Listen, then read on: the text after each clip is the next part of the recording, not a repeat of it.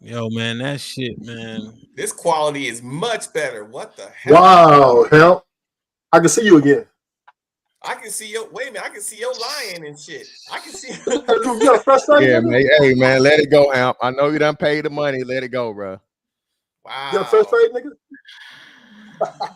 Wow. This is 10 times better. Okay, EBD, we heard you the first 10 times you said it. E-Cam got you, bro. You got a fresh Damn. fade, nigga? Huh? You got a fresh fade? Oh, and my brother cut my shit. Damn, man. I spent that bread on that shit too. Man, ask him for a refund, man. Tell him that Get a shit trash. refund. Yeah. Tell him that shit trash, bro. Man, hell make good money. He asked when they ask you why, tell them this ain't shit, man. Watch my stream. DVD people who got expendable, disposable income don't ask for no fucking refund.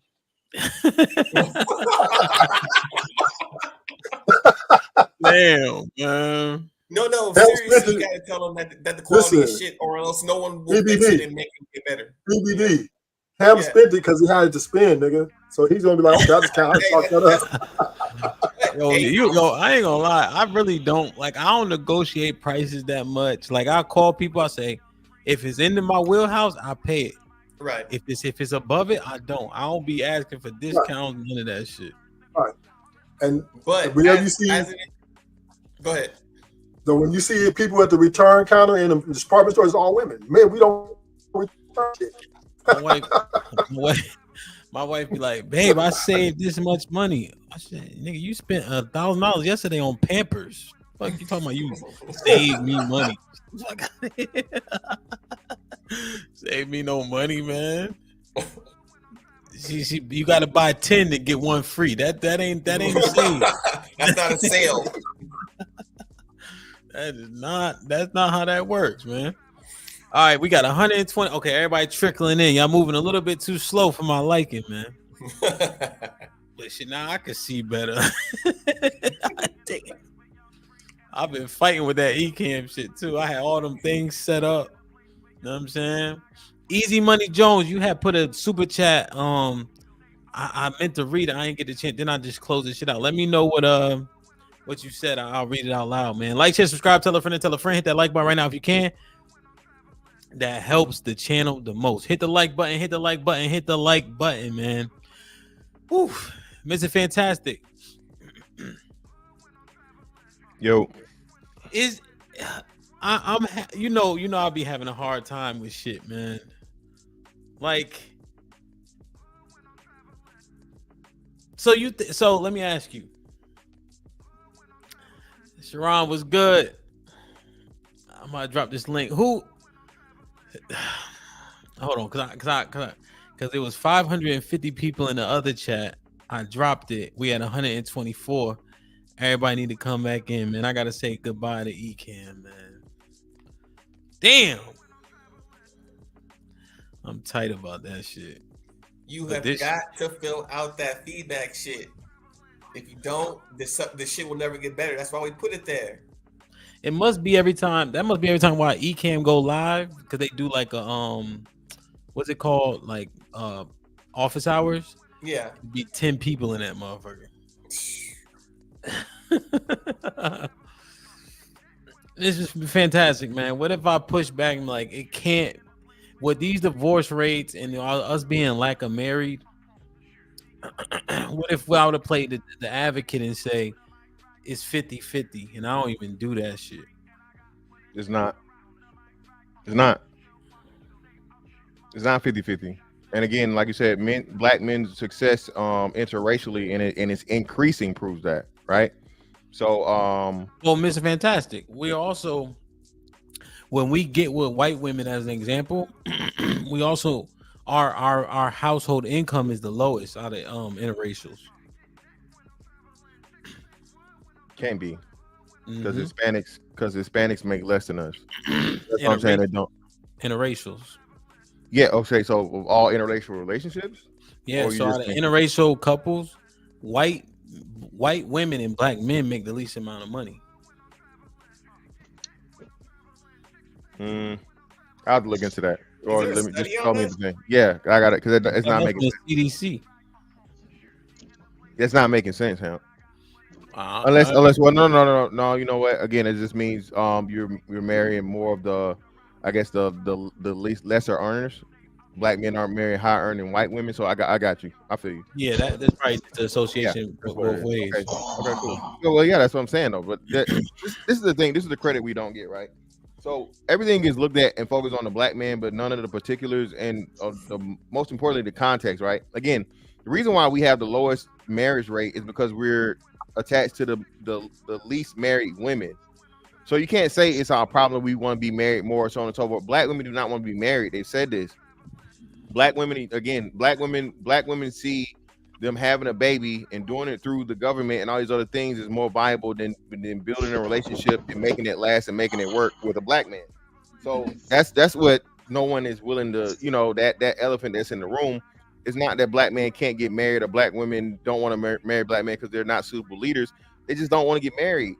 Or like you said, bro, listen, black women have the most kids by multiple men. 60% of these chicks, bro. And that's why I say, Ham, the numbers are right there for you. How can black men be the problem when these women keep having all these kids with these different dudes, these different niggas, and they're not married? So you can't say you don't like them. You fucking them. You fucking them, and you carrying on their bloodline. You know what I'm saying? You're making copies of their, you know what I'm saying, of them. But yet and still, you're gonna keep telling me that somehow, some way, the black man's a problem. The black man's a problem when it comes to marriage and leadership. No, it's just they don't want to be married. They don't want to be. And now, like I say, now with this latest thing, now you even have the upper echelon women, the educated, the high earners, all these different things, promoting this thing as to where fuck the black man, just have a baby by him. You know what I'm saying? Go get that tube, and you know what I'm saying, turkey base yourself up. That's what it is, Ham. I know it's a hard pill for a lot of people to swallow, but that's what it is. Okay, so but I guess the argument, because I want to mine it out, is how is sex a proper barometer this day and age, though? As far as what? Like, because we have access to sex to the women, and they're having the kids, like you said, there's a phenomenon where, well, I guess the phenomenon proves the point that they don't want to get married. Yeah, exactly. If you, Ham, like you said, Ham, how again, black women and black women make their own arguments if you listen to them talk long enough. You know, we have the highest mortality rate in pregnancies. You know, all these different things and so on and so forth. You know, we can die. I could have died, but yet still, y'all the fucking most pregnant without husbands. Yet still, y'all having the motherfucking, what you call this shit? I keep forgetting. What's the gender reveal, and the daddy ain't even there. Before the babies even had, y'all done with the nigga. So that's what I'm saying, man. I know it's a hard pill to swallow, and of course, you know, as men want to hold men accountable. But eventually, man, y'all gonna have this aha moment that I had. You know what I'm saying? Part in me being my own personal experience, but more so looking at a lot of other brothers and understanding, bro. No, we are not the problem, and never were really the problem. Black men have died the most. Black men have sacrificed the most. Black men have put everything on the line. Black men have provided, protected. We've done all the things we're supposed to do as men, bro. And like I said, and then you bring the pro-black argument into it, facing or overcoming racism. You know what I'm saying? Shout out to this guy, Medium Man. Hey, look into him too, Ham. That's a brother you really do need to interview. Shout out to Medium Man, right? Okay. This brother's a statistician by degree and by trade. All he does is break down the numbers and the stats and so on and so forth. Like, you know what I'm saying? Officially, that's everything he's about. Everything he's about is stats to prove that black men are not the problem. Even like you said, you like bringing up, you know, obesity rates and all these different things and so on and so forth. Black women are going the other way. Black men going the opposite. So that if you got a lot of stuff as to where black men are constantly improving, and it's this narrative to try and keep us down. So these other women find us undesirable, and then black women can just use us at their disposal whenever they're ready.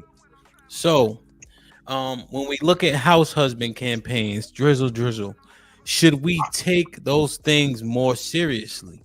No, and again, shout out to Buddy. Bro, those things are just, you know, they're trends. They're trolls. No, I know, Mr. I'm saying because at back to the title, men are the leaders has been being used as a weapon more so, right? Mm-hmm. A rebut to things going poorly, right? Yeah.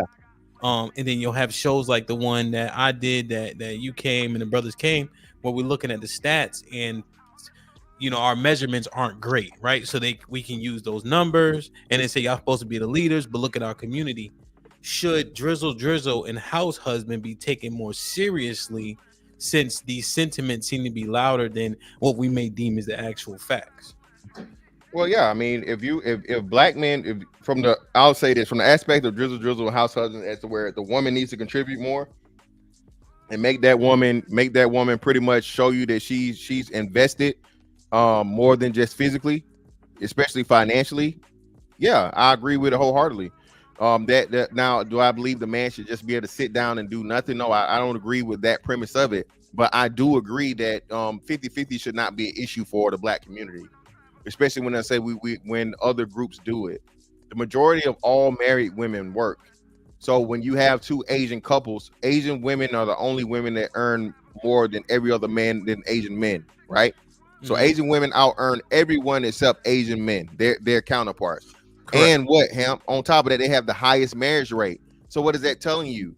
When we have this bullshit 50-50 argument, it's coming from a place of like, what? How the hell can you say you too good for that? Or you say you're not going to do that when the people at the very top are at the top because they do that? What do you think? Let me ask the ladies a question as we continue to mine it out. Ladies, put a 1 in the chat if you are against going 50-50 in a marriage, dating, whatever construct that you're willing to be a part of. Put a 1 in the chat if you are against 50-50. Okay. Now, in terms of Fatty was popping, and in terms like David was good. In terms of the leadership, Mr. Fantastic, do we need to push to be the best leaders we possibly can be? Or do we need to get to a point? Do men need to get to a point where they buy into having much more of a partnership? No, definitely no. It needs to definitely come to the point of where the black man is respected and recognized as the overall leader of the community, period. Not just in his individual household, but the black man is the standard of leadership as every other man on this fucking planet. Okay, you got men in fucking Papua New Guinea and motherfucking Mexico, okay, that's making 2 cents an hour, all right, that have a wife and a family and people that respect them. So no, the black man needs to be respected above him, first and foremost, above all. And then we start I would say what do they call it? A benevolent dictatorship of sorts, as to where you're coinciding with them to see what's going on. The women have had the major problem of why we're here is because the women have had too much say too long. The way the women wanted it has been ran for over 40 years and it's run us straight in the ground. Okay. So no, we need, my bad, go ahead. Well, no, I understand. And so do you think 50-50 can coincide with benevolent leadership, the benevolent dictatorship? Yeah, and let me be clear. Let me clarify on 50-50, Ham. Okay, so when I say 50-50, I'm not saying that the man is paying 50% and the woman is paying 50%. Black women, let me give you the definition of 50-50 for black women. If a black woman pays 1%, that's 50%. If a black woman pays 5%, that's 50%. If she pays 30%, Ham, that's 50%. So when I say 50%, I'm saying the woman being able to contribute whatever the maximum amount it is for her comfortable to the best for the household to work. I'm not actually, when I say this, it's like a colloquialism, but it's, again, we're the only people that have the discussion when, again, other groups of people clearly do it. I'm pretty sure that my bad, go ahead. Well, are you saying like percentage based? Yeah. So when I say 50-50, I don't literally mean the woman gives half, the man gives half financially. I'm just saying the woman does need to contribute financially the maximum amount that she can, you know what I'm saying, to make things easier on that man to where he wasn't. And I would say most men usually cap that out at somewhere around 30% max. Now, what if she makes 20,000 more than him, let's say? What I was thinking was percentages would be you pay your percentage based on your income, right? So again, everybody's tapping the same. Or should he still pay more even though she makes 20K more? No, he should still. Yeah, I still agree. Well, it would be kind of harder for that to even happen, because one way or another, unless you guys are just literally shelving that 20K in a savings every year, mathematically she's going to spend more regardless. You see what I'm saying? No, I understand it. I'm almost just asking because we want a level of right. You want people to put in their share, right? Yeah. Do the work. So she's in whatever he making 80, she making 100. So it's not negligible money, but it's decently comparative. Yeah. Does she put in more money at that point, and are his pants tied to his bread? Because it sounded like his pants were tied to his bread, because you're saying he still would have to put in more, which sounds like it's pretty problematic. Well, it won't be problematic because it's going to be rare. Again, black women do not out earn black men. Again, like the brother pointed that out. I think it was in your chat earlier, or maybe it was yesterday. 6%. I was actually in my chat. 6% of black people earn over 100K, with like 80% of that being right at 100K mark, right? Mm-hmm. And then only 2% of those people that earn that 100K are black women. You see what I'm saying?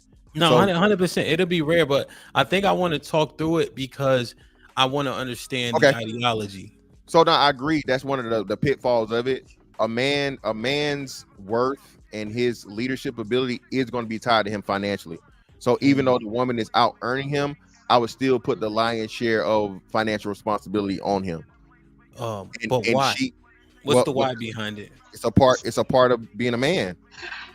Protection and provision, right? That's literally goes hand in hand, and it's part and parcel with it. So I think what we'd be able to do with that extra 20K is not spend it perhaps, like I said, invest it, save it, all these different things. And like you said, with 180,000, we're comfortable. You know what I'm saying? So the extra money she just has is extra money for either leisure or future endeavors, hell, a business. You see what I'm saying? Stuff like that.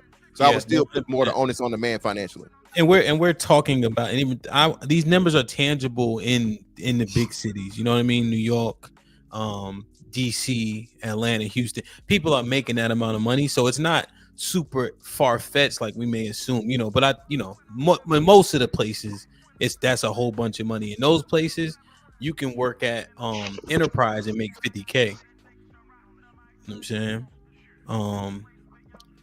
So his respect is tied to his money to an extent then? Yeah, I mean that's something we've been accepted, period. Yeah, your respect is tied to your money.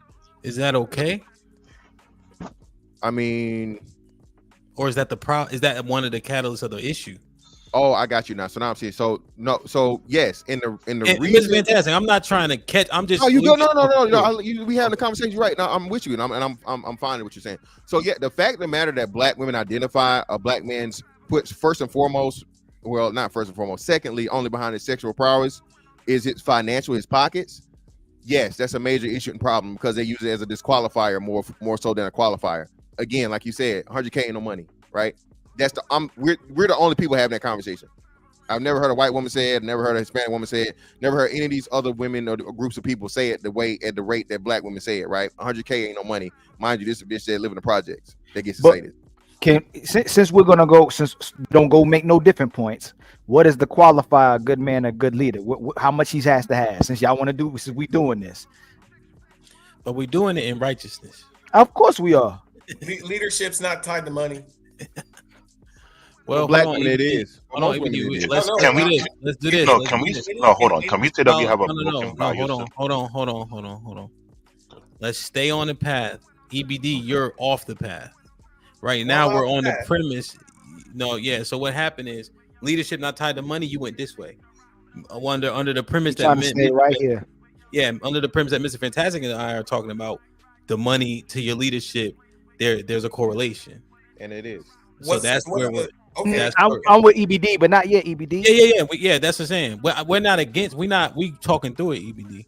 So if you don't even agree, then just be on mute for now. No, I'm fine. I'm just saying. All right, everybody just be on mute. Everybody just be on mute. I don't know. EBD. Come on. All right. So I do like the question, Mr. Fantastic. What's the threshold of the bread? Like, how much more money? Like, how does this work? You have to spend more even though you don't make as much, or you have to make more and spend more? Like, how does this work? Well, I'm putting myself in the situation, right? To where, and I know a lot of dudes that do this. So no, it's not. again, you should be striving to make as much money as you possibly can, but everybody's going to cap out, right? If your cap is 80K to her 100K, you can't make no more money. You know what I'm saying? It just is what it is. So I would just say that though, hey, you pay the mortgage, you pay the major bills, and so on and so forth. And I say you still should be able to, you know what I'm saying, contribute that 70% of the things that have to be paid, and then she helped with the 30%. Now, if she just wants to or whatever, or so on and so forth, and she offers to, by all means, but she bet the most important thing is she better not never ever fucking bring up that nigga I pay half the bills. You see what I'm saying? So this is a precautionary measure for the man because it's my bad. Go ahead. Can we do this? Hold on, Ali. Let him finish. I want to stay right there, but I mean because I want him to finish. I want him to finish the precautionary measure part. Yeah, and then this is a precautionary measure because again, if that woman pays equal, she will never see you as equal. If she pays equal, and this is something that she will never see you as fucking equal. That's why it's for, again, it's just the dynamic and it's the way that things work, man. It's the way it is. It's never gonna change. But before we use them to discredit us, let's say man making 39.5, working mental health. He work with kids. He a good guy, great guy. Take care of his own. And a girl that likes him, she make 50, 60, she a nurse. Is he disqualified as a good leader, a good man? No. For her, yes. Without bringing in the woman, we talking about the men, just the men. No, no, he's not. What do we think? Teachers, all those guys you saying $40,000, your pocket as far as a man does not, you know what I'm saying, eliminate you as a leader. Does not do it. Do you think outside of Ali? So if I were to answer, he making 39.5. How old is this gentleman? Let me see. We'll give him 26. He 26. Where's he living? North Carolina. I'll give him some leeway then. All right, go ahead. Go ahead, Ali. Keep going, Ali. Okay, so she wants to be with him. He go, nah, I'm satisfied. I'm good where I'm at. I got what I want. I want to live like this. I don't want anymore. But he a good guy. If she said nah, excuse me, we already said it from. So we can move to the woman now. Should a woman disqualify him if she don't make as much as her? Yes. If he no. If he says it's contingent. So hold on. If he says I'm fine where I'm at the 39.5, yes, she should. Yeah, I agree wholeheartedly. But no, as long as he's progressing and he, like say at 26, like say he has a whole lot more time to grow, no, she'd be a fool to do that. She should, because of what Fantastic said. The dynamics are all fucked up. If she earns significantly more than you, she will never respect you. She'll start resenting you. Now you can even leave the toilet seat up, and she's going to start to complain about it or down, whatever. I'm saying to the core, Fatty. I agree with you. Fatty, put the I don't like the green. What they were doing purple, they called him out. They said Cheeky and Fatty were doing purple rain. Purple rain. We're waiting for the Celtics. Let's go Celtics. Fatty, all right, motherfucker. Don't make me put a hit out on you in Portland. No, it's the reverse jinx. We're not rooting. It's the reverse jinx. Let's go Celtics so they can lose. But like what entered the black there, like we if we're dealing with women on the West, like the loyalty, the submissive shit is for sale. It literally depends on your paycheck. It's for sale. It's literally for sale. If you get with 200,000, nobody is going to complain about it. If you go with 75, you might have to negotiate. It's for sale. Because all these women do is say, No. I wasn't saying that. I wasn't saying that women don't measure men by their money. Y'all, we're moving too fast.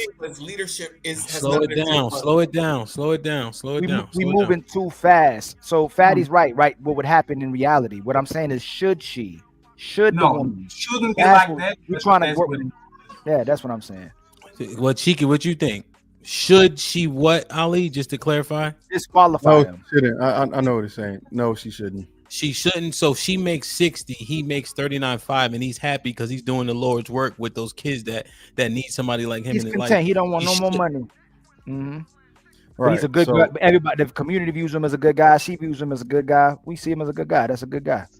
Right. Okay. So she shouldn't do. She shouldn't. I don't think she should. How come, Cheek?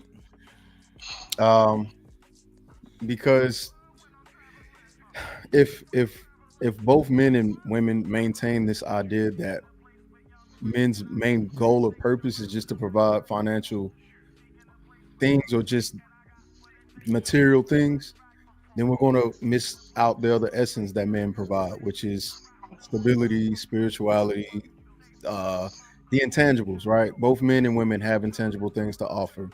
But if you have a partner that can't acknowledge the intangible on man's side, or doesn't have enough value, or can't see the value in that from a man's point of view, then I wouldn't suggest anybody deal with her unless they're okay with that, right? So if you want to be like a millionaire or 100,000er and just take care of her, and as long as that is maintained, everything's good, then you can have that kind of woman.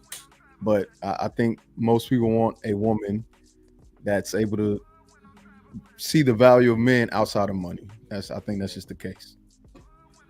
That would be due to a broken value system. What do you mean, Black David? Oh, go ahead. What I'm saying, if most females looking at men based on what they can provide, based on monetary value, that's due to a broken value system. I mean, they're looking at what you can bring in.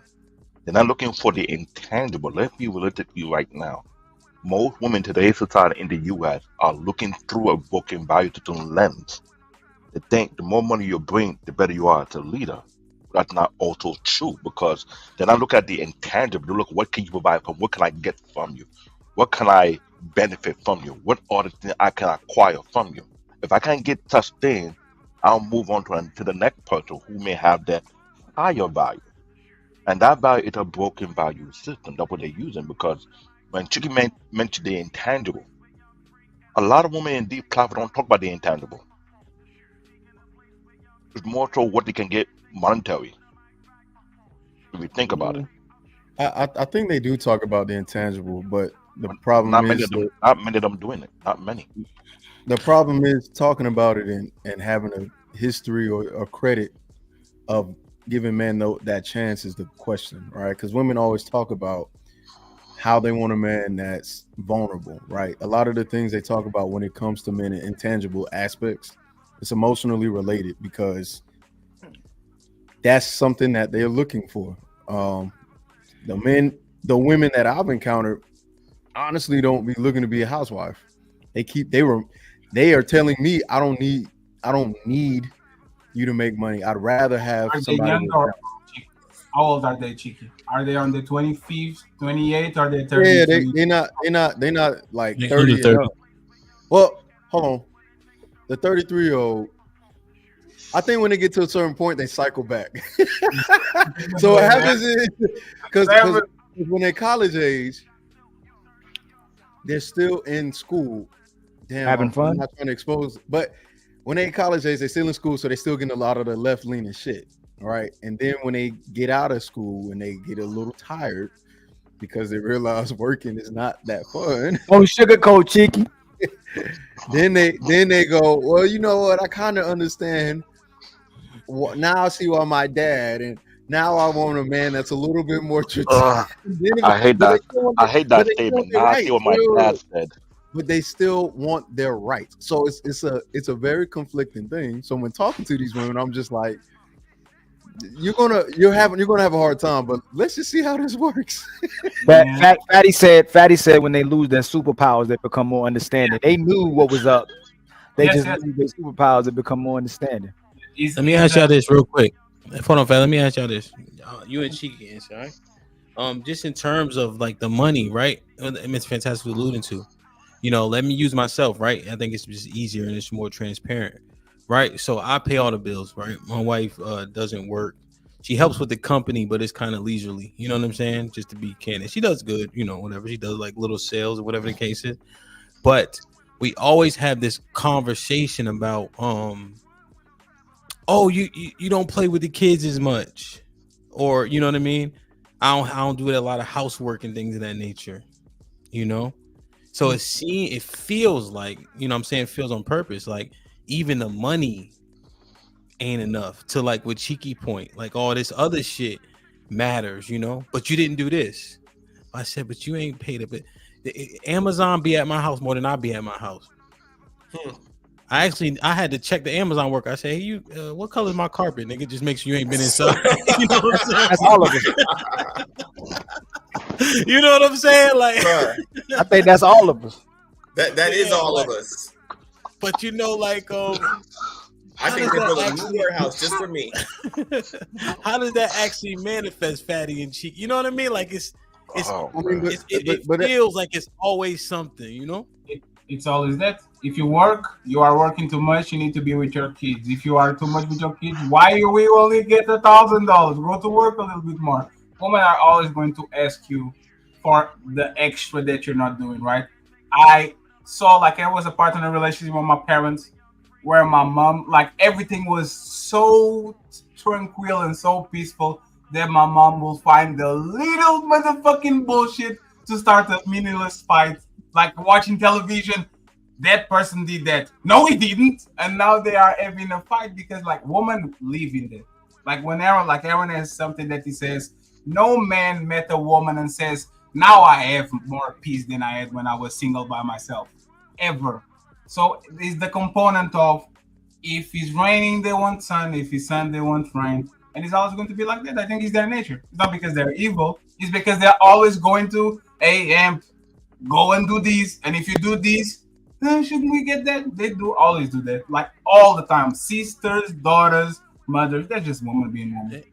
Hell, Could it be because they're contradicting themselves too much? I just want to ask. Hold on. I just want to ask Fatty a follow up real quick. So one time Fatty, right? She was complaining about me not playing. You know, like I just be working. Especially when you're an entrepreneur, you always got something to do. You know what I mean? Like always, right? Even when we use content creation, it's always something. You always thinking. You know, shows and etc.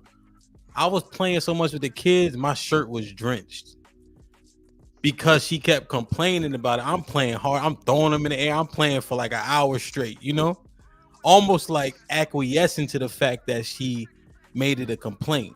You think that was a good move or a bad move? It was necessary.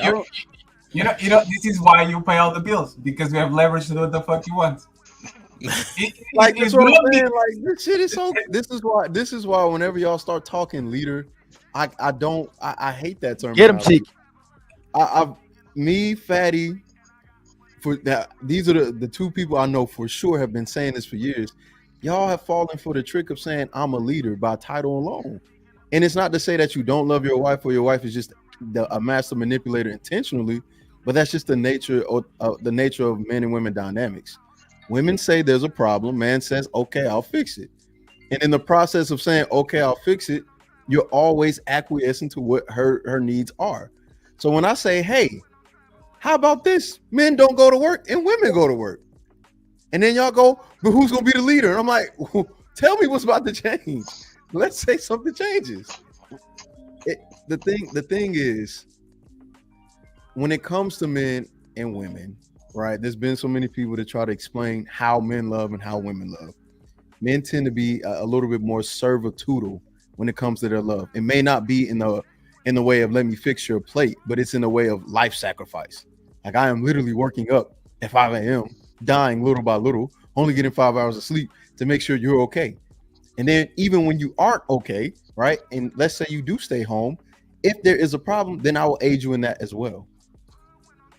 So it's just this men have this unending servant leader position that everyone is saying you should want. And then I go, what do you get for it? Or what happens when you say stop and they say, I don't want to? What can you do? And the simple answer is nothing. Yes, nothing. Other than leave, meaning that you don't, if your only chance of controlling shit is leaving the relationship, means that you don't have power inside of the relationship, because if you did, you wouldn't leave. You would just say, like it's like with your kids, right?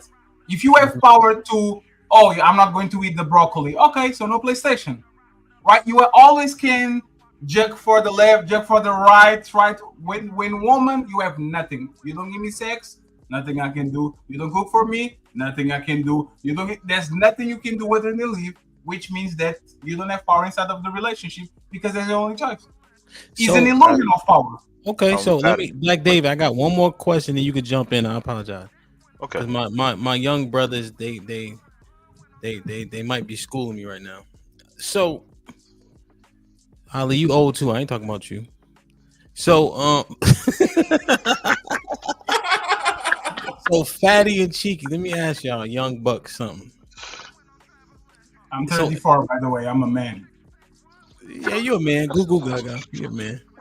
So, I don't even want to ask this question, Black David. Fuck. Am I the leader? You are the face of the family. Yeah, you're like not the mascot, but like you're the insignia. Like Yes. when shit go left, like for example, when shit go left, the insignia is going to be the leader. Then, It's like you are the coach, but you have LeBron James on your team, which means that you're kind of not the coach. Like he's the coach. Yeah. He's the coach. That's what I was gonna ask you. Let's get them two assholes out of here, man. Go ahead, Black David. Say That was something. the nicest way they say no. What they're saying, I get where they're coming from, but it seems to me coming from a values that have been established, how the dynamic of the relationship will be going forward. That's what I was saying for more than 2 years.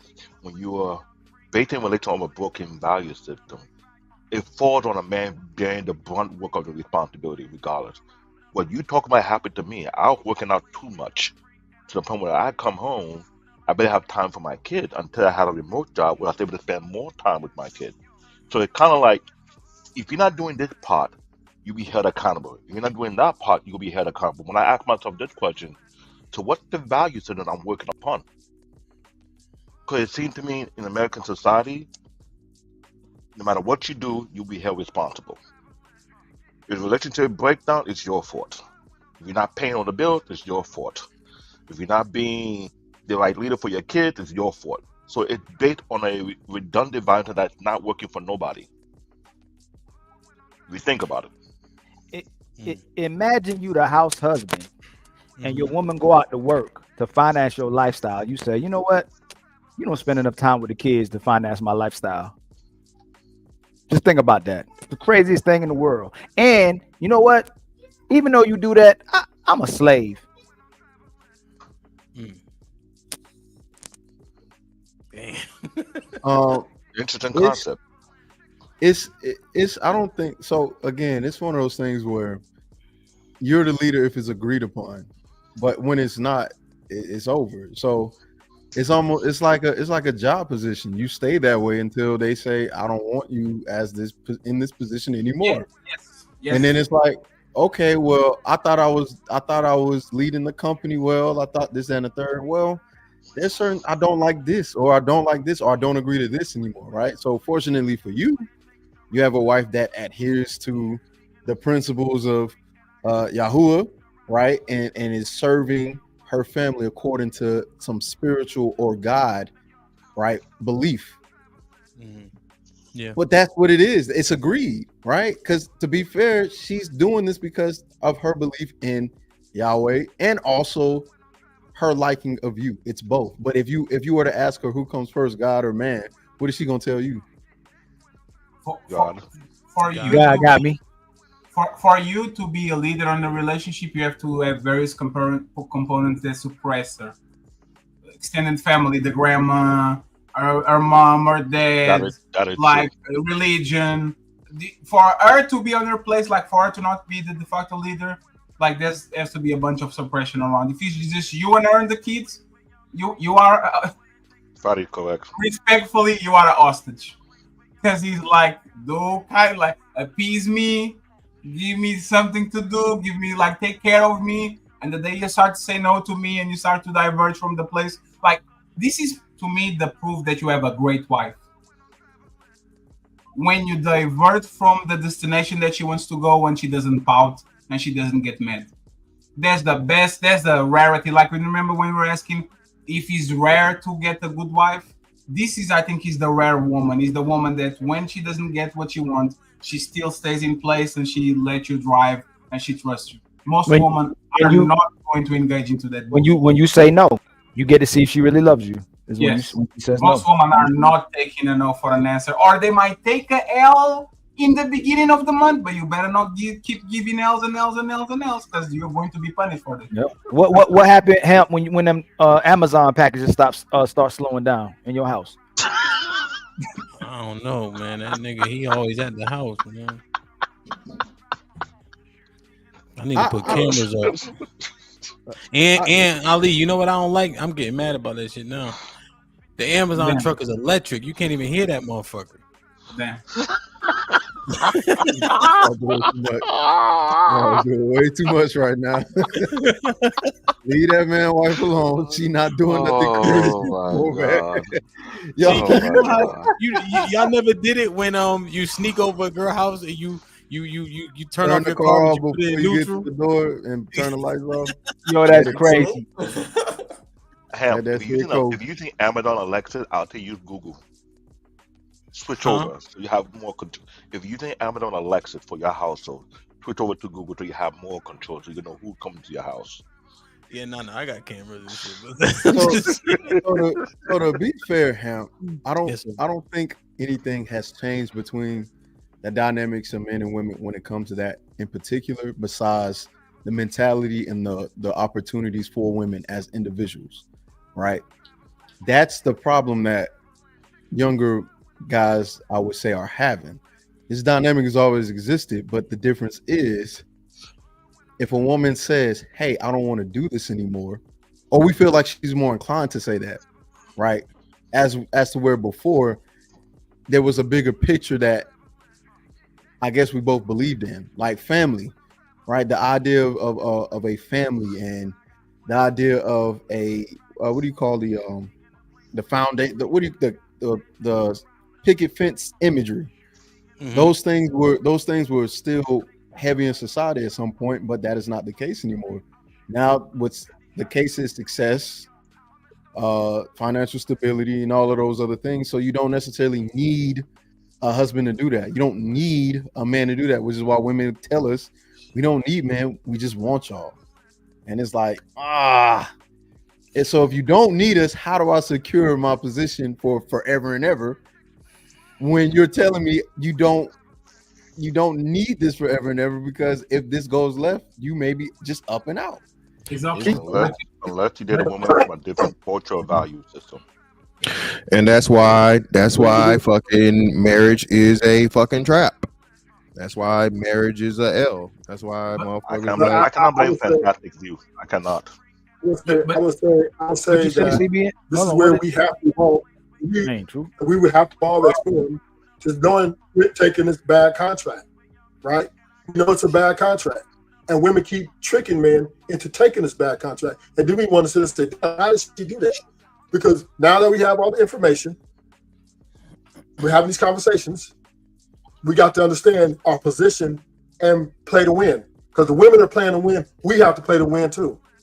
And the only way to win is not to fall into a bad situation that's going to hurt your stability and your well-being as a man while you're trying to get to wherever you're trying to get to. And if she's not going to be helping you to get where you get to, in most cases not, then you have to make a call and say, you know what? I'm going to have to be a little bit more requesting. That means not giving her demands, right? Monogamy cannot be on the table. It just can't. Paying all the bills cannot be on the table. These things have to come off the fucking table.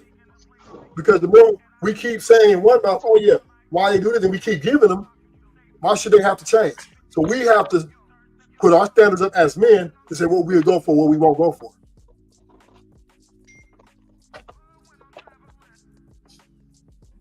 I agree with that. I think the standards need to change. I think until we can all look at the same thing and identify what is a good woman who's wife material versus one who isn't, needs to be something that we can all look at and see for ourselves. And this is what we don't want. This is what the attitude that we're talking about. This is the ideology that we're talking about. This is what we're hearing versus someone else who demonstrates something that we all might want as a partner, a long-term partner or wife. I think the standards need to change. I mean, you got to pick a woman of a cultural background, with a strong cultural background, not woman of society then. Well, just that has values that kind of corresponds with yours as far as commitment goes, because we're the ones getting married, but we're also the ones getting left. That because of the community we are part of, the black community don't have a consistent cultural value. That's not right, because the divorce rate in Portugal in the last 10 years is 75%. It doesn't. Yeah, And but Fatty, I don't think you understand. cultural history. Trigger Mike, you Oh, come from go ahead, Mike. You got this, Mike. How are What's going you? on, cuz? Bad, yo, You what's even going say on, hello. brother? There's something about culture that don't really. Hey, Fatty, I like the purple better. Oh, really? Yeah. I will continue ignoring that. Because I know Lauren was the one putting pressure. You both of you are not going to get what you want today. You and Lauren can sit on the same spot. That ain't right, Fatty. I would do it for you. What are you drinking, by the way? What is it? Is that juice? No, you know you drink your kids Capri Suns, man. That's Capri Sun enough. Hey, let me hit you with the orange just to celebrate whatever you are drinking there, because goddamn it, that shit sounds fun. It looks fun. I don't know what that is. What you got? LEDs in there? No, I have a bum light in the top of that shit. Now you can get one on Amazon. Cheeky's the one with the LED and the stripes and all that. Yeah. I don't got shit. This is all fake. Cap. It's a filter. But go ahead, Mike. I don't know. Mike, I saw your airline the other day, and that's why I'm conceding the microphone, because I feel for you, bro. Go ahead, you got it. But before y'all go, word. The African divorce rate is going 50% 2021, went up to 54% 2022. So before you start talking about y'all and your culture, the African South Africa. Yeah, let me. I wanted to hold on. More than that, Egypt. Oh, never mind. Just go ahead. I'll get them off for you, man, real fast. Yeah, I think it's bad when we say cultural. I mean, I'm talking about American culture. It's a risk for a dude, man, because y'all know my ultimate platform is like I want to see people married, but I'm kind of switching my platform up now. I want people to be successfully married, and that's a completely different conversation. Semantics. But people don't have the chops for this shit, and what it is that they quit easily. Everybody quits everything in this country, and they make it seem like they're not quitting by making a power statement directly after they quit. This doesn't suit me.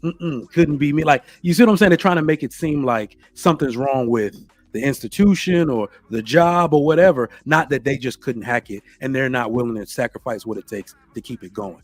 There's this is for men and women both, but obviously mostly for the people who divorce most of the time. There's a Instagram video of this white lady finally saying it, but she said it like I said it.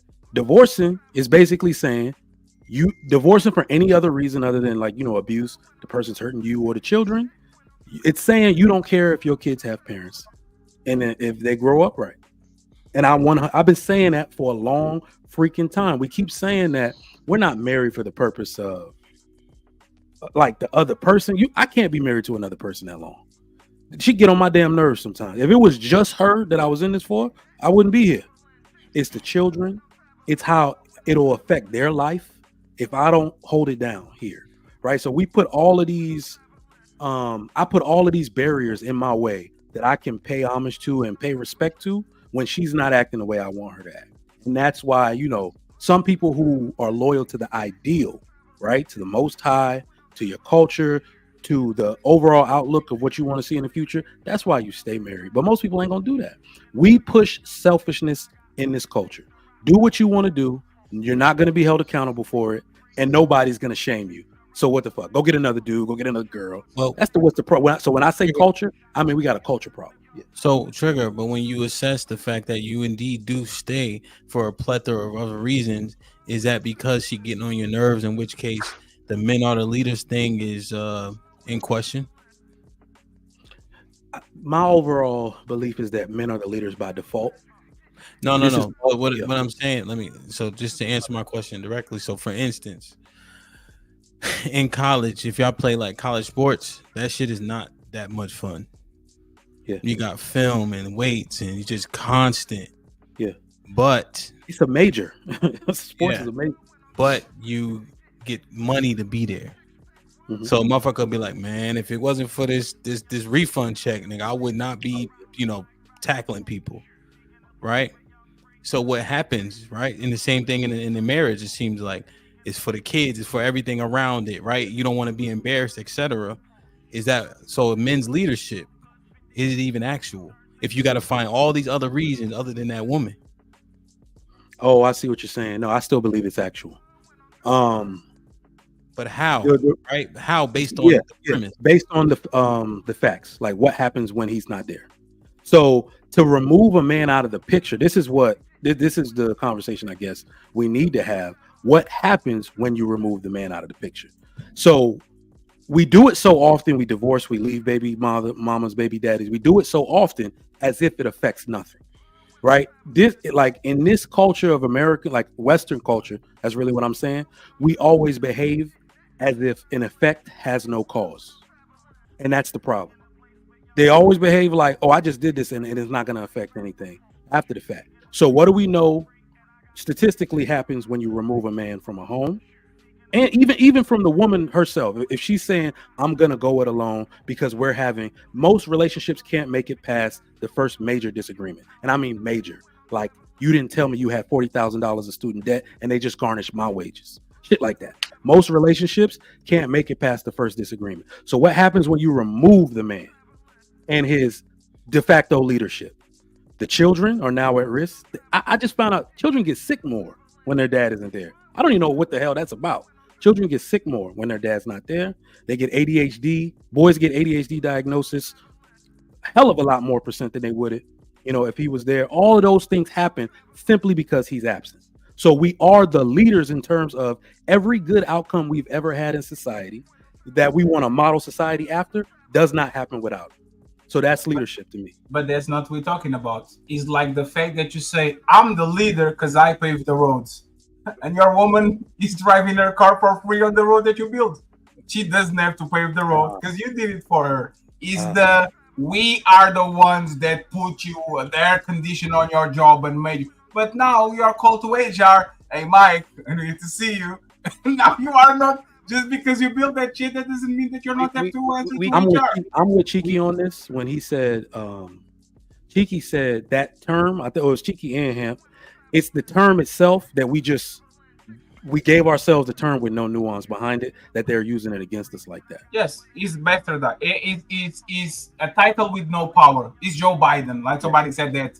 You are the president, but for a fact there's a bunch of people behind him actually pulling the strings and telling him what to do. It's just performative. It's just for our ego. Yes. You know what the biggest indicator is, what you keep seeing, is when we have these conversations, men talk about him, they talk about how great of a leader they are, how they're impacting the community, speak nothing about what the woman is doing in that relationship and how good she is in that relationship. Rarely are men talking about, oh man, these women are this good. My woman is this good. She does this. She cooks. She cleans. She nurtures. She makes my life easier. Everything is, oh, I know I'm a good leader in my household. And my household's good. I do this. I do that. She gets to do this. There's no emphasis on what she's doing. Only a few men speak about that. Only a few speak about that. Then the Watcher is one of them. So I say only a few men speak about how great the women are in their life, and then the Watcher is one of those men. Not many speak that way. But the not thing yet, Black Dawn. Go ahead, Fatty. The thing that we don't talk about is Ali talks about this all the time. These women are not engaging in relationships because they hate men or because they don't want men. It's because it's about control. It's 100% about control. I'd rather be alone and do whatever I want than to have a loving husband and now he's going to tell me where to do, when to go to sleep, it's about control. Because if they can get a man and they can get control too, they will do it. But then they will resent the man because the man is a pushover and there's no control. So is this conversation 100% is I was raised feminist. The guy in front of me is too. Like I like a little video of the Jubilee thing where they tell, do are men stronger than women? Like kids to 10-year-olds, 12-year-olds, and all of them go to an area where nobody wants to answer and says no, it depends. And only one kid sits on their chair and says, yes, men are stronger than women. So we are raising these people about having they have 100% control about whatever they have going on. And then when she meets the guy that she loves, she doesn't know better. It's not because she's terrible or evil. She doesn't know. She craves control. Always trying to put the end on the wheel no matter how many trips DJ Amp went from point A to point B with no accidents, no nothing, they always have this reflex of give me that, give me that. And you know what? It's You know what's their great nature. about what he's saying is look at the kids too. All these women want to give their kids choices, but it's really about being in control, giving them kids control. Do you see now they're fighting for kids' right to decide if you can change their diapers or not? Have y'all seen that? Like they want the kids to be able to express to, like how you know, oh, they have a baby spirit or baby energy. You can tell if they want you to change their diapers. So they get into the place where they're telling the kids to make their own choices, have their own identities, just so the mother can still look a certain type of way. So you don't judge the mother. Well, how about you? Well, my kids can do whatever they want to. But the man, when everything falls to pieces, it was the leader's fault. He enabled. He was in control. He didn't set no boundaries. Everything is our fault. We try to set boundaries, and then they'll come back and say, "Oh, you were complicit," but you force men to be complicit. And now look at what we have now: kids doing whatever they want to do, and they have all these identity crises, and we're supposed to pick up those pieces, and it's the man's fault that the community looks this way. So on that, let me ask Ali and EBD and Trigger, since he just got here. When Mr. Fantastic was saying that the pants are tied to the leadership role, did Mr. Fantastic succumb to feminism? What do you mean by that? Well, just because what Fatty said, I was just kind of thinking through it. Like, you know, with the kids and etc., we've been indoctrinated. Is that a portion of it? Like what you think? So Fatty will tell me, Ali, if you don't play the game, you ain't got to worry about nothing. I said, Fatty, even if you don't play the game, you part of the game. You still gonna lose. All of us are succumbing to it. We still lose, whether you play or not. You either gonna do what she wants you to do, or you're not gonna do what she wants you to do, and we still not gonna have families. Because either way, she's not picking the actual man. He's controlling, and the enabling man, she's gonna leave him and divorce him anyway too if he's controlling or doesn't have a backbone. Instead of going, I have a man who's principled and has a lot of options and he stands on it, and I follow him, or I follow a guy that does everything for me. They complain about all of it. And when we did a show the other day on Fatty panel consistently, we go, hey man, what would you rather be? Would you rather be a single mother or would you rather go work? They struggle to answer the question because they don't want to do either one of them, which is a good point. Why I like when Cheeky pushes the house husband, because they'll go, oh man, this is so hard. So if we go, okay, you go to work, we'll be the house husband. Oh, you just want to be lazy. Like they reverse it. They don't want to go to work and they don't want to be home with the kids, but they'll go work for another man to pay another woman to watch her kids. What do you mean when you say Fantastic is turning family or turn? No, not feminine. not feminine. We coming back like what? Feminism, like Fatty, like you know what I mean? Yes. Maybe I likened it incorrectly, because he's still saying the man should pay more, but just the indoctrination of the whole. Go ahead. It's not about him being a feminist. It's about him being a pragmatic. You talk about it like you giving money to your wife to start a business that you know is probably going to fail, but you do it. You are paying for your peace. You are paying for I'm giving you this so you can maintain the status quo and all that. What Fantastic is saying is the lesser of two evils. I'm going to pay 70% so you can still invest in this shit and you don't think this is for free. But I remain at a level of power because I'm paying more than you, so you kind of fall into your place. What? Let me clarify what I meant real quick, because I likened the wrong thing. But when Fatty was saying that, but is that overall like, hey, right, the lesser of two evils, paying for the peace, is that a part of the issue? No, that's how it should go. That's how it works, actually. So it should go. Okay. Yes. Yeah, I think what that is. Okay. No. I don't know. I think maybe it's a misunderstanding because then I have to disagree with Fatty. You know what? That is what Fantastic is trying to say. If we lived in the wild, the man's going to do majority of the work anyway without currency being created. Currency is just a reflection of that man's masculinity and manhood. That's how we do it now because we're not living in the wild. So if you're in the wild, you would take care of everything so there would be peace, and then a woman could just help you with what you're sustaining already. What the problem is, now that woman picked to go to work, now if I go, babe, I don't want you to do that. I just go and I got my own money. I got my own car. I got my own house. Instead of saying, I'm going to make it easier for you and more peaceful for you when you made that decision with what I'm already bringing to the table. The woman, our grandmothers worked to help the household. They didn't do it to compete with the. But it's about percentage, Ali. I got you, Mike. This is one thing. It's about percentage, Ali. Right? Is, for example, there's a lot of people in this place that think the 100-0 is the best one because they have all the power. In my opinion, the best one is like 75-25, something like that, because she's still invested in some shit, and she, instead of having a full-time job, she has a part-time job, 4 hours, or that she works on her computer where she still has energy to do whatever she wants, and the guy is still carrying the burden. I think those are the best ones. When you go 100-0 or you go 50-50 or she gets more than you, that's when you start to see like some severe problems, because I don't know, there's usually what happens. Go ahead, Mike. I apologize. My bad. Yeah, I mean, I think the whole problem is that this is a conversation in itself, and it's so weird that we have it, because this is not the way that it works anywhere else.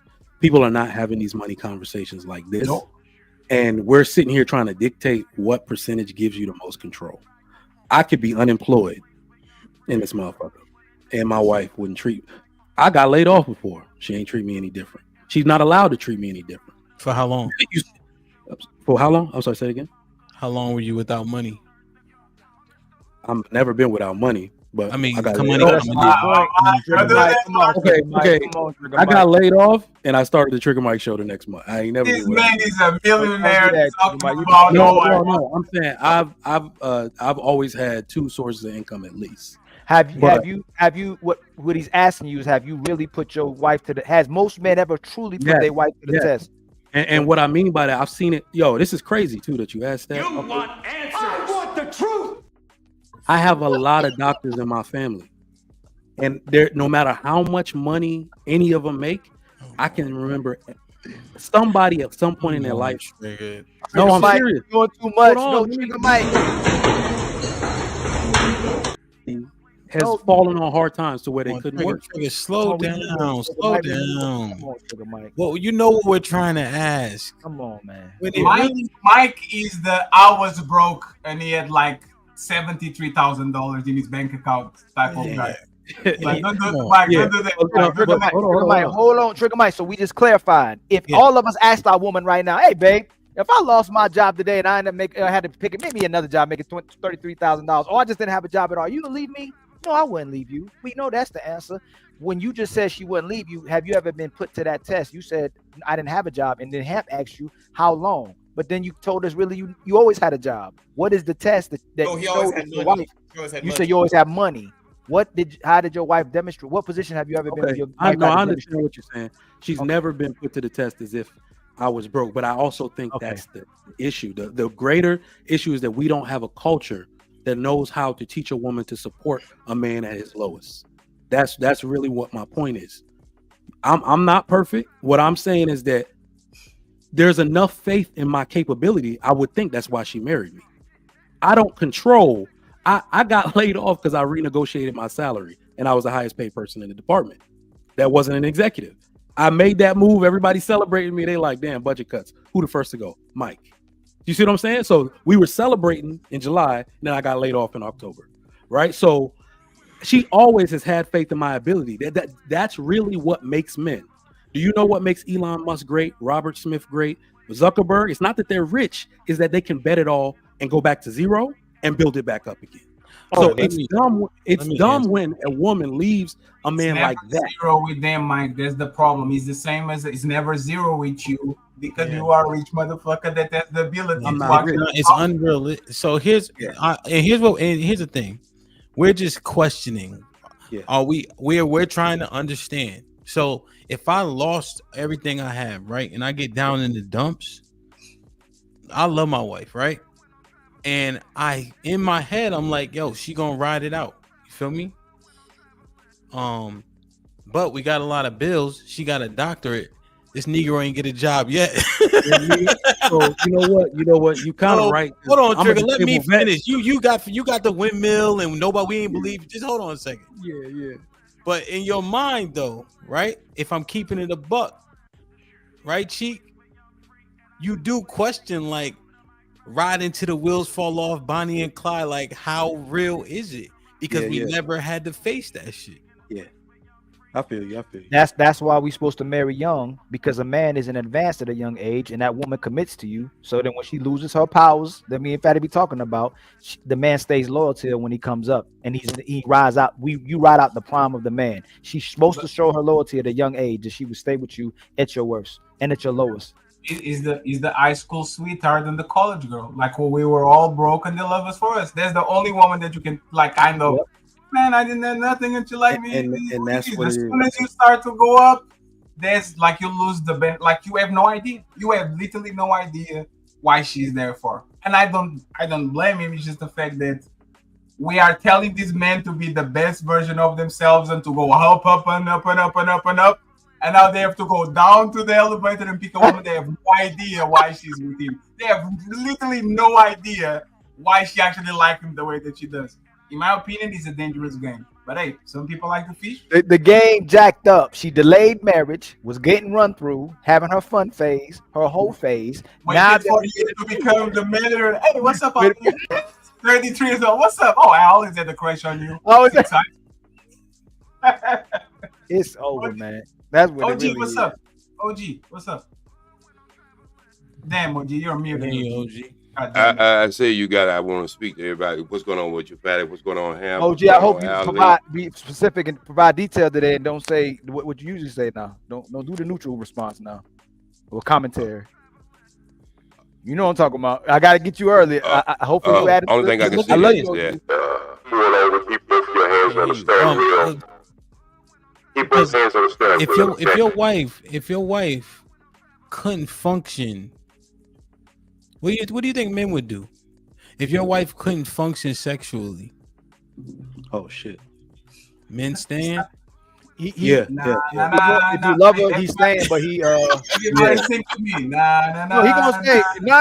If you love her, you staying. But for most men probably be getting extra, but they stand to take care of their wife. Yes, there's a clock. I believe like that question and the question of what if you lose your job. I think there's a clock on that. I think there's a countdown clock, whether we know it or not. That's what I'm asking. No, I know. But what I'm saying is there's a threshold. Like if it's her who can't perform sexually, nobody's up and leaving, right? But there's a clock. There's something about like, for the rest of my life until the day I die, I don't think anyone's real. No. When you say no one, you saying women not up and leaving, you saying men are not up and leaving. I'm saying like whether it's I lose my job and I'm broke, they're not gonna immediately up and leave. And if she can't perform sexually, he's not gonna up and leave right away. What I'm saying is they leave you when you are performing sexually. Hang on, yo. I said whether we know it or like it or not, there's a clock that starts like before things change. You know what I'm saying? That's the point. A man will go to every resource from A to Z before he leaves this woman if she's not fucking. I guarantee you. First he'll try hand jobs, and then he will try corn, and then he'll try a housewife, and then he will go to the hookers, and finally when this is that's actually when they leave this woman. There's a tremendous amount of men having close to no sex on their marriages, and they just stay because they don't leave, man. She still leaves.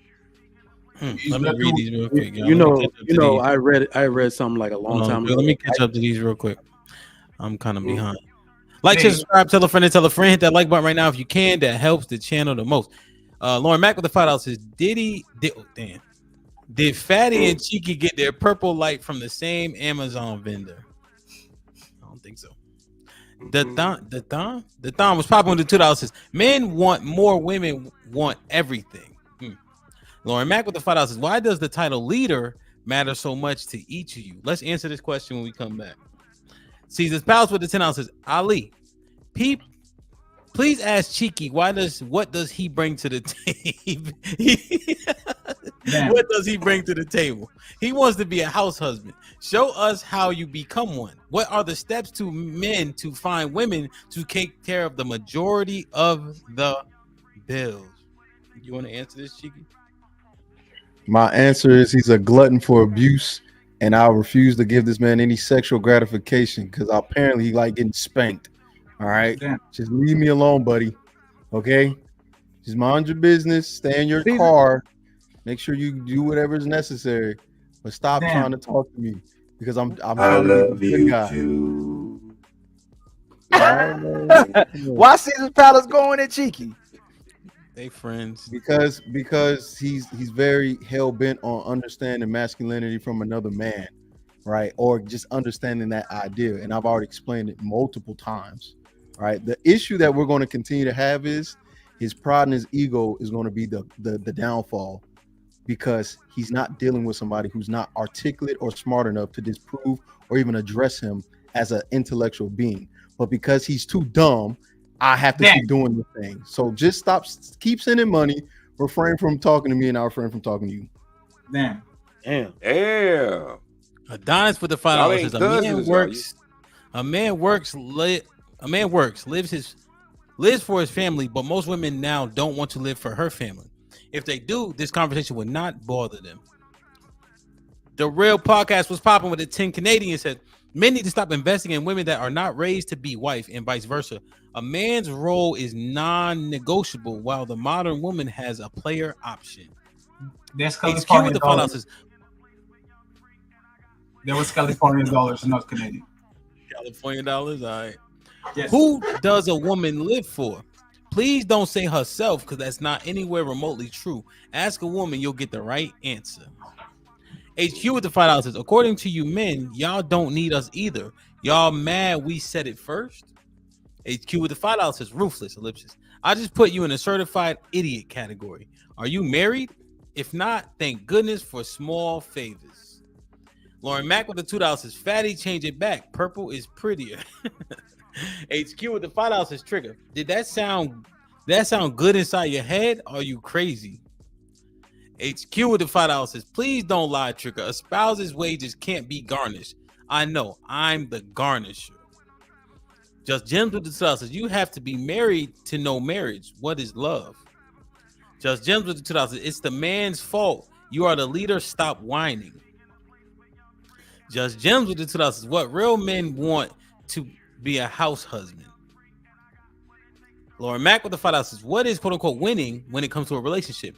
Who determines it? Okay. Let's answer. As Abe with the $2 says, stop saying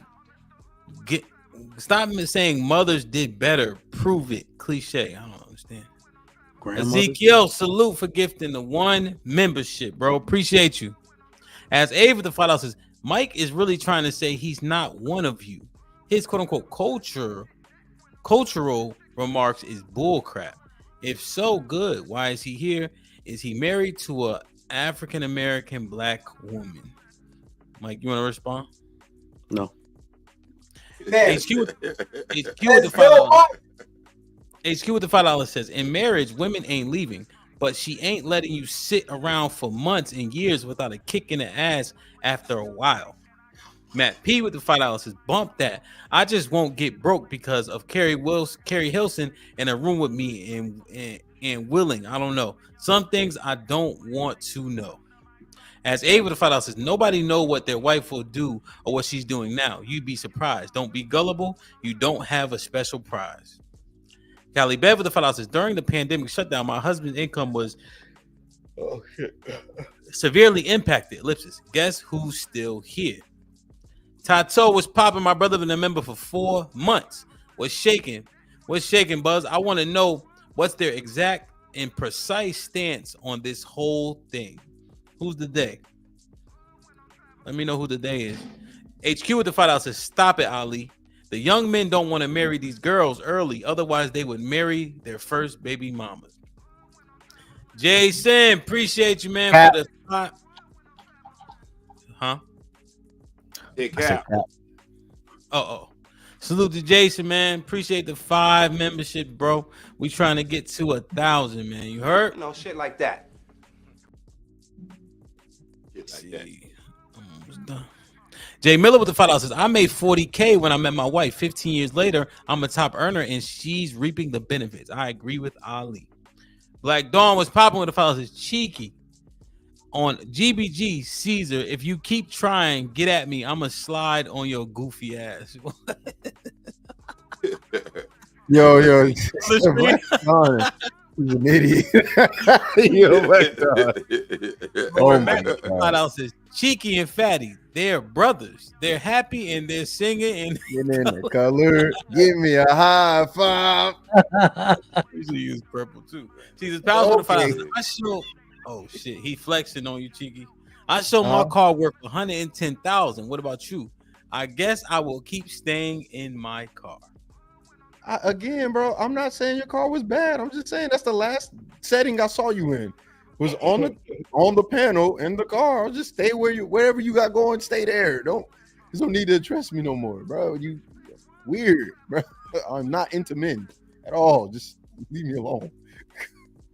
Like, share, subscribe, tell a friend, and tell a friend. Hit that like button right now if you can. That helps the channel the most. Let me ask Trigger and then OG. Real quick, you mind if I? So, and because I saw somebody ask the question, I am for men being able to have the option of being a house husband. I may not turn out to be a house husband, and I'm not saying I want to be a house husband, but what I'm doing is giving a different idea or perspective. Because if we keep having these circular conversations with no different end, then how is that entertaining? How is that fun? How is that thoughtful? How is that anything besides a little boring and annoying? I think men should have the right to be in a traditional marriage if they want to be one, or if they want to be a house husband, let them be a house husband. Me personally, I got to figure out if I want to be married, because right now it look like either way you go, you get a little shafted. Yeah. And when a Cheeky initially articulated house husband, what the main sentiment I got from it was to mitigate risk. That's what I largely took from it. It's mitigating the risk that men often take by being a breadwinner and being outside the house, and the woman is inside, and therefore the allocation of kids is largely for the women.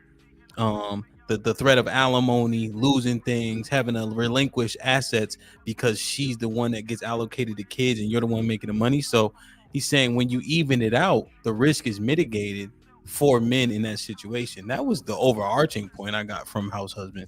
Not so much a nigga just sitting in the house fucking baking cookies. Trigger. Do you get the body count too? OG, turn that shit off. Hey, Zach. What I do? Hey, just tell him to say, I want to be your man one time. Well, hey, do I want to be your man real quick, OG? Right quick. You sure? Do I want to be your man? Where's my lady at? He don't know the song. All right, OG. All right. Hey, help! You don't know the song, OG? You could tell by how he just sung. You didn't know the song. I want to be your man. This is the only thing I know right here. The red pill, the blue pill, drugs, or the black the blue pill and the black pill. What the hell? No, this is Matrix. Y'all Matrix. See the glasses? Goddamn, y'all gotta catch up. All right, OG, hold it down for a second. Let me just see. All right, so Trigger Mike first, then OG. Why does this title leader matter so much? It absolutely matters. Thank you, Lauren, for asking such a very detailed question, because these things need to be explained. I'm gonna use like hold on now, Trigger Mike. Listen, 36 seconds, bro. Yeah. It matters because how am I supposed to know my skill set but not be able to exercise it? We don't actually go around saying I'm the leader of my house, beat on my chest. It's implied naturally that I'm the leader. Who takes ultimate responsibility and the blame for every catastrophic event that happens in my house? My wife will step behind me and look at me and say, well, what are we supposed to do? That's telling me my entire life, watching women react to men lets me know I'm the leader. If you are not going to establish it outright, that means you don't appreciate it, you won't respect it, and you won't teach it to our children. Our children need to see me as the leader in order to comply with my directives. You see what I'm saying? So I'm gonna use just a few more seconds. I'm gonna use Crimson Cure and them as an example. Someone asked me, oh, these mammies sure do love to tell women what leaders are. I was like, they're women. They don't know what leaders are either. They only know what they are. Those women own the fact that they're women. That's the difference. So that gives me all the space and latitude to operate in my natural capacity. What Take Key, Crimson Cure, Lady Di, Precious, all of these women understand they're not men. That's what makes them special. Let him operate in his role. He's the husband. I'm not jockeying you for position. I'm not going to lobby Congress to take your kids. Step up to the plate and protect me, because that's your job. Any man that want to step his foot on their territory, they're like, you don't belong here. Step in front, sir. This is your position. That's what it means to be a leader. Because I can't operate this house with the kids thinking that we are equal partners. They will use the mom against me.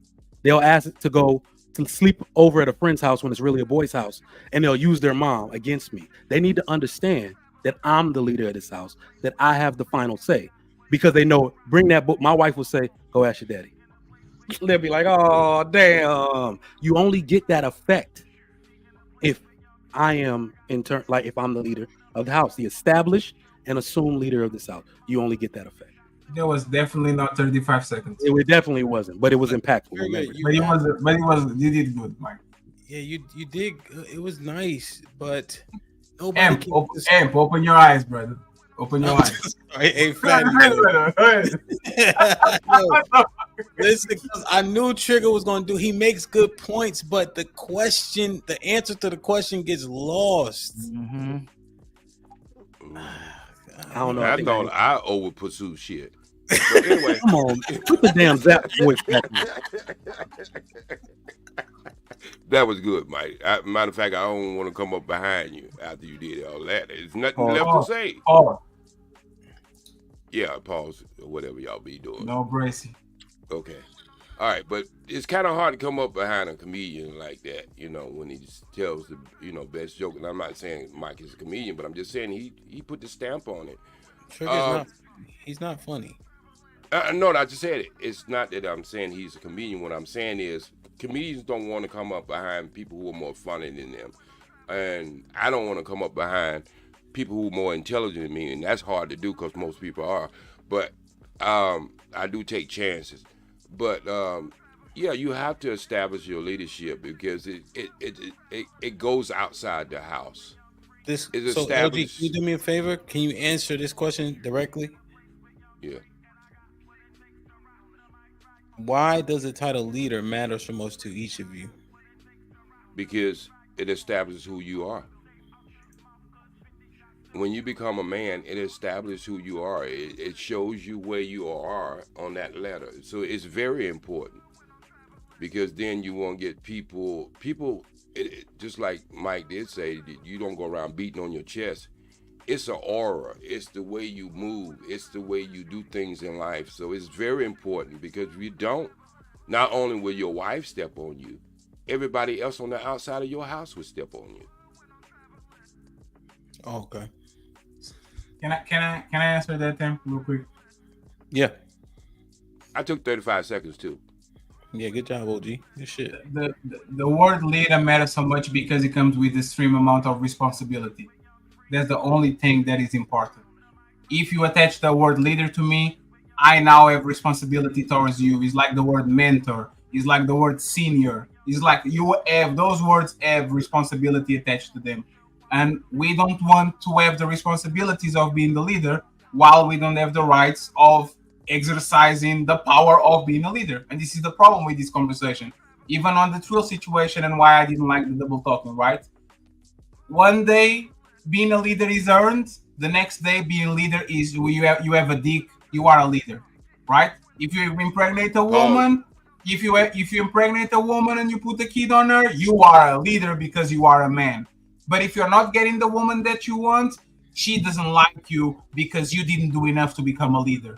And this is the weapon is like that's why the title is the way it is. Is people weaponizing the word leader to get what they want. One day is earned, another day is inherit. The other day is because you have more money. The other day because you have is a lot of responsibility. So if you don't give the word leader to somebody that is going to have all the responsibilities of being a leader, but it can stop you and say, hey, stop doing that, drop the whatever and go do this. If you don't have the right, you shouldn't have the responsibilities. 1 minute later. You know what though? That's interesting. Hold, Trigger, please. Damn. What you think, Black David? What you think about what Fatty said? That's actually interesting. The reason why it's so important. What, Cheeky? What? No, I'm saying Fatty right. Like Fatty No, been on this. No. But see, here's the thing, though. Here's the Cheeky thing. wanted to see play me down the alcohol. Leave me alone. Listen. No. Because the thing is, right? He's saying it's important. It says each of you, but I think he was also speaking more generally. And he's saying because of the responsibility that's attached to it. That's huge. And if men adopt that answer, do women understand that? Because if they understood that, then it wouldn't be used as a weapon, right? It would be something to prop up. No, they You see what I'm understand. saying? They do understand that. Let's talk. They understand that because they know leadership comes with responsibility. So when it comes to situations that come down whereby who would take the heat, since they don't want to deal with the responsibility, it's so quick to throw you under the bus. Say you're the leader, you're responsible for this, But the you're man is responsible for that. I know, Black Day. I know that part. But what I'm saying is the man understands what comes with it. So why weaponize it against him? Because the woman too. The leader is a real man would. A real man would. Yeah, but something what that Patty is saying, they don't want to take accountability, no responsibility. Period. But what Fatty said is also we know it comes with that level of responsibility and accountability. Yes, we we are do. accepting it by adopting the role, right? So we're just asking that you recognize the role, acknowledge the role, and will do what's necessary to make sure that role is fulfilled. So why does it need to be weaponized against us? Because that's the escape route. That the escape route for women in today's society. Yeah. Along they know that you're a leader and you should be held responsible. They can escape accountability and responsibility regardless of the situation. Okay. Did y'all see that meme on Instagram where the lady was the husband and the wife were talking to the pastor, or the video, and she was like, "He's the head of the household. He's not the head of me." Y'all saw that? I'm gonna send it to you. So that's the problem, though, him. It's allowed for them to play semantics with leadership. That's why they do it. It's because they can. That's it. No, I understand that wholeheartedly. But when he gave his answer, I'm questioning that they actually understand how it is he see it, how he articulated. That's all. Go ahead, Ali. Yeah, that question is condescending. Like, and I love Lauren. Lauren, one of my favorite people. She's one of our biggest supporters. But it's very condescending. It has a jab feel to it. Yes. No, as much as we express ourselves, you know what y'all can remember if y'all forget when we were little kids. And no offense to the LGBT community as well too. We wanted to be a man. We didn't want to be a punk first. You didn't want to be the punk in the group as a little kid. You didn't want to be viewed as the gay person in there as well too. But all you had was your manhood. That's what's going to create your survival. It's going to dictate how you produce. It's going to dictate your access to women, and it's going to dictate your ability to take care of a family. All we have is our manhood. So that word leader never mattered to us until it was weaponized against men. I ain't never sit somewhere with a group of men going, man, y'all know Hamp or Trigger, man, they ain't good leaders. It was used when we would talk about what was going on in relationships, and women would be like, man, them niggas ain't good leaders. We didn't ever use that word. So when we're speaking about the word leader and why they use it is to relieve themselves from responsibility. It's like what Cheeky said, it's like what Fatty said, Trigger Mike said, everybody else said. If I don't have full authority, I have no responsibility. So if you're not following and you don't have a leader, you can't relieve yourself of responsibility and say there's bad leaders because you never followed in the first place. Most men have never had the opportunity to leave a household or lead a woman. She's never gave that man that much power. Typically, a woman was always battling with a man to get leverage over a man. Most men have never had the power to make the decision and own the decision and be able to fail. And a woman said, baby, I'm still going to support the fact that you can get it right. Most men have never had that. They have. Look at it this way, resonate. I want to get Cheeky to answer, but go ahead, OG. Okay, I want that resonate what Ali just got through saying. Would that be like asking a woman why it's so important for them to be pretty? Yeah. I think if you had to make it analogous, I would accept that, OG. Yeah. Because they don't see the importance. You know, they see only that importance of them looking pretty, getting themselves all made up, doll up and whatever, and that's part of who they are. but they don't see that that's how natural. That's the way we was created. You see what I'm saying? We don't have to dress it up. You see what I'm saying? They can dress up and do and be what they want to be, and they see the importance in just dressing up. But we have something that's put in our DNA that we grow into. Yeah. No, I don't think I think it'd be more of the submission. If we keep talking about women don't submit, I think it'd be more into that, the fact if women listen or not. Why y'all worry so much about if a man thinks you submit or not? Versus the pretty women to tell you all day we'll cheat with a woman less attractive with her. We'll deal with a woman less attractive to her. We get married with women less attractive than them. Most men's wives, probably, no offense to no married brothers, is typically between a 5 or a 7, maybe a 8. But most men are marrying 5 and 7s. Ain't no brothers marrying no 8 to 10s. So that's not, it can't be equivalent because most women, when they worrying about their looks, are worrying about how they can compete with another woman. They're not worrying about getting a man using it. But Ali, not equivalent. But I think in OG, you can correct it. I just think that they understand how valuable beauty is. Nobody teaches that in the household. Nobody teaches their daughters, hey, no pretty. You get what I get? What you hell? I will concede. You see what I'm saying? Because submission, they don't know. But it's not good. I know, Ali. I'm just saying that they don't see submission as an imperative. But I think that people generally agree beauty gets you further. So if we liken men wanting to be a leader of their household to beauty, can they see it more clearly? That's all. That's all I was trying to say. Because there's a component of the leader of I'm using you as a shield, right? Beauty doesn't have the same component. It's important, of course, men value beauty, but there's no way that you can weaponize that beauty against a woman, kind of.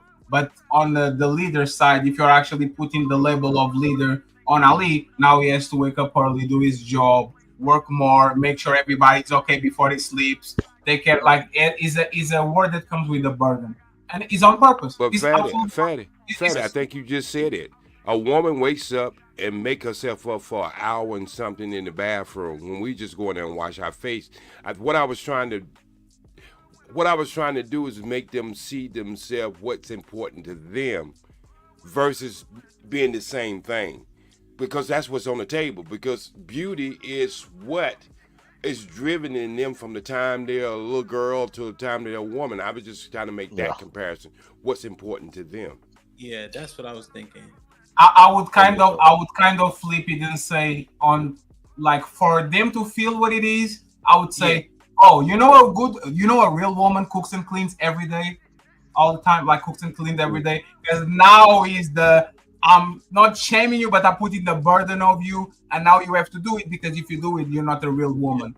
The same way I don't do my job, I'm not a leader anymore. The way that husbands defend their wives, and they might not even have a really submissive wife. My wife's submissive. My wife does whatever I ask her to do. No, Ali, see, I think in OG, I think the reason why I'm aligning with OG on it, I think Ali and Fatty, I think the comparison you guys are making, like what you would use, are more apples to apples than what the beauty is. However, I think the point OG's making is that it's more likely to resonate. Thank you. You said it well. Intelligent. Thank you.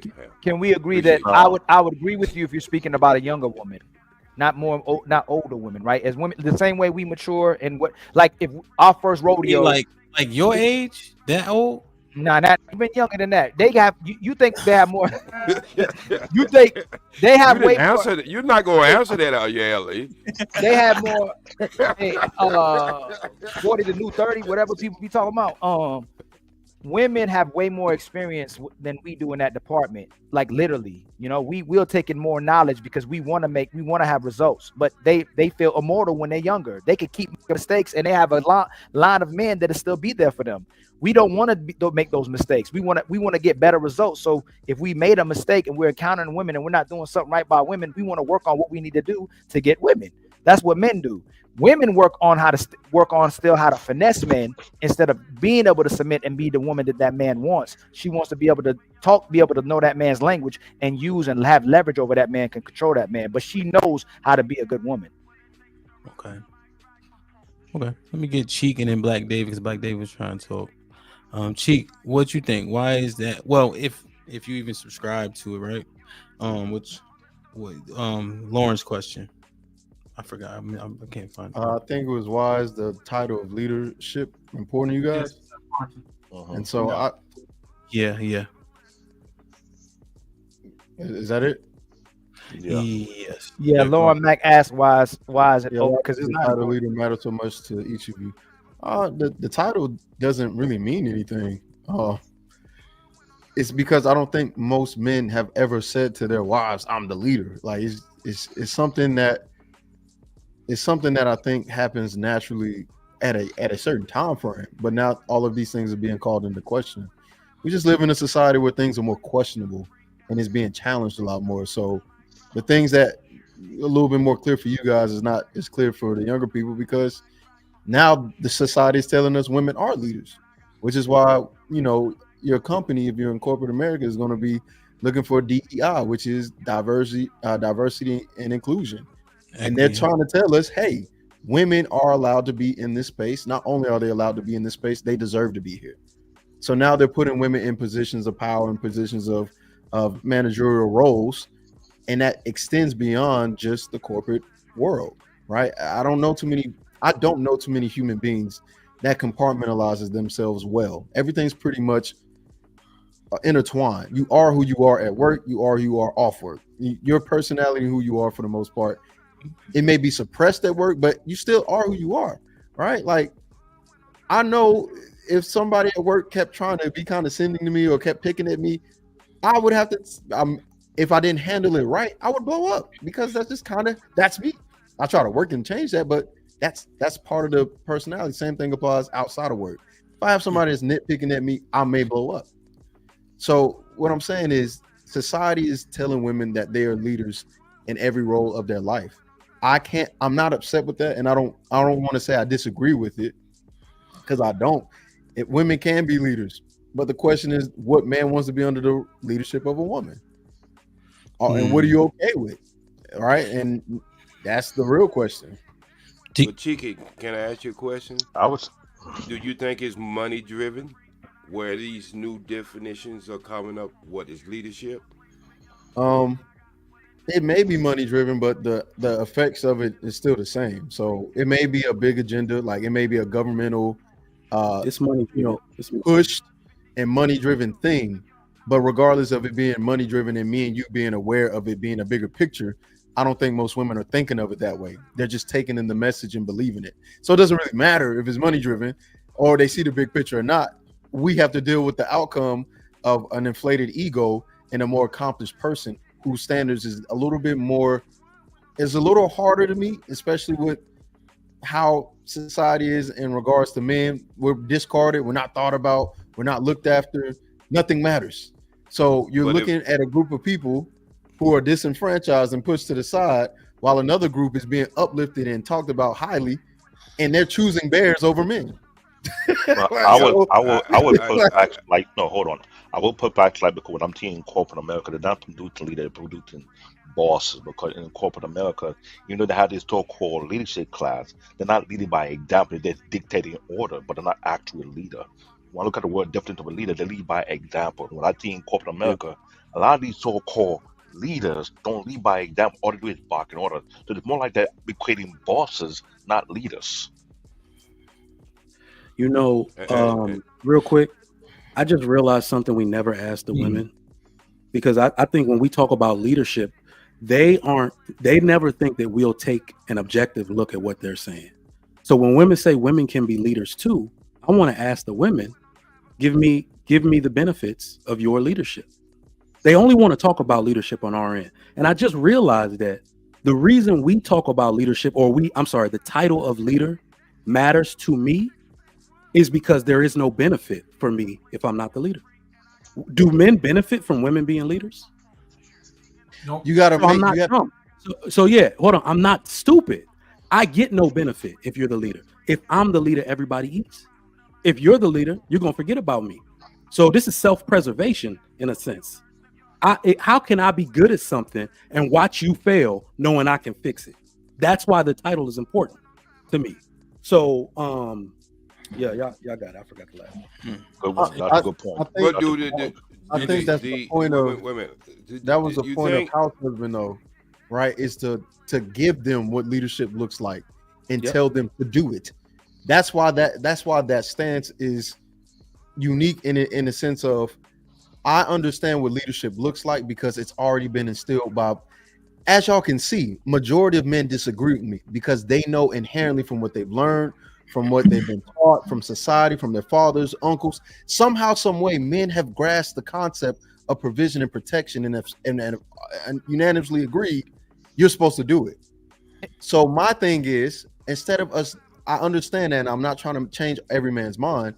Instead, the question should be, what is the benefit of being a leader? And whatever it is, if it's so great, you should do it. So I understand it too. Exactly. And they don't want to. So, I've always known, though, Chicky. I've always known that's why you do the house husband thing. To basically ask the question. I've always known that started it. Reverse psychology. It's simple. Drizzle. Crazy. It's drizzle. It's sprinkle was the outlandish the man's women made that was ridiculous. Man flipped it on them. They got mad, but then they start hear themselves go, "Is that what I'm asking for?" The ones who want to think. When he says house husband, women go, "I'm strong, independent. I don't need no man. I'm a leader." As soon as they go, "Okay, be the leader." What? But I don't want to be the leader. Guys, let OG get in. He was being patient. Go ahead, I just got one question, and as Mike was talking, it came to me, and you think the confusion could be the job, the title don't match the job description sometimes? It never Innate travels. You understand what I'm saying? Like, say it again. What I'm saying, the job title don't match the description of what that job supposed to be, and they see sometimes poor excuses of it, and they get it in their mindset that it's not important. Yeah. Yes. No. In fact, he's right. I amend my answer. Not only are you right, it's what Mike said. Let us catch on to it. Hold on. One more time, OG. God damn, you gonna really make me get on the Well, short I got bus. it. I can elaborate. I want to go ahead, Mike. Let Mike have it. Mike, by the time you finish elaborating, we'll be talking about ice cream. I want to ask OG Speed, are you saying that when women see bad leaders, they see a bad example of it? That's why they leaders like that? Is that what you're saying? No, what I'm saying is, he's saying, have you ever broke down the job? You know, when you go get a job, you have a job description, what you going there to do. You know what I'm saying? And so leadership could be in good or bad. And so what I'm saying is, we don't have we ever just put out a standard out there so they cannot be. No, I got that, Fat. I got that. But I'm just saying is, our minds work the same way. If we are in something and we supposed to be following someone's leadership, we can see when that leadership is not up to par. It's not part of what the job description. The job description don't match the title. We have been in positions like that with men's ourselves, that they supposed to be leading us in certain things, and we like, you don't reach the bar, bro. That's what I'm saying is, have we ever just laid down the foundation of what the job description is, other than just the circle thing that we say for family? But you don't have to. When you say I want a wife, you don't want a bad wife. That's supposed to be there, right? You want a good wife. I'm not talking about the wife now. I'm talking about the. I get what he's saying. It's the same thing with the leader. Could you explain it, Chica? Because I'm gonna get confused in a minute. OG. No, go ahead. But it's also a caveat to that. So you're saying that the same rules that you're saying are supposed to be established for good leaders are the same rules that women are trying to change. They lobby Congress and all. They try to change the rule. That's not what he's saying. That's what I'm saying. He's asking. So he's asking for an objective standard that women can look toward to hold men accountable for when it comes to their leadership. Right. Yeah. So, because what, and again, that's the argument Fatty's making. You can't really do that. But OG, I think I'm not unfair when it comes to women. If a woman sees a man as a bad leader, and that's her accusation or her charge against that man, the only question is, what changed? What's the trial? We need a trial. We need some We need something to really observe the charges she's bringing against the man, because in a lot of cases the men are saying nothing changed. I'm still providing. I'm still doing this. So what changed? And then sometimes the women say this or something that sometimes they change. Sometimes they go through developmental things, especially when they're younger. Let's stretch this for a second. Well, before we stretch it, you Cheek, no, I'm gonna need a clarification on the sometimes and all that stuff. Okay, so go ahead. Whenever you ask men what went wrong, a lot of the times the man will say nothing. Majority of the time? Yes, we'll say with a majority, right? Majority of the time men will say nothing changed, the bills got paid still, the children still getting fed, these things. And then when you ask the woman what changed, it's hard to know, because sometimes they say it's a me thing.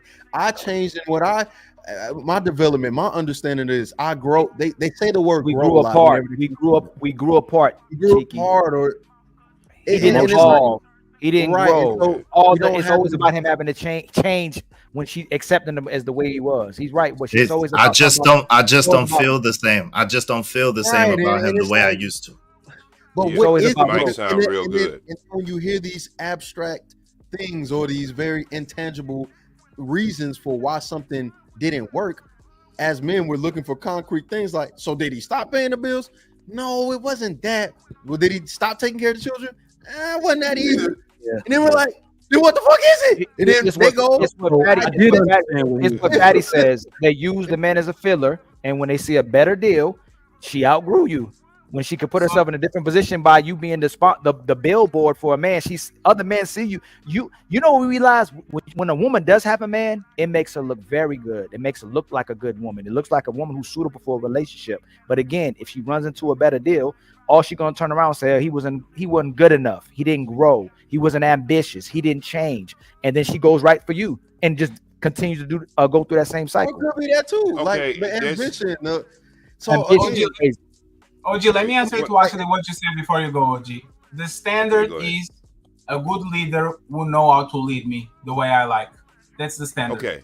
So, a good leader will know how to lead me the way I like, just like a bad teenager. If you are a good dad, you would know how to actually, and then you call their bluff like he's doing. Oh, you want to be a bad teenager? Go ahead and get out of my house. And 1 week later, he's back saying, okay, Dad, I got it. That's the only standard that is. He's a good leader. Okay. Will lead me like I like him to lead me. And the reason that question comes is I know in our community, and maybe if I'm wrong, somebody let me know. Who is that women in our community look up as leaders? And I would tell you, I think it's preachers. And so when preachers fall off that ladder, then everything under him is what she's looking at. Now I'm just speaking on that instant right there. That if you go to church, most of the women are in churches than men, right? Yeah. And they consider the preacher as the leader. Yeah. And when he stumbles, who's supposed to be on the top of all leaders, and then when he fails, they looking at you with a grain of salt in the first place. That's what I'm saying. Because there's no. Yeah. Sorry. Let me get Iz in because he just popped in. Iz, what's popping? But OG, I like that. We could continue to mine that out. That's a good ass point with them preachers, man. Iz, what's popping? What's good? What's good, man? How's the panel? Salute to the panel. Salute to the chat. What's good, everybody? Word. What's popping? Alaikum salam. Assalamu alaikum. Yo, so just I mean, there's a lot of interesting points being made. I think part of the issue is the first thing is when things are out of balance. And we was having this conversation the other day on my panel, and this is what came up. The issue is when we look at relationships, a lot of times we attack a relationship from a duty standpoint and from a standpoint of being committed to the commitment that we made. And so it's going to take a lot for us to just totally dissolve that situation, right? But women oftentimes, because they're emotional and because they operate on their emotion, it's how they feel at a particular moment. And so that's how you could have a woman like Tyrese's ex-wife who was with him and he was the best thing ever. And like she said, oh, he was a great husband. He's a great father. But at this particular time, I was feeling this particular way. And so, it just went off the rails and went out of control. And now we're divorced. So the leadership, the leadership thing, I think is a farce. Like, because it is true what Fatty was just saying. If you're looking at leadership as far as how it suits you and how you feel about the leader, then that's not leadership at all. Mm-hmm. It's a lie. It's pseudo. At the same time, if you're committed to your commitment and you understand and you understand hierarchy, then you can go and you can move forward and it'll be a good situation. Commit. Okay. How and who needs to understand hierarchy? I think women most of the time need to understand hierarchy. Do I you think men instinctively understand hierarchy. Men are deferring to women, and that shows that they understand hierarchy in everything other than their relationship. But that's a part of culture. I don't think most men are deferring to women. Well, no. Here's the thing: the fact that there's a decent amount of men that do. That's what I was getting at. Do we need to question men and women understanding hierarchy? Period. And do women need to see that we also understand it in each and every day? I would argue men have shown way more submission than women have. Yep. Yes. In the earth, because of how we work, the sports we play, things of that nature. We go to submissive roles often. So, for instance, naturally, like Patty does jujitsu, right? Brazilian jiu-jitsu, right? No, you don't. If I go to learn that shit, I'm gonna be in a submissive state because I don't know how to do that shit. You know what I mean? Wait. So real quick, Ham. I just want to understand. So are you saying because men submit to other men as far as learning or as far as the learning curve with other men that they automatically take on the submissive role with the women in their lives as well? Is that the correlation? I'm saying that, like when we ask for things, I don't think women largely understand that we do a lot of the things in which we ask for. Hence, when OG saying creating a standard for ourselves and therefore we can demand it of them. Like we do it often, like if I go play basketball, I'm gonna play defense, foul people, and I might try to get to the rack. I'm gonna pass the ball most of the time. If I'm on the football field, I'm gonna act like my shit don't stink. But we play those roles often. You know what I mean? The problem, Happy, is the problem with this whole analogy, this whole thing of unpacking is okay. We live in a world that we don't even have a definition of what a woman is. They don't. I know what. But listen to what I just said. Wait. See how this is associated. Let's just wait a minute. Before you say it, let's just see how this is associated. When you are living in a world where you don't have a definition, you got a Supreme Court justice don't even know the definition of who she is, then you can see where the confusion come up regardless of what we think. But we talking about it now, though. So no. That's what I'm saying. Yeah, that's what I'm saying. We unpacking it, but I'm just saying we got to understand the mindset that made that question come up. Made that question come up. I get what you're trying to put out. Let me give you a better question. Let me give you a better example, OG. Okay, go ahead, Fat. For example, my relationship with my dad. I'm the one on my tippy toes. I'm the one afraid of stepping on eggshells because he's the clear leader. He's my dad, and I need to be careful of doing them and looking side eye because he's the leader. If most men knew hierarchy, they would come in relationship with their foot down. They would say, "This is what I want, and this is how it's going to go." Most men literally are on eggshells when it comes to the woman that they love. They start that way because they don't want to lose her, and when you look at it, she's the one that dictated the terms because he's the one in eggshells around her, not the other way around. The woman can say anything and anything, put the hands on the man, be emotional, cry, complain. He's the one actually toning himself down to do what he does. So if he was the woman that don't understand hierarchy, men will come in with their they'll let their balls hang. Yeah, right. Wait. LA. I'm gonna forget this.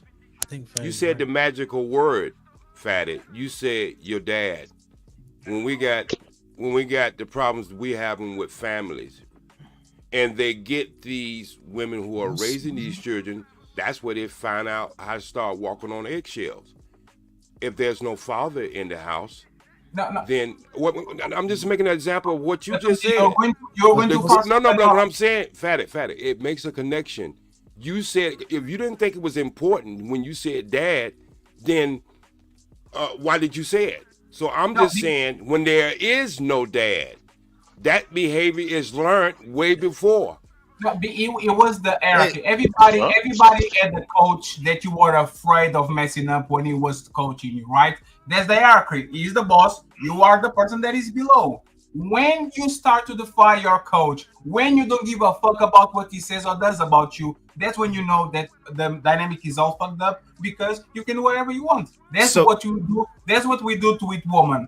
Motherfucker is Michael Jordan. I'm Phil Jackson.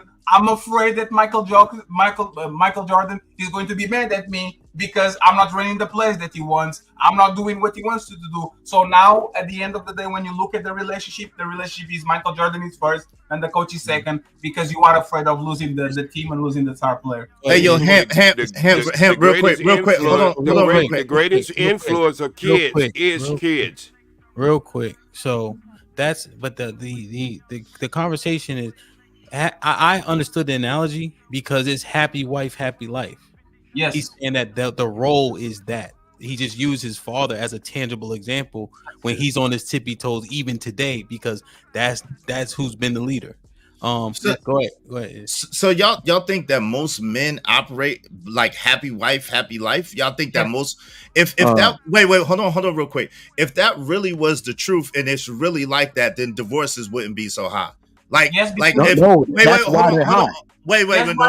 Wait, hold on. Let him finish. If you, but if men acquiesced and naturally acquiesced to the whims of women and did whatever women wanted them to do, and the women were in fact in charge, then the men would be doing what the women wanted them to do, and therefore there would be no reason for the women to divorce them, right?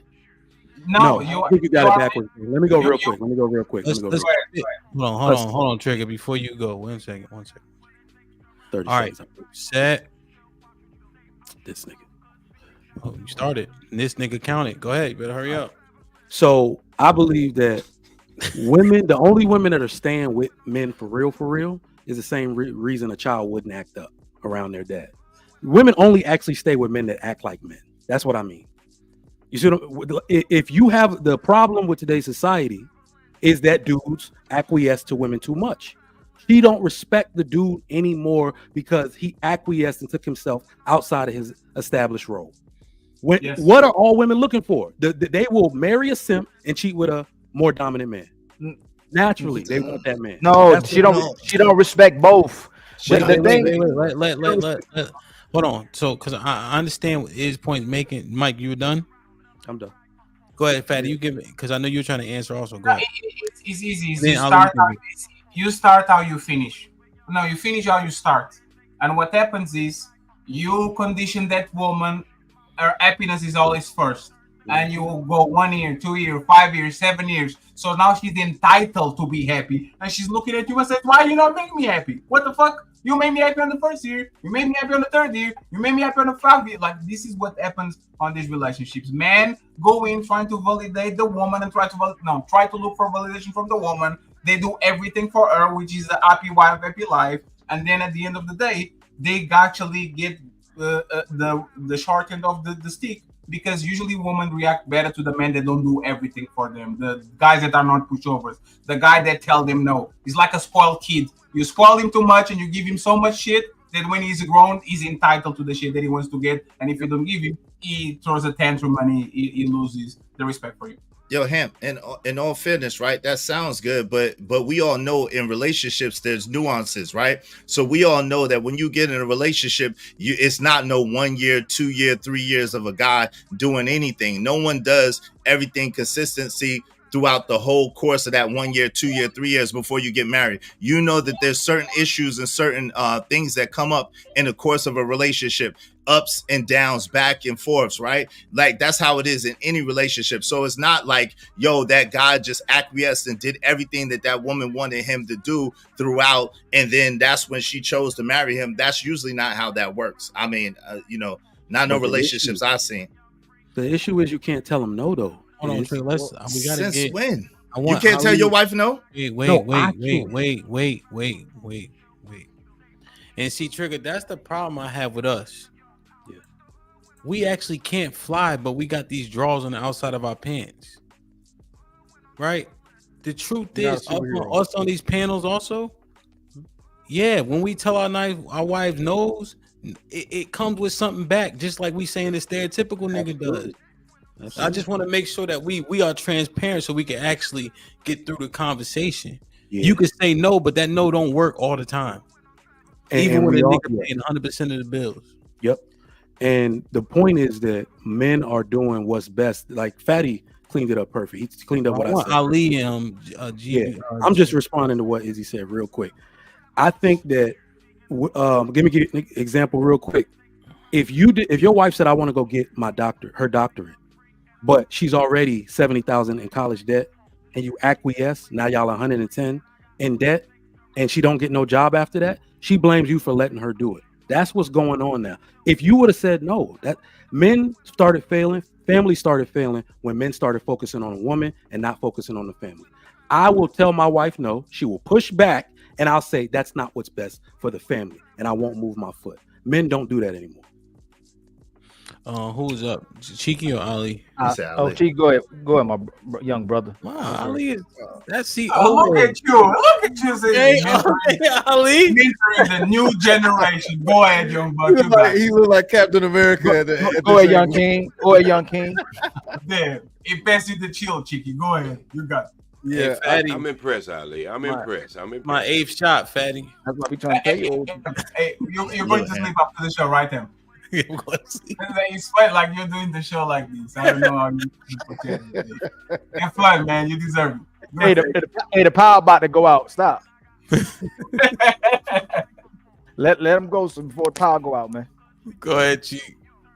Yeah, I think most men try to live by the happy wife, happy life. I don't think they do it successfully though. In the thing that I was saying earlier is like, we never know what the real issue is, because when you ask a man, he says nothing changed. When you ask a woman, seem like she can't give a straight answer. And it could be because they're online, or that's the reason why they don't want to put their business out there. But that's what I've noticed. Every time we saw the question was asked, like, what's the problem? It was always, well, it was this, that, and the third. But if you look at the stats, it's pretty clear. The first thing that they show is lack of family support. The second thing is infidelity or extramarital affairs. The third thing is lack of compatibility. Fourth thing is lack of intimacy. Fifth thing is too much conflict or argument. So some of these things, a lot of these things, I could see somebody being frustrated in, but not giving up. The cheating thing, I can understand that. I'm not gonna argue with that. If you cheat, that's on you. I don't know why you're doing that. But some of those other things, it's almost like you want to say to yourself, we can work through this. But the problem is, as somebody that's younger, I don't even know my age. That's crazy. So to want to work froze for a second, Cheek. You froze. Oh damn. For you said already know. It was a quick freeze. It wasn't that phone. Yeah. What I'm saying is the things that statistically speaking that lead to divorce, the main one that I can understand is extramarital affairs and infidelity, right? And compatibility, I can understand that. But the rest of this stuff, I'm like, well, why can't this work? Why can't we find a solution to this? Why does it have to end in year 3 through 7? Because those are not the biggest cause for divorce for a woman. You know the biggest cause for divorce that doesn't show up in newspapers? I'm bored. That should not happen. I'm bored. I don't feel butterflies anymore, and I see my friends with butterflies and going in nice places. That's the data. The honeymoon. It's the number one cause that nobody talks about. It is I am bored. I already got what I wanted from this relationship. I already got a kid. I already got the house. I already got the car. I have no goals, so I need an. And so, Fatty, to be fair, that may be it. But if I don't hear that. So again, Kevin Samuels is a perfect example of him trying to talk to women to figure out what the issue was. The answers that they gave was like, why couldn't you fix this with the exception of cheating? That's the one I understand now, because I wouldn't accept that from no woman. I don't think she should accept that from a man. But when you ask these questions, they never really they never say I'm just bored. They always say it's something more or something this or something. Because that will make them look bad. That will make them look bad and make them look like they're doing something wrong. So they don't. They actually say it. No, they actually say it. You don't have no substance in them to begin with. What do you think I'm not happy is? Right, but they're not going to say it in that right in those words. Right. But they're not going to say I'm bored. You mean I'm lazy? I am bored. I lack substance. But this is the problem. This is what I mean by it's hard to tell what the issue is, because on one side, if a man tells me nothing changes, he's doing the things that maintain the home, like I pay the bills, and then she's telling me on the other side, she's not telling me it's cheating. She's not telling me it's cheating. She's not telling me it's compatibility. She's just saying it's not the same. And I'm like, what is checkmate though? Hold on, that's the checkmate though, Cheeky, because happy wife, happy life never works. What it is that he's fulfilling his role as he thought was established when he took the vows. She thinks getting her way makes her happy. That's why I say most relationships don't make it past the point of a first major disagreement. So somebody in the chat asked, why would you say no to your wife getting your doctorate? Excellent question. That takes our debt to income ratio up $40,000. So now we can't get business loans because of you. We can't get a house because of you. You're weighing down my debt to income ratio. You see what I'm saying? So when a man tells her woman no longer validates her feelings and he validates it with logic, some women divorce because of that. Because she feels like doing something and I said no, she gonna want to divorce. Like most women would be like, he's saying no too much, but it's also he's making too much sense. Well, I don't even think most men are saying that's not lack of leadership. Because I might think that happened. What I'm saying is, I don't even think your wife to begin with. Wait, but guys, hold on a second. Hold on just 1 second. Yeah. Let's play a little bit of devil's advocate. I understand the board thing, Fatty, but I would argue there's a lot of shit women don't say to their men because it would deflate that nigga's ego 1,000 times over. I would argue that the woman you with, and I'm saying you, but just us, you probably wasn't the best dick she ever had. Yes, and that could, but I'm just arguing, and y'all, prove it wrong. Like they be bored a lot that niggas don't even know. They just like you, like. So it just. Go ahead. What y'all think? But that's the thing, right? I think we should protect each other. You don't go walk around, damn, you're saggy. What the fuck? Like you don't talk to a woman like that. You try to protect her from the trauma or whatever is going to go in her head after you say that, right? Yeah. Before you finish, I got a new person. I just gotta make sure. Desiree, can you hear me? Yes, I can. Hello, fellas. How are you? You a real person and all that? Yes, I am. I hope so. Hey, salute to Ricky Lake. Go ahead, Fatty. Damn, get in after Fatty real quick. That fucking picture threw me completely off whatever I was. You was talking about you protecting the woman. Oh, okay, the board thing, right? So this is again difficult conversations that we have to talk about nature of men. You go right after Fatty. He about to be done. So we know that women are emotional junkies. For whatever reason, they always swerve to the part of the emotional side, right? They always looking for the next thrill. Housewife of Atlanta, fights on YouTube, whatever. If you give a woman a marriage is what? Security. Security is literally the absence of risk. So when you cuff a woman, in my opinion, is the worst thing you can do for her mental when it comes to looking for those emotional highs, especially if you are a great husband, because that shit is not there anymore. You doing your job perfectly actually is what we're going to make her either become bored or look around. But if you are one of those motherfuckers that puts on the emotional roller coaster, up and down and up and down, and up, those guys are the guys that get the best relationship. It's the hot and cold. One time on the relationship, they are more giving and they love her. The next time they pull back so she can go after them. That's the best guys. But you need to be kind of James Bond to pick and choose exactly what time she needs you to be more cold so she can go after you, or you need to give her like more warmth so she can feel loved. That shit is fucked up. Like you need to be very good at that shit. So try to get like, and just to wrap it up. I'm not even joking. You can put the plane. You can put the plane. Oh no. Your name. Oh yeah, trigger.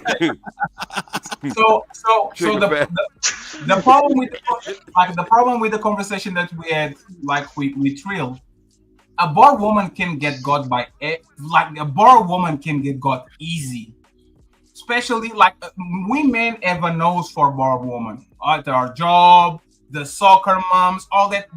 As a bar woman is a woman that can get got easy. So I still don't understand why are we trying to accommodate a woman in 100% of the standards, making her actually so secure to the point where she gets bored and her instinct is to look around for the next emotion. It's complicated.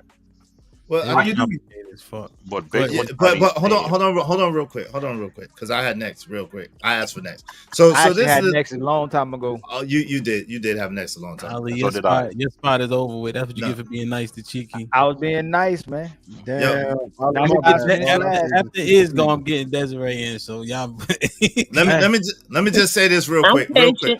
Let me just say this real quick. The whole thing is this. I think that mentality is more of a dater's mentality than a marriage mentality. At the end of the day, yes, when you pay the bills, when you do what you're supposed to do as a man, you know what I'm saying? You're solid, right? And I could see how that is a sense of security for the woman. And with the sense of security, she feels a certain type of way, right? At the same time, we're acting like that we just go from meeting a person just to getting married, right? That's kind of like the premise that it seems like we're making. Like you met her today and then you got married tomorrow.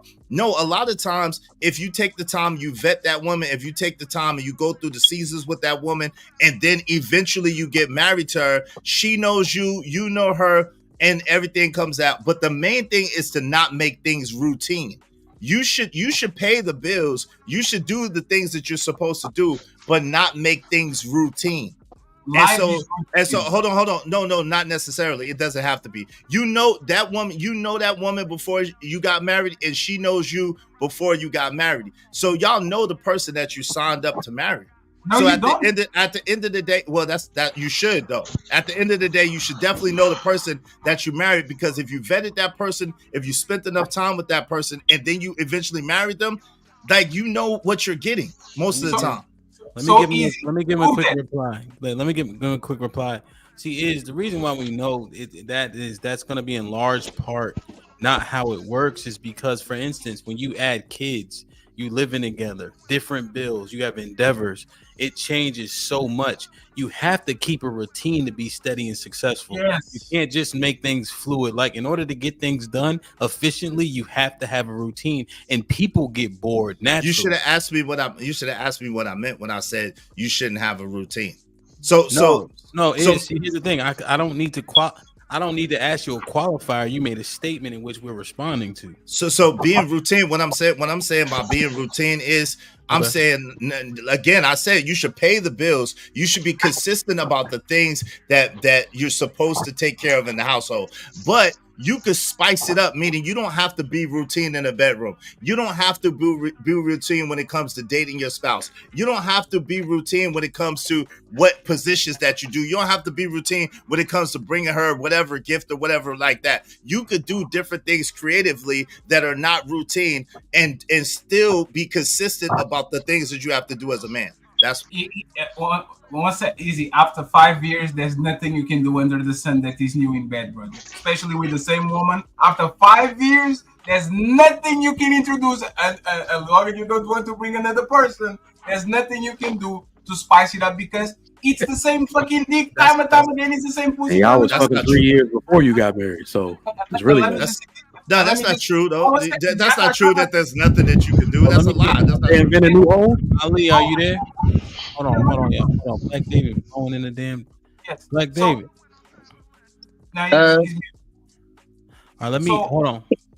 Fatty, real quick, because I want to make Ali get his shit, and I'm gonna get Desiree. Go ahead, Fatty, quick. No, I was just saying that the best marriages actually are the ones that are routine, means that are hyper secure. Everything is being taken care of. Everybody has the same. The marriage that have ups and downs, those are the ones that most women crave, but those are the most dangerous ones. Just to wrap it up, because I don't get because that's opposite of what you said earlier. I got as boyfriend and girlfriend. Every time I see her, I fuck her every time, all the time, twice a day. If I see her, do I expect my wife in 7 years to be fucking me like rabbits every time I meet her? That's impossible. You should. No, people change. What the hell? Yeah, people change, but that shouldn't change. Yeah, people do change, but that shouldn't change. So you are expecting that the same dynamic of boyfriend and girlfriend, that every time you see her, you have intercourse with her. You are expecting your wife at year 7 coming home with the kids tired and shit, and you working for 12 hours, that you are going to see each other and grab each other and fuck in the kitchen? That's what you're talking about? No, but at the end of the day, it's nuance to it, and at the end of the day, it should be spicy like that. Y'all should keep it spicy like that. Of course, if she's sick, if she's not feeling well or something like that, that's different. But yo, she should want you, and you should want her the same type of way. Okay, let me do this. Ali, did you want to get in on this, or you want to wait till Des goes? Des, she can go too. Man, this I'll go after Des. Okay, look at him. He's actually being a leader as if he's married to the panel. Go ahead, Queen. I just wanted to say thank you. I just wanted to say love, trust. What happened to that? Love, you got to build love. Once you build love and you build trust, then a relationship, the spice is going to be there anyway. You think so? Why? I mean, I'm 54 years old. Okay. I got 4 kids. I've never been married, but I've been in lots and lots of relationships. I ain't ashamed to admit that. Okay. You know what I'm saying? And as a woman, from what I've learned growing up, love, the more you love somebody, the more the passion is there. You can't get bored with them because you love them. And Des, to me, question, Des, if you don't mind, just a qualifying question. Not trying to dig into your business, but what was your longest relationship, just so we have context? 15 years. How many baby daddies? How many baby daddies? Yes. 4 different baby daddies. I ain't gotta lie. Yeah. Okay. I was at one time promiscuous. I was out there in the street hitting every time Dick and Harry came and looked. I'm not ashamed to admit that. I am not. I grew up. You gotta learn. Lord. I came from a house with teenagers raised. I was raised by teenagers. My mom got sick when I was 9 years old. I took care of my mom till she passed away by myself, and I got brothers and sisters older than me. God bless the dead. I was going out in the street, hanging, partying, and doing all that before I was even old enough to do that. So I had to learn the hard way. Okay, I just wanted the context of when you were saying like relationships and love and things of that nature. So oh yeah, I still just because I was promiscuous at one time don't mean I couldn't be in love. 100%. However, promiscuity would allege that you had options, right? And so if you're saying that you were on and off with a man for 15 years, but you had options. No, I was never on and off with anybody. I was on for 15 years. Okay, so you were with him. Hold on, Fatty. You were with him unadulterated without any other men for 15 years? Yes. Okay. And that was after the promiscuity phase. He was the last father? Yeah. Actually, no. I'm actually still with him now. Whoa. So it was from 50 to 65? Excuse me? What is it? What? So he's the 4th father? No, he's none of my kids' father. My kids are grown. Okay, so at what age? My youngest child is 27. Okay, God bless. At what age did you get with this gentleman? Had to be, if I'm 54 now, we've been together 15 years, I guess 40. Shout out to BB Fox. 40? 39. Okay. So do you think your perspective would just naturally be different since it was like more of a big age in which you got to him? So seemingly like you did everything that you wanted to do, right? And now we're leaning on love. But well, what about the men I that fell in love. I've been in love twice in my whole entire life. Okay.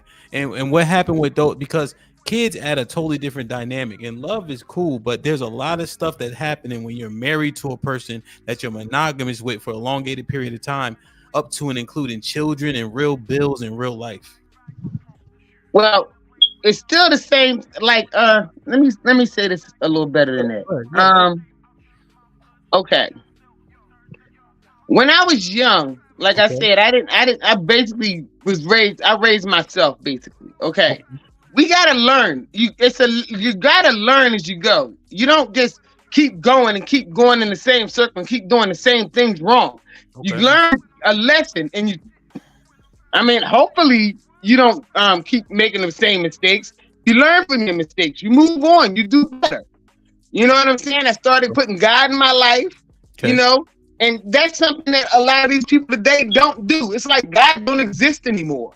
You know what I mean? Forgiveness don't exist anymore. People, we got to learn. Everybody's so quick to put each other down and laugh at each other. And I hate to say this, but that's black people's main problem.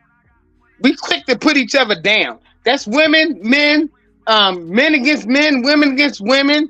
Nobody actually taking the time to say, whoa, we can do this a little different. Let me ask you a question, Des, if you don't mind. Sure. Des. When you talk about mistakes, what are you referring to? You say you my made mistakes. The mistakes I made. What are you referring to as mistakes? Being promiscuous, for one, not my children. Having a low self-esteem. Let's just say half my life I was called ugly. I grew up like I was the ugly girl in the neighborhood. I was the ugly girl from down the street. I was the ugly girl. To get past that, I started beating people up. You know what I'm saying? Like I had to be tough. So instead of being the ugly girl, I became Big Des. Des knocking niggas out. Not guys. Like, I'm just saying. I had to go through a change in life. Get on, you know what I mean? Go ahead. So, what you saying? Those are lessons. I got you. Go ahead, Des. That was the lesson I had to learn. I had to learn that I had to not bow down, but humble myself when it came to being with a man. The way I came up, I thought being all rough and tough was what my man needed. You know what I mean? Mm-hmm. The only thing is my mom did teach me one thing. I learned how to I learned how to clean up a house, and I learned how to earn my own. Okay, so you know what I mean? At what point did you learn that you needed to be submissive to a man? Once I fell in love. Which child? What number child? It ain't had nothing to do with the kids' daddies. I was just used when it came to the kids' daddies. Okay, so that was after the 4 kids you fell in love the first. Yeah. Yep. Okay, so the 2 gentlemen you fell in love with were gentlemen that aren't the fathers of the children. Right. And with my kids were fully grown. Well, no. My youngest son was 2 when I first fell in love. Oh, so he wasn't fully grown at all. Damn, I thought he was. Right. So they fully grown now. Okay. Yeah. So when you're saying the love thing, when did you learn that after the fact? Did you learn that from just dealing with those men who just? Those men was fly by nights. They was hitting and running. They was loving the fact that I was looking for love in all the wrong places. Okay. And then this gentleman, they was ashamed to even be with me. I just was there with them. Wow. Okay. They didn't put nothing towards taking care of their kids. None of that. I did that myself. Let me ask you a question, Des. This is off topic, but we talk about this a lot. Sure. You had 4 kids, 4 fathers. Do you believe you chose wrong? Yeah, heck yeah. I didn't choose. I just was sleeping with people. I was being promiscuous. I was looking for love in all the wrong places. Let me ask you a question, Des. I was thinking being with the fly guys, what I wanted, being with the gangster boys, what I wanted. You know. Too. You was a gangster too, remember? So no, I wasn't gangster. I was just beating people up. So Des, question, Des. I want to ask you these questions, right? If you don't mind, it's a little bit off topic. I don't care. Callie, bring your $5 ass back, Callie. I'm a very honest person. Will you make change? Oh, yeah, no change. Callie might beat me up. Des, in terms of the men not wearing a condom, do you think it's their fault they didn't win a condom or your fault? No, it's mine. Damn. How come? Because I was being ignorant and just to say I was with a cool dude, because I ain't gonna lie, they might have not have took care of their kids, but they might have been good looking, or they were big time drug dealers, or you know what I mean. The girls that I hung, the women that I hung, they was young girls. The girls that I hung around at that time, you gotta remember, I'm 54. So around that time, you was the shit when you had a drug dealer for a boyfriend. You know, or you know what I'm saying? Or you was I don't know how to put it, but my No, low let me self-esteem. let me help you. Is that true? Is that true back then when you was Nigga, I'm not 54. my bad. Ask OG, ask OG. For me to be 54, Oh, I look bad goddamn, for my yeah. age. Y'all got to give me that now. Yo, Come on. you look good. You look good for your age, sis. So Yeah, you we do. can't Damn. see you. We can't see you. We can't see you, but you do look good for your age. I want to see how Knuckles look after he beat up all them people. Yeah. But I ain't beat up a lot of people. I just beat up the people that deserved it. That was a joke. That was a joke for Iz. That was a joke for Iz. I was just bullshit. But when you look, Des, just in terms of the love, when did you tap into this love? It means so much thing after the When I got with, he passed away now, but his name was Dave, and I met him. Like I said, my son was 2, and when I met him, I never had a man that actually took the time to do stuff nice for me, to tell me I was pretty, to bring. I mean, he would literally bring me cards like every day, just saying thank you, and you just got a beautiful heart, and you're a beautiful person, and like, I never was spoiled before. He spoiled me, and it naturally, wow, I fell hard. Did you correct your behavior at that Hell point? yeah. Yep. That's when everything came straight. Did you submit to that man? Yep.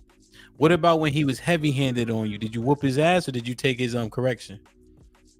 Well, he was only heavy-handed on me once, and I whipped his ass. But I gotta say that because we were actually broke up when he did that, and he punched me in the face. Oh, he thought, oh my God! When he said heavy-handed. This was after we broke up. He thought somebody's car that he thought I was cheating. How he thought I was cheating on him, I don't know. But it was a car parked outside of my house that looked like a car that he thought this guy was interested in me drove.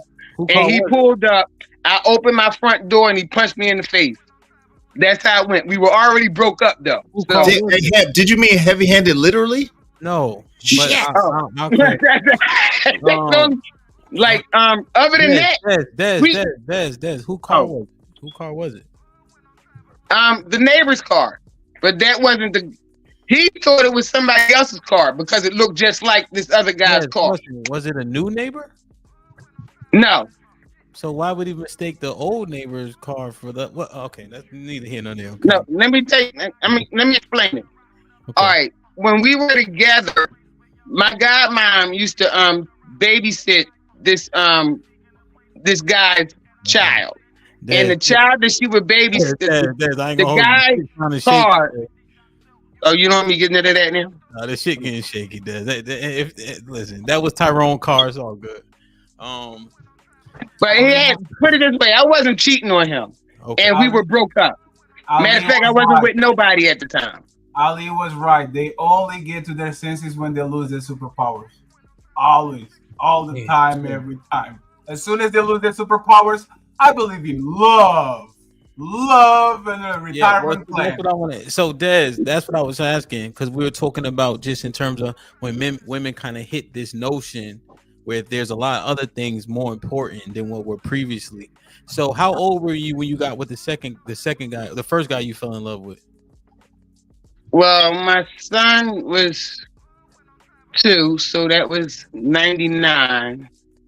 So I had to be 29. So 30? Yeah, about 30, yeah. Okay, and then you were with him for 10 years? Yeah. And then he passed away. God bless his dead. He actually just recently passed away. We still was friends, even after the little tussle we went through. But he apologized, He better apologize. You beat him up, and then yeah, that's what he said too. He said that's the fish that got away, but don't fuck with her. All right, let me do this. Des, I gotta get the door. Ali, you get first question. Why did you guys broke up? I'm going to jump. Hold on, Fatty. Don't jump out. You get first question, then Izzy, then Cheeky, then Fatty. Go ahead, Ali. Fatty can take my question. All right. I'll do the question. I wanted to elaborate on something else, but I'm gonna just do a question. So you said he gave you cars and all these things, right? Yeah. He demonstrated his love, right? What Yeah. did you do for him? What was your value? What did you bring? What did you bring to him? That's the wonderful thing. That's why I was so. That's what I guess helped me fall in love with him, because I wasn't doing anything. He was just literally the most I did for him was, okay, you know what a heck driver is? You know what a heck driver is? Yes. You ever heard of a heck driver? Yes, ma'am. Well, that's what he used to do. Okay. And that's how I met him. Me and my youngest son was on our way to the market, and on the way up the L steps to go to the market, he stopped me and he said, I would take you. He said, I would take you for free, but I just came out here. So instead of me getting on the L, I said, you know what? We'll take you. So I got in his car and he drove us to the market. Before we went in the market, I was like, you want something to eat? And he was like, yeah. I said, well, you don't mind stopping at Burger King? Maybe we can go ahead and get something to eat. So I got us something to eat. We went in the market.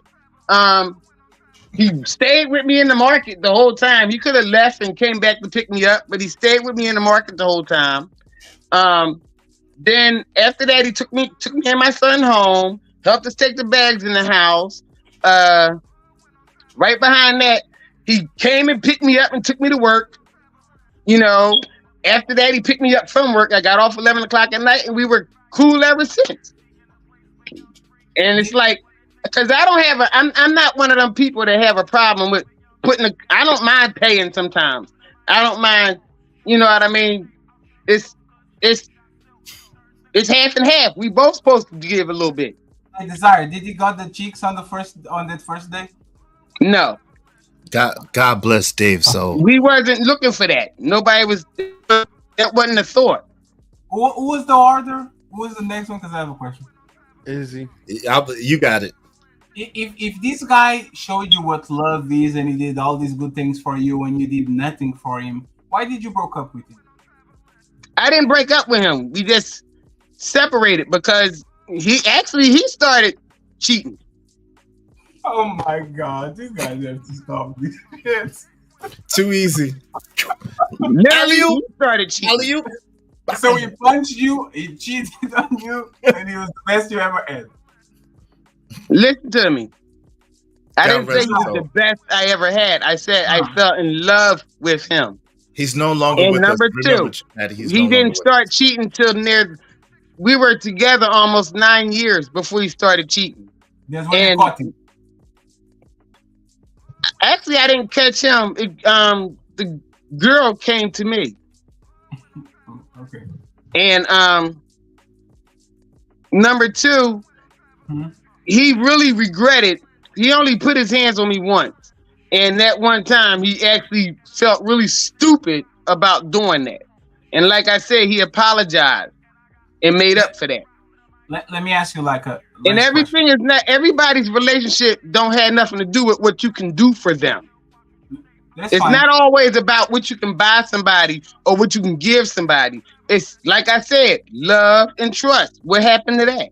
Because you kind of said that that's what made you fall in love. You was doing a bunch of I was saying I fell in love with the fact that this man was being so nice to me.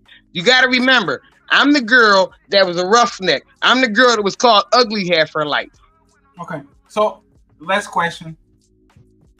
Did you ever add a genuine good person, a good man after you that you didn't like? How many of those do you like just didn't? The genuine, he was actually a good man. He just made mistakes. No. Other than the one I'm with now, he's a good man. So not the guys that punch you and cheat on you and all that. Like, because you look very good for your age. I'm going to give you that because I saw you like coming around. So I would assume that you were 25, 26, 31. Like you had the looks, right? Like you had how many men that actually were decent men you had that you didn't look their way because you were fixated into these type of other dudes that's walking around? Like you never had those knocking at your door saying no. Okay. No. Okay. Are men the leaders, Desiree? Hell yeah. Yeah. And when did you come to In that? my book, they're the king. Wait. It's my turn to ask a question. Oh, sorry, Chief. What are leaders supposed to do, Desiree? Love you, protect you, Oh,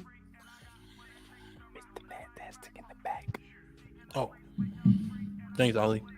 that's basically it. Love you and protect you and provide the best they can.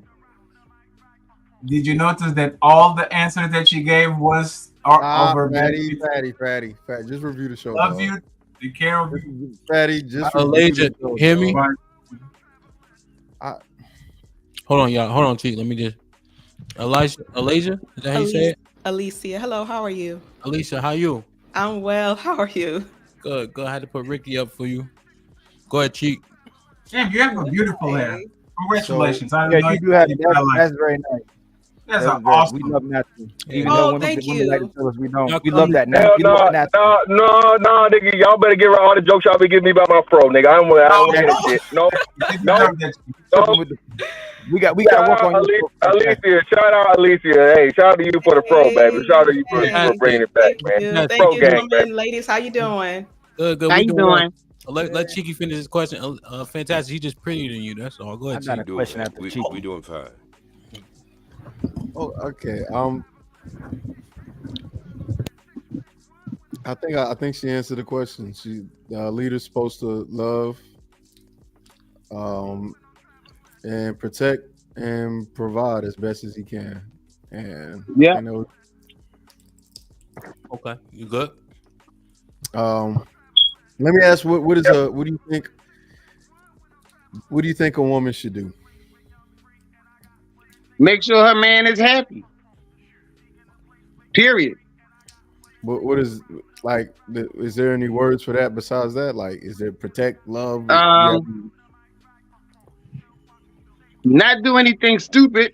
Don't talk too much. Make sure that man got his meal when he come home from work. Make sure that man house is clean when he come home from work. Make sure them kids is settled when he come home from work. If possible, if you need to, run that bath water. Have that bath water nice, hot, and warm. Whatever. Treat him like the king he is. Let's go. How about that? Yeah, you done piss people off. Words of this. Why did I do that? I'm about to. I just want to hop in here just real quick. See, just don't be on bullshit right now because you like that answer. Well, I'm not. Now you fantastic. But see, that's the problem. That's one of the biggest problems women got. Celebrate her. We can't celebrate her. We can't celebrate the queen. That's one of the biggest problems that I see that women got today. Women are so more interested in getting their hair and nails done. I don't even do that. I don't go. I comb my own hair. I comb my own hair. I don't do my nails because I cook and clean too much. Damn. Even at work, my hands in water too much. You know what I mean? To me, people spend money. Women today spend money on too much unnecessary stuff. When you got a home and you got a good man, nails and hair don't mean squat because he don't love you for your nails and hair. He loves you for you. Hey, Desiree, we don't care. Hold on, listen. A man ain't never kicked a woman out of no bed over no hair and no nails, Desiree. That's another thing. And that hurts me. You know what I mean? Especially when it comes to these black women wearing these weaves down to their ass, and then you take the wig off and they short. They like inch. I'm sorry. I'm stopping. Justify. You know what, Desiree? The wonderful thing is somebody. I'm just saying, man. I'm gonna say real quick on how about because I'm about to go to the gym, man. Shout out to Desiree for coming up here and telling not her truth but the truth. Okay. Again, this woman has, knowledge, wisdom, experiences, all these things. And shout out to Ali, shout out to Fatty, shout out to all the brothers that's been fucking telling y'all it's not niggas. All right, women got choices. All right. Now, she's a colorful lady. She's out here whooping niggas. I mean, hey, that's rare. No, I'm not. well, once upon a time. But just one more thing, man. I'm gonna hop out. Can you do me a favor? Can you say we can do this the easy way or the hard way? The choice is yours. Can you say that? You say me? Yeah, you say we do this? We can do this the easy way or the hard way. The choice is yours. We can do it the easy way or the hard way. The choice is yours. Let's go. That's a audio clip, Ham. Let's go. Let's go. Like, share, subscribe, tell a friend to tell a friend. Hit that like button right now if you can. That helps the channel the most. Let me read these real quick. As Abe with the $5 says, y'all keep talking about some women of yesteryear were better. They stayed submissive, kind, not 304s. Prove it. As Abe with the $2 says, Cheeky, we have enough means towards faggotry. Stop.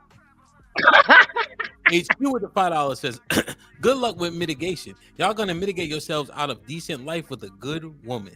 As Abe with the $5 says, so what about men who have no wife and no kids? What are they? You don't know who those women are. Stop being gullible. Y'all talk about Derek Jacks. Only men do it. HQ with the $5 says, us non-mammies understood what those women understand. It's y'all men who go too far trying to minimize our contribution as partners. That's the problem. Ezekiel Ben Israel with the $2 says, please hit the like button, family. We're looking real low. Get the likes up, please. We got 637 people in the building, and likes need to at least match that. Callie Bev with the $5 says, men started this quote-unquote leadership convo peacocking all over the internet talking about submission years ago. Stan Orchard with the $5. What up, Stan? Says, salute DJ Hamp, GBG, Izzy, Trigger Mike, Chat, and the Untouchable. Salute, my G. Black Dawn was popping with the $5. Says, Desiree, quote-unquote, I've been in lots and lots of relationships. So you for the streets? Jonathan with the 20 ball said, Fatty about to go crazy. Now he was chilling. I gotta play this one for the first 20 ball of the evening.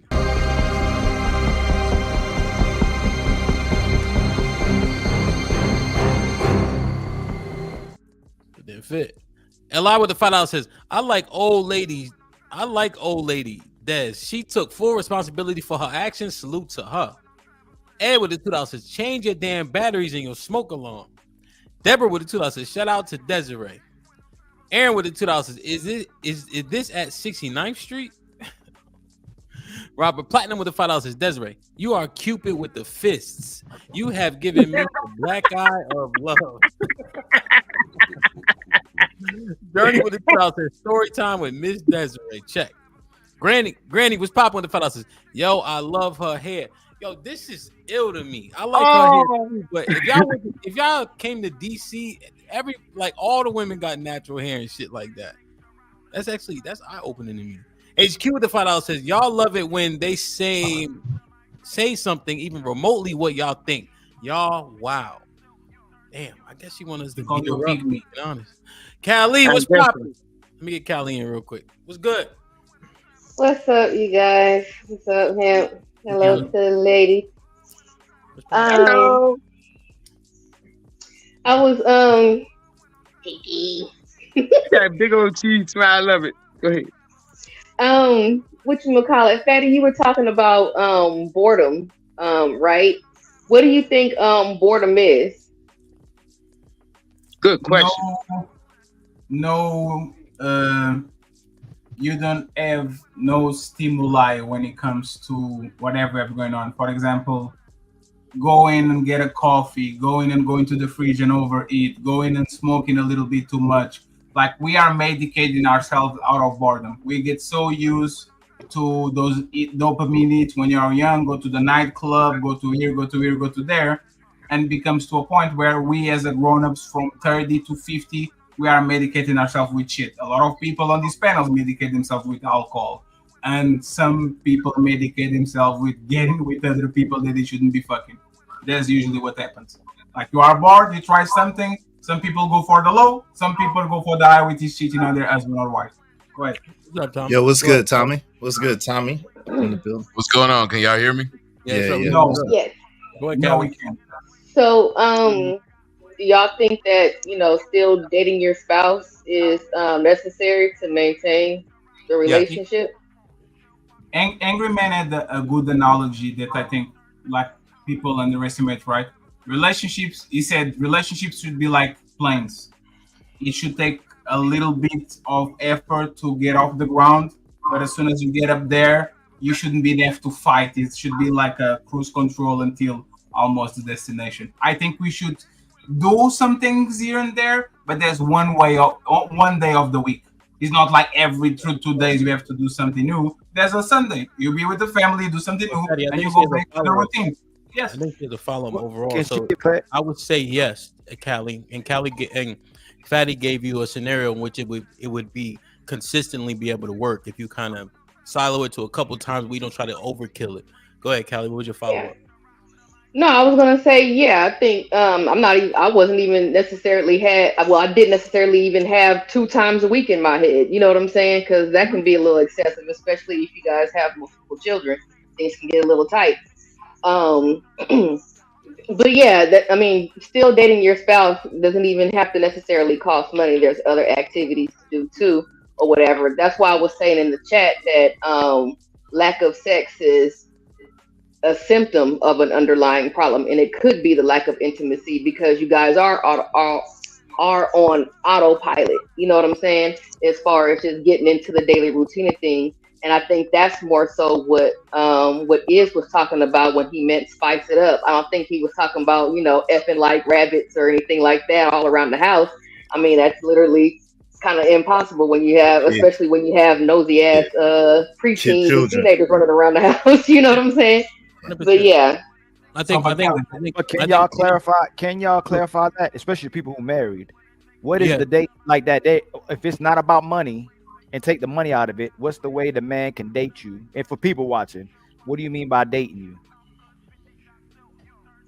Well, what I mean by dating is like, every once in a while y'all go out and y'all can go down to the bar or whatever and have some drinks. Or y'all can go down, let's go down to the lake and, people watch or something like that. You know what I'm saying? Or we can go down to the park and go people watch and just go have fun. Oh, there's this activity going on in the city, whatever. Let's go to that. You know what I'm saying? Just different little stuff. You could play a game in your house. You could, you know what I'm saying? It's different things. Like you got different approaches that you do with your lady, you know what I'm saying, on a week by week or day by day basis. Y'all could play different games. Y'all could talk about different things. Y'all could watch a movie together. It's all different types of things that you can do. I'm asking that. Well, let me just answer real quick. It's about you taking that time to focus on each other for once. Oftentimes when we marry, we just don't do it enough, right? So it can be a plethora of things to do, but the point is you allocate a lot amount of time to where it's you and her, right? Without the kids, without all the noise, without thinking about work, without answering those phone calls, to do what you would have done in that honeymoon phase. Are we lying to each other? Are we going to lie to each other? Can we be honest about the spice it up in bed is the biggest lie that you. No, that's one. That's one. But like once you fuck a woman 73 times, like what is this spice it up? That was one. I said it, but you can. Well, I don't want to over pursue it too much. That was one facet that is highlighted that you do need to do. Although I do agree, there's only so many times you could jump off the top rope. But that's what I'm saying, Fatty. But that's not true. Him. I want to go more off of him. The difference is, you might be right. All of us growing up, I don't know if y'all had 2-parent households. You saw your uncles, aunts, grandparents. I lean more time. It's the time they're spending with each other. That's if they want to say date. It's a nuanced thing that women have brought into today's where they say, "Oh, you gotta keep dating her." I lean more towards what Hap is saying. When the children are asleep, when you come home, even the way you spend time with your kids, it's the quality of time two people are spending. Versus having to spend money on each other. Even as what Callie's saying, going to the park. Come on. Maybe walking downtown or watching a movie. Like most of the older folks. There you go. They watch movies together. They talk with each other. They still, but there'd be time they wouldn't spend time with each other, but they still, I would never hear them express themselves that they were bored. They appreciated the fact that they were in each other's lives. That's why I asked that, because a lot of people disqualify relationships with that talk. Like, oh, you should date her. He should date her. So one woman is enough now? People get bored. But sooner or later, the club life stops. You could date each other. You could date each other in many different ways, though. Like Callie Bev was saying. So dating doesn't necessarily mean that you're spending money or have to spend money. But you know what I'm saying? It's the process of just staying in tune because communication is important. You got to check in with your partner. You got to see where your partner is at, like where they're at emotionally, where they're at mentally. Because the truth is people do grow. Like that's a part of life. Either you're growing or you're falling off. So And sometimes people do grow apart. So you got to make sure that you stay in tune with your partner stay in tune. And that's, for lack of a better word, your companion. You stay in tune with your companion stay in tune with you, and that y'all moving in the same direction. So that's the thing that you have to check in every so often. Well, I want to get Alicia in. Fatty, ask your, who do you want to ask a question to quickly before I get Alicia in? Everybody's one woman, like is one woman enough? Easy. For me, rest of your life. Yes, at this point, yes. So, all right, to answer quickly, it's hard as a motherfucker. I'm going to be quiet about this. Don't even aim. I know you've been drinking. Just be quiet. All right, my bad. Alicia, what's popping? Hi.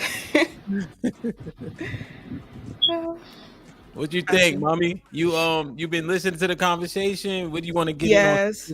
I've been in and out, during the stream. Okay. What is it? I can't see. Fatty. Do you believe in monogamy? For the people that are dishonest and don't admit they have urges to fuck other people, yes.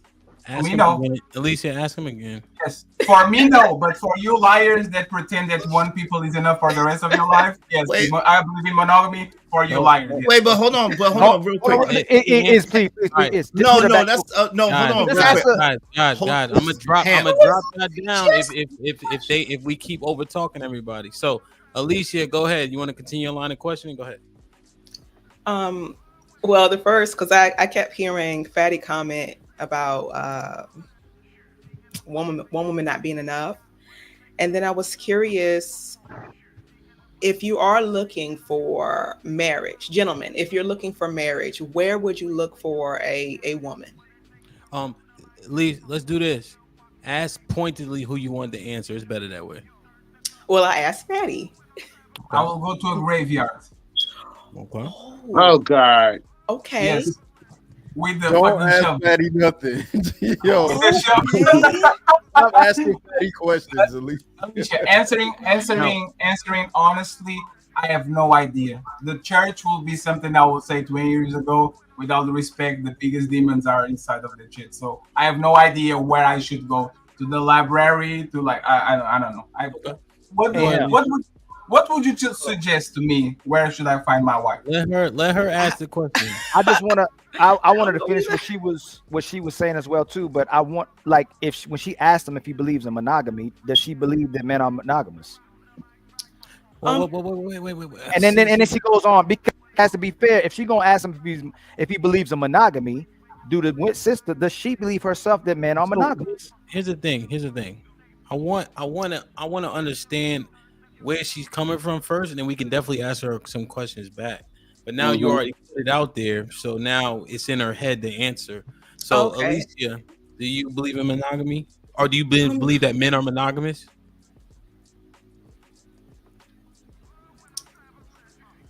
The majority of them? I don't believe it's. I believe most men are naturally not. I believe most men are naturally not monogamous. Checkmate. Okay. But give us some context. Go ahead. But looking around at the world and the way things are, it seems overall to be more beneficial to be monogamous than to be polygamous. So I see why most men prefer to be married and then or in a long-term relationship so they can have that stability. But then there's a lot of infidelity because they can't control their urges. And the same for women as well. Same for women. I'm not excluding them. Okay, you look like you're still processing. Is there something else? Yeah. Guys, I don't stop. Everybody stop unmuting for just a second. Go ahead, Alicia. What were you gonna say? I can see how it could be a challenge for a lot of people to admit that, it's not for them. So Alicia, I guess to Ali's point, when you asked that question to Fatty, your assumption was that he's not monogamous then based on this premise? Well, I was curious because he kept making the comments about not being satisfied with one woman. Okay. Nobody What was your curiosity leading you to exactly? The high rate of infidelity. But if you believe that most men aren't monogamous, are you surprised by the high rate? I'm not surprised. Do you feel some type of way about it? Come on, that's a good question. Because it's like I'm having an internal debate. Yeah. When you want to tell the truth. God, all right. Let me drop. Hold on. Let me drop my brother Ali down, please. All right, go ahead, Alicia. It's tough. I can understand their natural urges, and me, I look at it from our human experience and the natural experience, the scientific experience as well. And that's the way the world is built scientifically. Most mammals aren't monogamous. Most aren't. So I can see why men have the trouble, especially men. Okay. So do you leave your man hypothetically if he cheats? Not necessarily. I believe everyone's situation is different. Yours? No. In general, no. It depends on the situation, but in general, no. But in general, no. Okay. So what do you think? If you got a bunch of women around you, what are you telling them in terms of when they get to the man they want? Are you telling them, listen, cheating isn't a deal breaker? Are you telling them that generally speaking, he's fighting natural urges every single day? If he's an attractive man, a 20% man, like what's your coaching to women if you had to tell them, like, listen, this is how it actually is going to work? That needs to be a discussion early on, and both parties need to have the maturity to be honest with each other, because if not, it's just setting each other up for failure. But it definitely needs to be a conversation. Do you think it's okay if that level of promiscuity is one-sided, meaning the man may have trouble with monogamy, but the women shouldn't? Good question.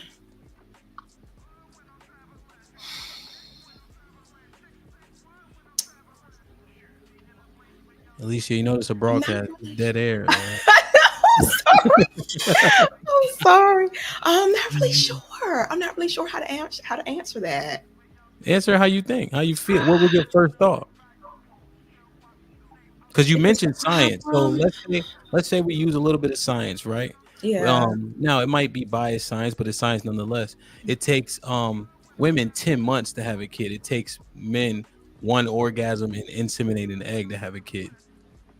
Right. So I can to potentially make 10 kids in a day. Once she get pregnant, it's gonna take her 10 months before she can make another one. So would the science back up the lack of monogamy in men and then monogamy in women? Just because you alluded to science, so I just gave you that. You can break it down or destroy it if you want to.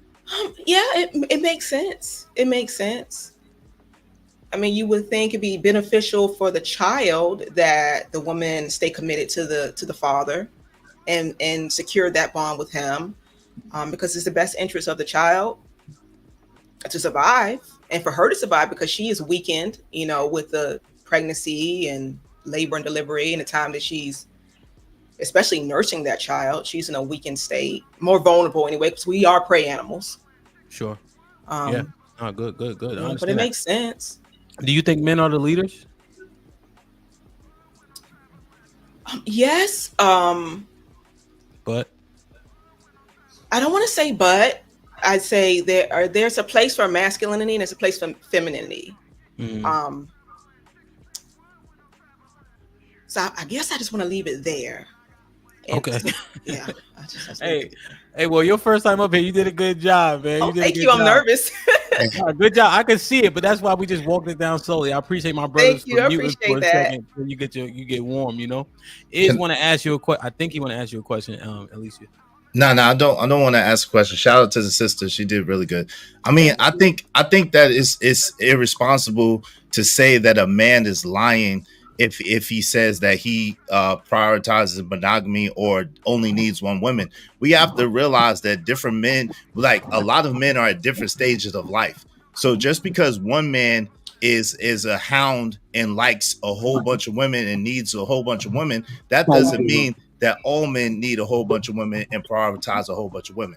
So the thing about it is there are a lot of men who already went through the stage of their life, already had a whole bunch of women, and now at this stage of their life, they're good. They only need one woman, and that's what they prioritize. So for 3 months, and then you go back to the wheel again. No, that's not necessarily the case. That's what I'm saying. So when you put that out there like that and say that I'm lying because I said that I only want one woman, that's not a lie. That's actually what I need and what I want, just one woman. Yes, but the reason why I say that, looking at what you said, I will let me, like, when a woman says I love you, you usually add right now. Everything a woman say, you usually say right now, right? I love you right now. I will be with you like right now. Everything you put right now, because that's how she feels right now. When it comes to a man, put that shit sexually.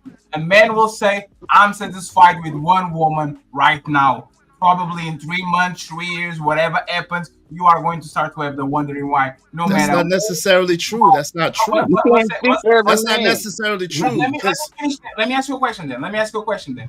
So you don't have those urges of being with other women and you suppress them. You don't have them at all. Do I have urges to be with other women? Yes. Remember No. when Amp said it's very hard. I believe that Amp is most men. We have a woman, we love her very much, but it's very hard to just stay with that person because you start like it's hard. It's a job. A man to be faithful for a woman, be monogamous with her for an extremist amount of time is a job. There's a lot of men that's not necessarily like that. There's a lot of men that's not necessarily like that. That's what I'm trying to get you to understand. Well, you don't have no urges when it comes to other women. No, I don't have urges. Now I see attractive. Let me answer the question. I see attractive women. I see women. I say, oh, she look good, or oh, she's fine, or oh, she's sexy, or whatever the case may be. Like I see women, of course, and there's a bunch of beautiful looking women all over the place. At the same time, for me, that doesn't necessarily mean that I want to be with them. So I see them, I can identify that they're attractive or they look good or they're pretty, but that doesn't mean that I want to be with them. Because at this stage of my life, there's a whole bunch of things that come with being with women. Right? There's a whole bunch of things that come with that. You know what I'm saying? I got a lot of responsibilities. I got a lot of things on me. I got a lot of things set up a certain type of way. So for me to be with another woman or to add another woman to my roster, being how life is right now, it's not conducive. It's not conducive. Is when, like, last question so I can get her. When did this phase started for you? When did the phase start? Yeah, you said right now in this phase of my life, I don't need extra. One is enough. When did it start? Probably when I turned around 40 something. I can't remember the exact, but probably it was in my 40s, definitely. How old are you? I'm in my 40s. I'm 48. So you haven't been intimate with a woman in that time. I have a woman. I have one woman. What do you mean? I have how long y'all been together? For a while. I got one woman. What's that easy?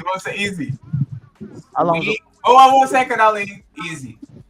One woman is enough, but we know from the drama, the panel, something on the back. Yo, you trying to bring back? No, don't do that. Don't do that.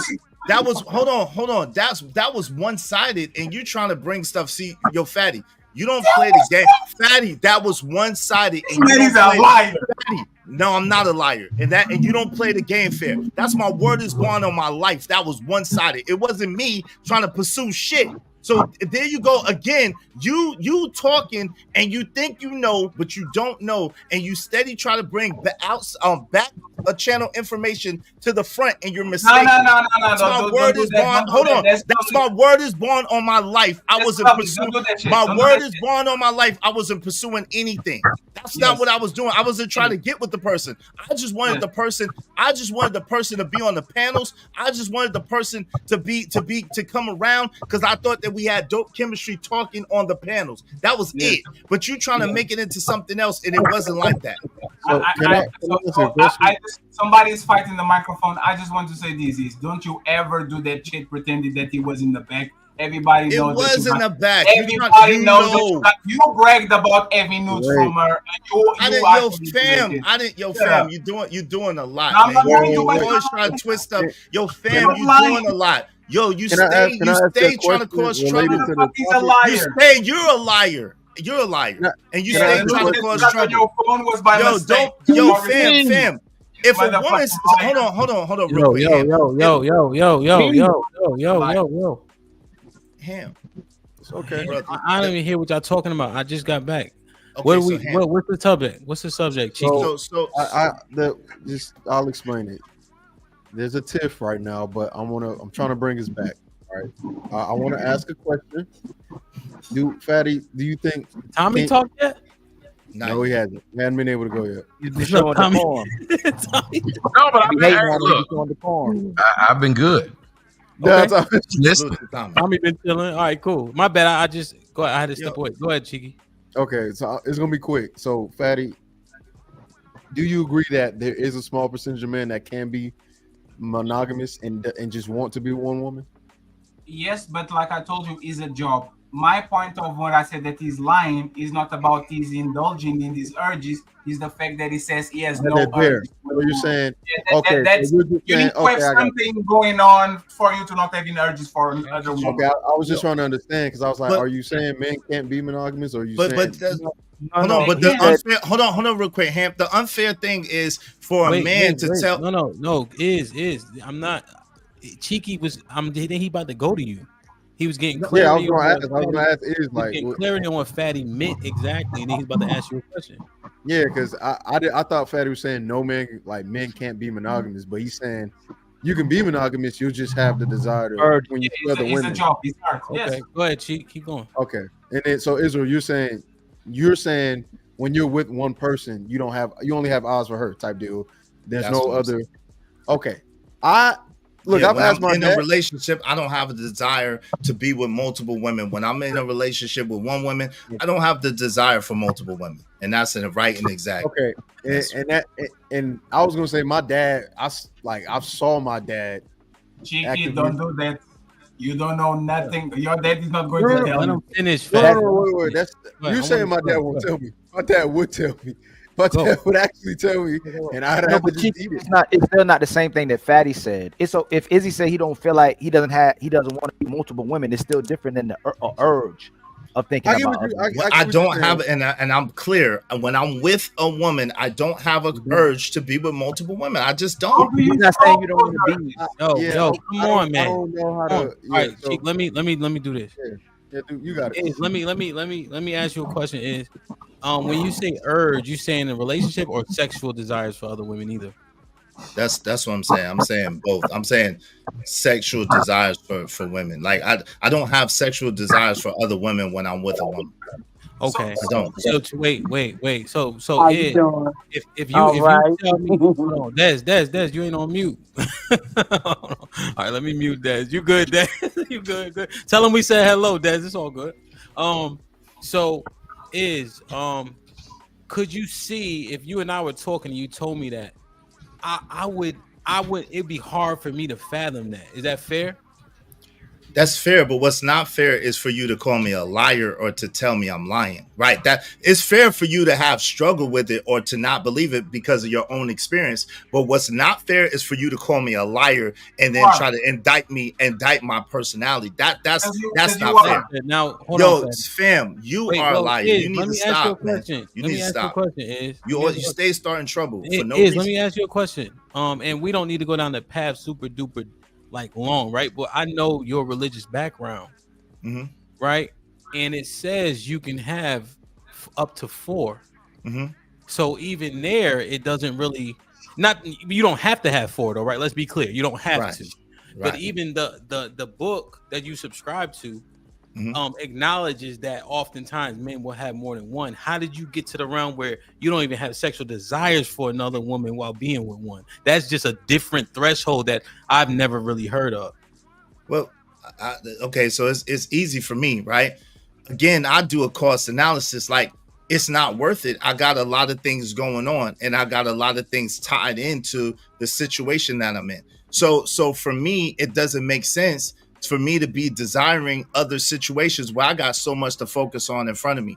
Now, yes, in Islam, you can have multiple wives, but guess what? When you have a wife, you got to treat them all exactly the same way. You got to provide for them all exactly the same way. So if one has a house, both of them need to have a house, or all three of them need and the house has to be exactly the same type of house, exactly the same, right?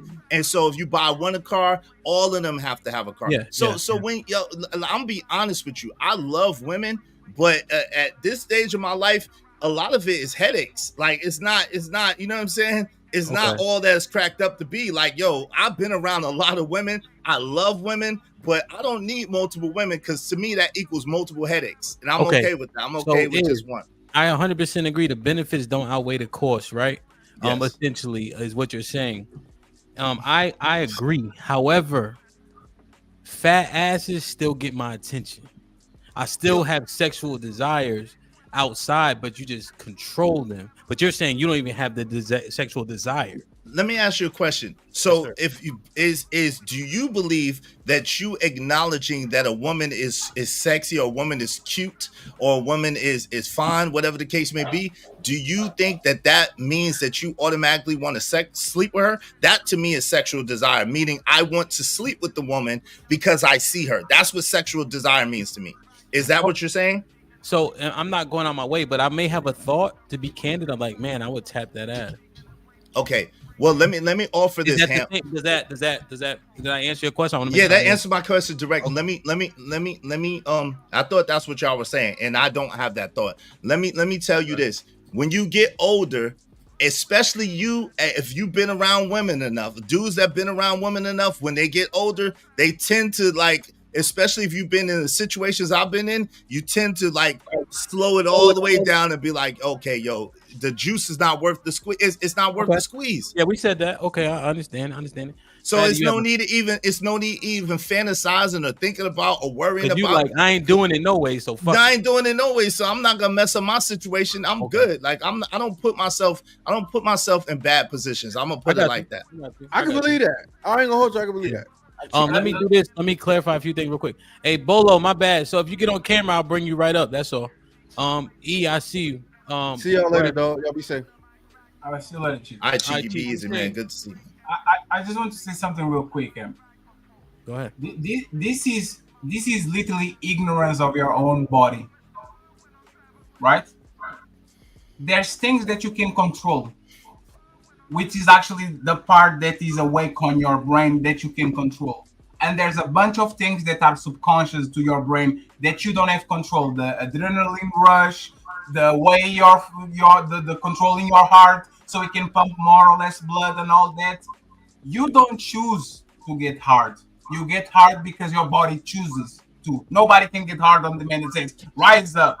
When it comes to you having desires by a woman, that shit is controlled by the part that is unconscious on your brain. It's not the part that is conscious that is actually a part of some part of your brain that you can control. So when somebody comes here and says that they can flip the switch on and on, depending if they are on the relationship or not. I'm on a relationship, I don't have desire for people. I am not on a relationship, I get desire. That's a lie. You can control the part of your body, part of your brain that controls arousal, that controls you getting lust by another human being. So it's a lie. You can control it. First of all, hold on. Just because you can't don't mean that I can't. See, that's part of your problem. You try to hold people to your own limitations. Just because you're limited in scope and limited in breadth and depth does not mean that I am. I don't struggle with the same things that you struggle with.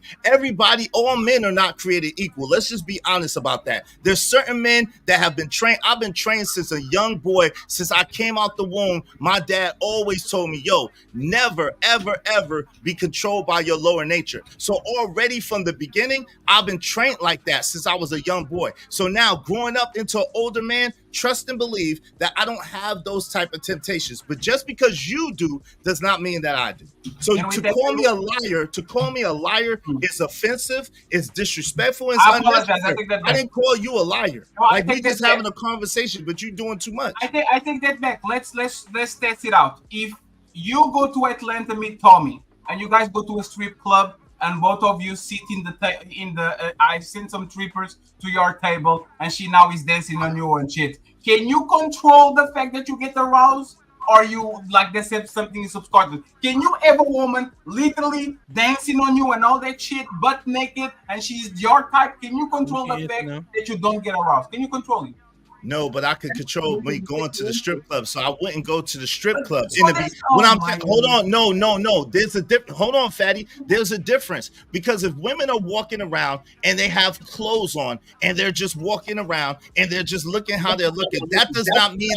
Hold on, real quick. That does not mean that I desire to have sex with them. Now, of course, if a woman is on me, and as many women as I've been around, and if a woman is naked and on me, of course that'll be different. But guess what? I don't put myself in that position to even have to worry about it. I'm smart enough to understand that at the end of the day, I can't put myself in certain positions. Yeah, I have no words. Like, share, subscribe, tell a friend, and tell a friend. Hit that like button right now if you can. That helps the channel the most. Did I read this one, HQ? Dark Leaf for the $5 says men absolutely crave variety. It's on our biology. It's the reason why there was a new report that stated that most OnlyFans subs are married men. Little podcast was popping with the $2. Chick, Cheeky, Ollie, and Hemp. Ellipsis, everybody else knows so much. Troll Lord was popping with the $2. Shout out to Tommy and Cheeky for Georgia representing. One Pill with the $2 says, Izzy, give me pick me energy. Aaron with the $5 says, Izzy got steaks and chicken on the grill on that monogamy front. All facts, no fiction. Like, share, subscribe, tell a friend, and tell a friend. Hit that like button right now if you can. That helps the channel the most. E salute, HQ salute. Tommy, what's popping? You up? Oh, what's going on with you? Everything and nothing. The conversations are interesting. I like when he said that his father taught him not to be controlled by his lower nature, because a lot of men and women who are controlled by it end up getting into shit they can't get out of, or getting shit that they can't get rid of.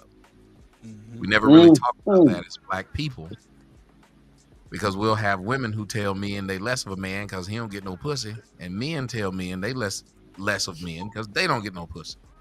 So if you drive people to believe that the only value they have is their ability to get someone else, then that's what makes it difficult for y'all to talk about monogamy and wonder why not only men, but studies show that women are cheating, and cheating way more than men. Women are having way more multiple partners. As a matter of fact, you're finding out that when men finally go and get, or the smart ones get DNA tests for their children that they thought were theirs, they're finding out, like the football player in Africa who found out all 3 of his children were not his. The guy who came on my show found out 3 of 5 of his children were not his. These women have the exact same desires as you do, and they're able to act on them with the fact that they got the sexy reds out there, and all of these women, like the majority of women that you see even socially, their power is in their ability to make men want to sleep with them. That's why you see most women half-ass naked. That's why when you go to most of their profile pictures, they show their ass first. I've seen more women's asses than their faces. I was in Miami this weekend, went to the Versace house, and I'm really telling you, the difference between the way the black chicks were there, were acting, and everybody else was disgusting. The black chicks were walking over to where the Versace pool was, bending over, taking their photos, turning their backs to the cameras, playing where we like this, with their ass to the camera. They just kept doing it. And they would stand there and take dozens of photos of their backside before they would take it up their front. They were wearing stripper clothes as they were in there, and everybody else was there with their families. And I kept thinking, these have to be the most crass motherfuckers on earth. I didn't leave with my girl. And we're walking down the strip. Of course, they have these cars, like little buses where a lot of people get in where they don't want to walk. It was quiet in the daytime. There were very few black folks. Most of the black men there had non-black women. It finally got dark. Black women came. They were on these little buses that were driving down, and every time they'd pass by people, and especially if it was families, they would stick their asses out the side of the bus and shake them and go, that stupid ass shit. And I'm sitting up there and I'm thinking, but when I make videos about what they're actually doing, that's problematic. And again, they were leading with their bodies. They were leading with their asses. Then finally that night I went to a club, went to 3 clubs. I noticed that in these clubs, in the VIP areas, there was a total of 3 black women. The rest of them were non-black, but the men who were popping the bottles were black. And I wondered, why is this? Because then I realized when they're talking about this monogamy and they're talking about leadership, if you were a man and you have money and you have the ability to be able to attract anybody you want, why is it they weren't picking people that look like they mama, like they sister? And I noticed when it comes to this idea of leaders, these other groups of people allowed them to lead and didn't use leadership as a weapon. When you have someone who throws up, you supposed to be the man, but they never throw it up when they say, you're the man. You can say 2 things almost just alike, but we know you don't mean the same thing. Typically, when someone says you supposed to be the man, aren't they saying you did something wrong immediately? You've come up short immediately. They're not trying to say it to you in a nice way. And I think that is the problem. When you got these men, the great thing about being around other races, you know what you will not be called? Sassy. You can have a discussion and not agree with them and not be called, have your manhood tested immediately. That's what men are the leaders is to the majority of people in our race, I guess I would have to say, American culture. It's a diss when it's being said. And when it comes to monogamy, I think it's just a messed up thing to be said today because I just don't see it at all. Like, I don't see monogamy at all. You can hear the word, but who's really doing it? Well, it's Tom, so many. Let me ask you a question on that. Well, a couple of things, but let me ask first, because I like how you tied a couple of things together. When Iz says that, right, he can control those sexual desires, you think that's achievable? And it's not so much about that's why I gave him credit for it, and it took some. I like when he said, "A father told me." Usually, you have to have somebody tell you something to a few generations before it becomes normal. Like, there are guys who their granddaddy was a cop, they're a cop, and their daddy was a cop. I see. Like, it's one of those things. Look at sports. Have you noticed now in basketball and football and baseball, what are we starting to see? So and so junior. Yeah. I So-and-so see. the third. Okay. That's the differentiation that you made in your head. Yeah. So when he says that happens, it's stuck in his head from the time he's a boy. Just like I work so much. Like, people say, "Why do you work so much?" Well, I saw my granddad working, and my mom and my grandma and my mom revered my granddaddy. Working was something that made sense to me. It's very difficult to get me to not work. I'm not forced to do it. Or like cleaning. My daughter's mom, she just cleans naturally. She just likes cleaning and straightening up shit. You don't have to tell her. You don't have to say, "Bitch, straighten up shit. This house is a mess." She would see it. Or cooking. She's not my girl. She has a man. When I go by their house, she immediately asks me, "Do I want something to eat?" This is natural to her. Now, other people might be like, "Oh, she fucking him because she cooking," and her man might have to sit up there and worry that she's doing it. But it's just etiquette, and it's just if you were raised to do something. So I can believe what he's saying, especially if he said his father, who he reveres, told him don't act like that. And as he stated, if you've seen the bad shit enough, because I'm an example of the bad shit, leading with your dick, it will lead to bad shit. Why wouldn't he see somebody like me and say, I don't want to do that? Yeah. Okay. That makes a lot of sense. And then let's say I just put this out there, right? The fact that has that a level of control for, you know, the catalyst being his father, the environment in which he grew up in. Do you think would be a better leader than most of us? Not What is he necessarily. leading? You got to remember, leadership is in a relationship. Good lead in a what? Relationship. With who? His wife. No, see, you got to remember that's what he said. His wife.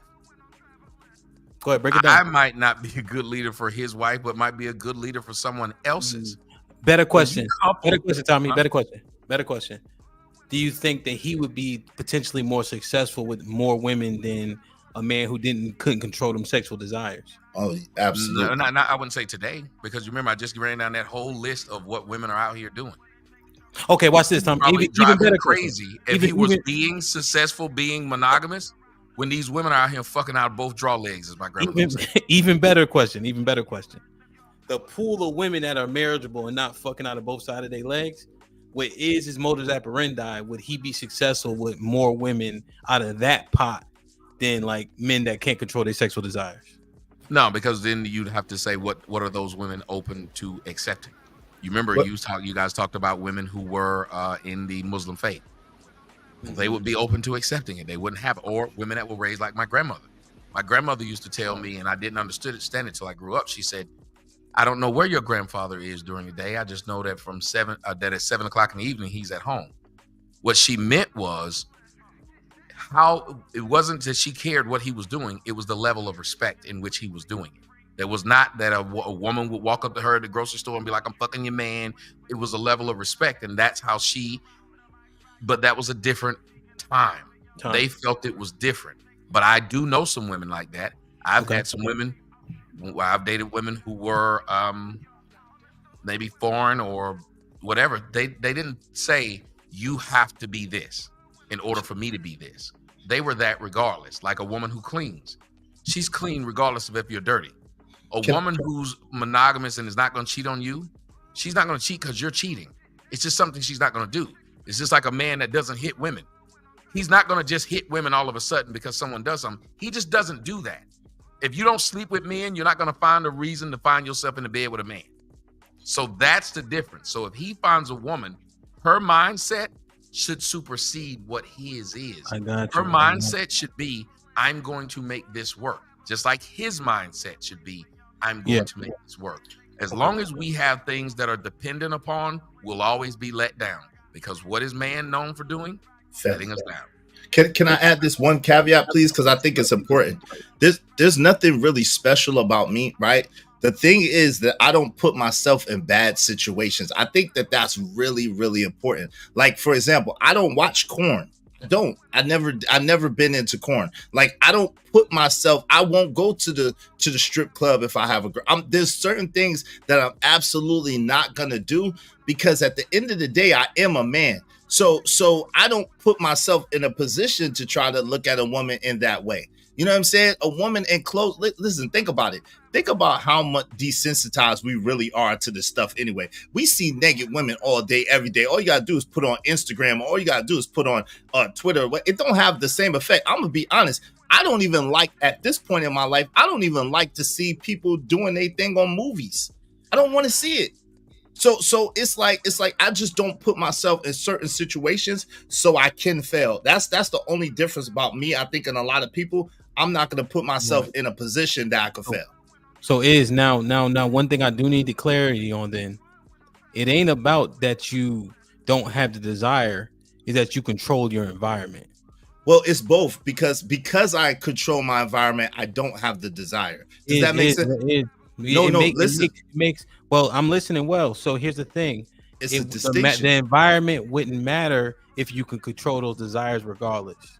Well, but that's like saying, you know what that's like saying? That's like saying a dude that's recovered from being again, I've been around a lot of women, right? So that's like saying a dude that's recovering from being a drug addict he may not have the desire to do drugs on a day-to-day basis, but if you put a key of coke in front of him and he's a drug addict, he's gonna get that desire again. So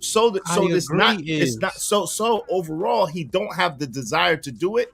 The environment that he puts his place in, like they say in Alcohol Anonymous or in Narcotics Anonymous, people, places, and things that you put yourself around, is right. And so when you remove those people, places, and things, generally speaking, those people are successful because they don't have that stimuli in order to be tempted anymore. So they're not tempted. I agree. I'm not disagreeing.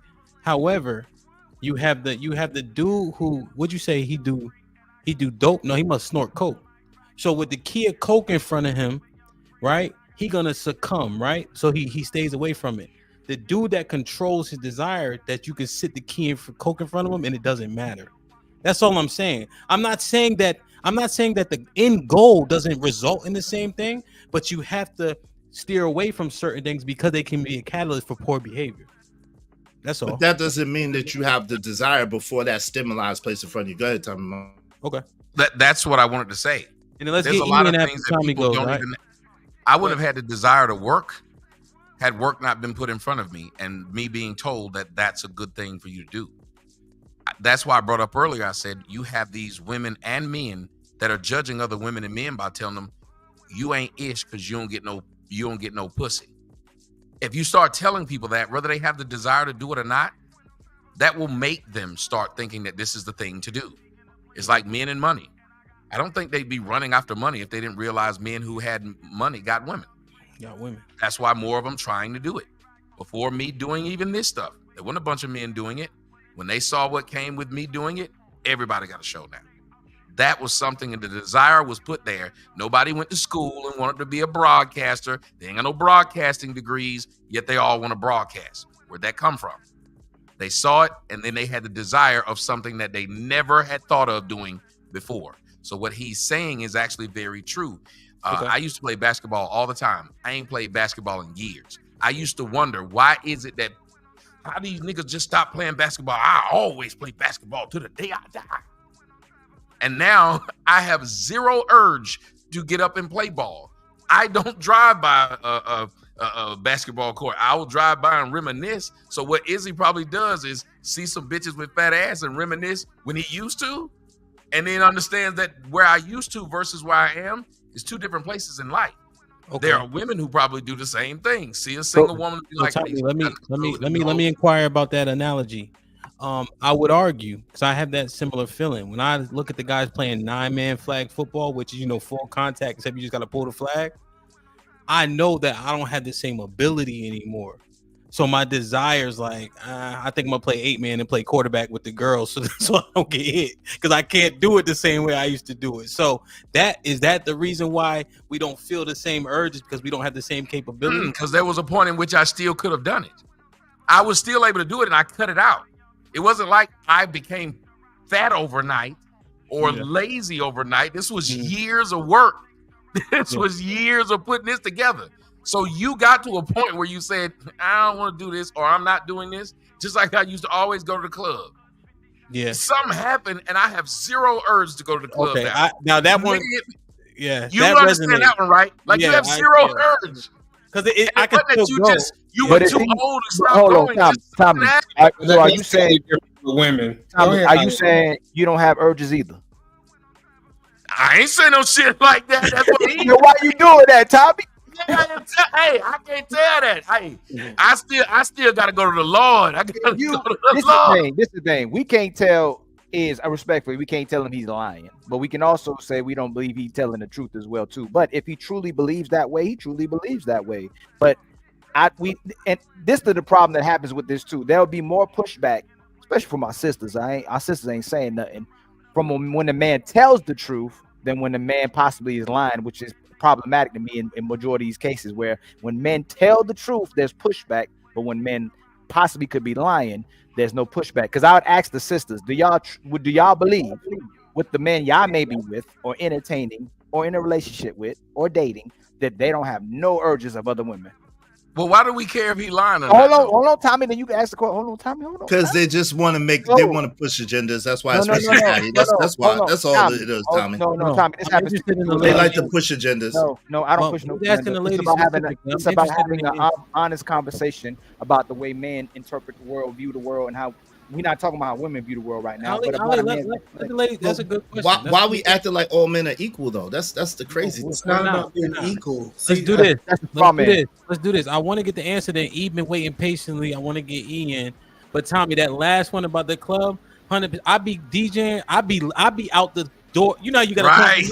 I be going before the people get out. I be jumping over. And the you railing. in the club. Think about it. Because it's nothing to you. You've been there. Of what you used to be when you was at that club. Yeah, you don't want to be there, and you're exposed to it still. Yeah, they be like, "Good job, I was DJ." in the club when I was in Miami. Yeah. Listen, let me tell you what happened when I was in Miami. When I was in Miami, the club owner knew me. The club owner bought me a section, bought me a bottle, and it was bitches at the bar. I showed everybody the bitches were there. You know what I did?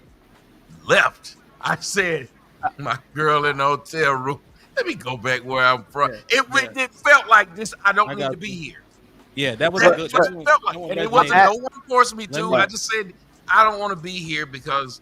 But I just want to say, Izzy, I'm not trying to do no agenda with you. Let's have an honest conversation. Whatever happened between you and Fatty, I'm not trying. I ain't no agenda based. Second, Tommy, you go in these spaces a lot where you see people will say certain things that go against you as well too. I see how you do sometimes too, Tommy. But you go through the certain situations where men say certain things to make other men look a certain way to take away from what the man is actually doing as well too. Come on, Tommy. But I want the sisters to answer.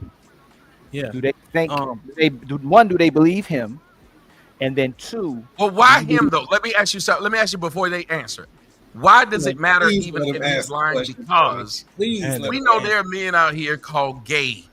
And you know what gay men don't want? Women. Pussy. Exactly. So if we can believe that gay men exist, bars. Why we can't believe that a man can then say, I got what I want. This is all I've been searching for. I don't want anything else. Why is that impossible to believe? It's not all those questions. Let the ladies answer. It's not impossible to believe the Tommy, but again, it seems like I know you don't believe that nigga, but you gotta also let that nigga no, be. It ain't even about it. No, and that's what I'm saying. I'm not even trying to really make it about him. It's about his statement. So I won't even make it about Izzy. It's about his statement coming from a man. Do they believe it from him? That's the thing. Let the I'm not ladies trying to answer, make it about. Go ahead. Let the ladies answer. Let's start with HQ. Do I believe he doesn't have desires for other women? Yes, urges. He's still loyal. Yes, I believe him.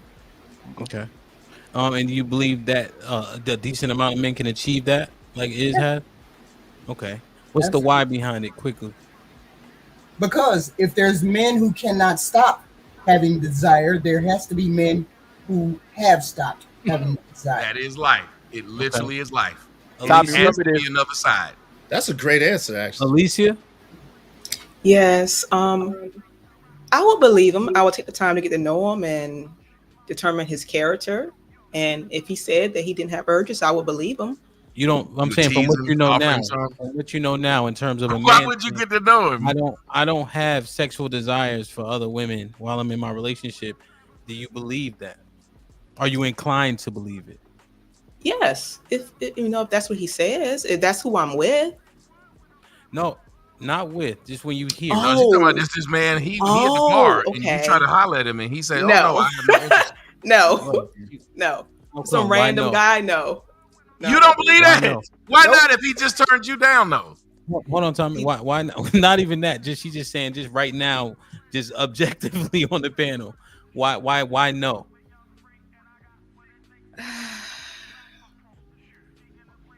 You can. I guess that's based on my personal experiences. Yeah, I think a lot decent amount of people come from their subjective experience, but why no? I've seen it more often that they can't control their urges than not. Men? Yes. Okay. So you're just inclined not to believe it based on what you've experienced. Okay. Yeah. Des, what you think? I believe everybody deserves a chance. And Like if I'm just meeting you and you tell me that you're monogamous and you believe that you, then I would trust that. I don't have a choice but to trust that until I see something different. That so specifically, he's in a relationship, therefore he doesn't have sexual desires for other women. Are you inclined to believe that? Yeah. Yeah. And what's the why behind it? Because that's what he said. Okay. That's literally, I don't have no reason. I don't have no reason to doubt what he's saying. Right. Until he show me different. Okay. Exactly. That's why I said, why are we arguing with this man about why are we tick policing? Let's He see what said Callie he don't said. do it. Something you clip Why and make do an I example argue out with of. Let me see what Callie say. Go ahead, Callie. No, I would be inclined to believe him until I see otherwise. Okay. So that he doesn't have any sexual desires for other women. Yeah, I mean, you could tell, like, if he got a wandering eye, that type of stuff, or whatever, or if he's always talking up underneath somebody's clothes, then that'd be a different story. But if he's not, then I would believe him. And Callie, you've been around me longer than everybody else been around me. How do I talk about women? Do I usually engage in those kind of conversations, or do I usually shy away from them? No, I haven't seen you engage in those conversations. But I think So she look could, at Hamp. Look at what's his name? The one who plays Neo. Oh, Keanu Reeves. Yeah, you see, he won't even take pictures with him or Mike Pence. I believe Mike Pence don't want to fuck other bitches. He won't even go nowhere without his wife being there.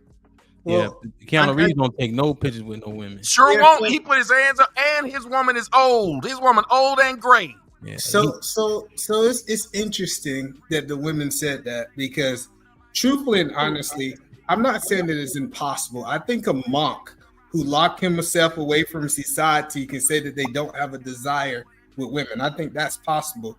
But I'm not saying that he's lying. I just don't believe him, because I've been around men long enough. You know, he didn't say he didn't have I'm not saying you lying. I'm just saying I don't believe. Wait. Let E get his little. Like that. Let E get. I'm not saying you lying. I just think I don't believe. Let him get his wise out. Go ahead. And the reason I say that, because a man that have all of this control, because we're talking about having control, no sexual desire, they don't have all these boundaries in place, because it doesn't affect them. If I don't have a sexual desire for women anymore, I can have boundaries, but I don't have to have all these boundaries unless I feel that I can fail.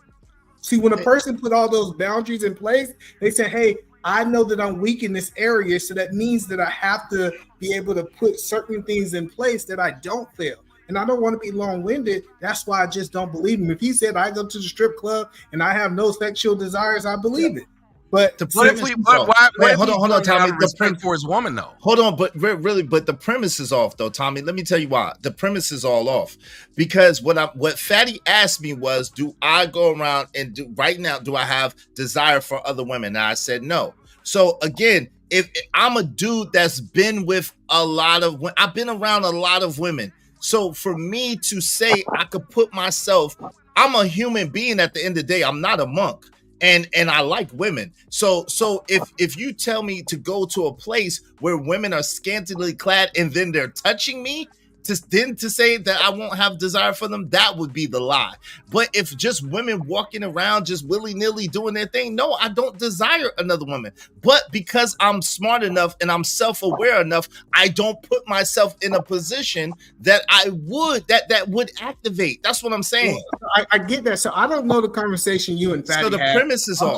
I'm talking about the conversation we having right now. And the conversation we have now, I heard a man up here say, I don't even watch in the movies people having sex. That's not what I said. That's not what I said. I said I don't porn. I said I don't watch porn, and I said I don't even like now that they have those scenes in the movies now. That's what I said. So I'm actually like him. Like that. That's the what I movies in said. the scene, to me, it seemed like it ruins the movie. Maybe I've gotten old. Yeah, like I'm looking at it, I'm like, oh come on, why would they be doing? Why would they do that? And especially saying, shoot up the cop. I don't want to see this. I get right. Y'all guys feel like y'all want to ad lib, because Y'all feel like nah, I'm but you attacking don't y'all. twist my words though. No, Don't I twist my can words to respond to fit what I heard. See, to that's fit the your problem with premise. these damn spaces. As soon as I respond to what I heard you say, you get mad and I'm your not feelings mad. because you feel like I'm not mad, but mischaracterizing you you. did misinterpret what I said. I'm not mad, Yo, but you did misrepresent what I said. Listen. All right, this we're gonna do. Somebody may indeed misrepresent what you're saying. It happens. Let him finish, and you can have the floor and correct him. That's all. Go ahead, E. So the point is, I think monogamy have a cost, right? And I'm not saying that a man cannot be monogamous. I just don't believe that it's a switch. Sexual desires you can just turn off and on. Now I do have boundaries in my relationship because I'm in a monogamous relationship, but I can't sit here and lie and say if I seen something that I desire, then I will not be attracted to that sexually because me having a ring or me having a commitment doesn't take away my normal desire as a man. And so that was the part that I'm struggling with what he's saying is he's saying just because he's committed to someone and he's monogamous now, all of a sudden his brain switches off. I'm not saying this is impossible. I'm just saying I was born that night, but not last night. So Ham, so can I respond now, Ham? Yes, sir. That's not what I said, and that's not even what I'm trying to put over, right? What I'm saying is simply this. I'm wise enough that I don't put myself in a position that I would fail or that I would fall. I'm a man just like anybody else. So of course, if a woman is touching me, then of course something's going to be activated. But this is the thing, and I don't think that y'all are really listening to what you're saying or really listening to me. You act like everybody. People have different pain thresholds and people have different pleasure thresholds. So just because you might be a man that sees a woman and you automatically got to jump to that woman, that don't mean that every man is like that.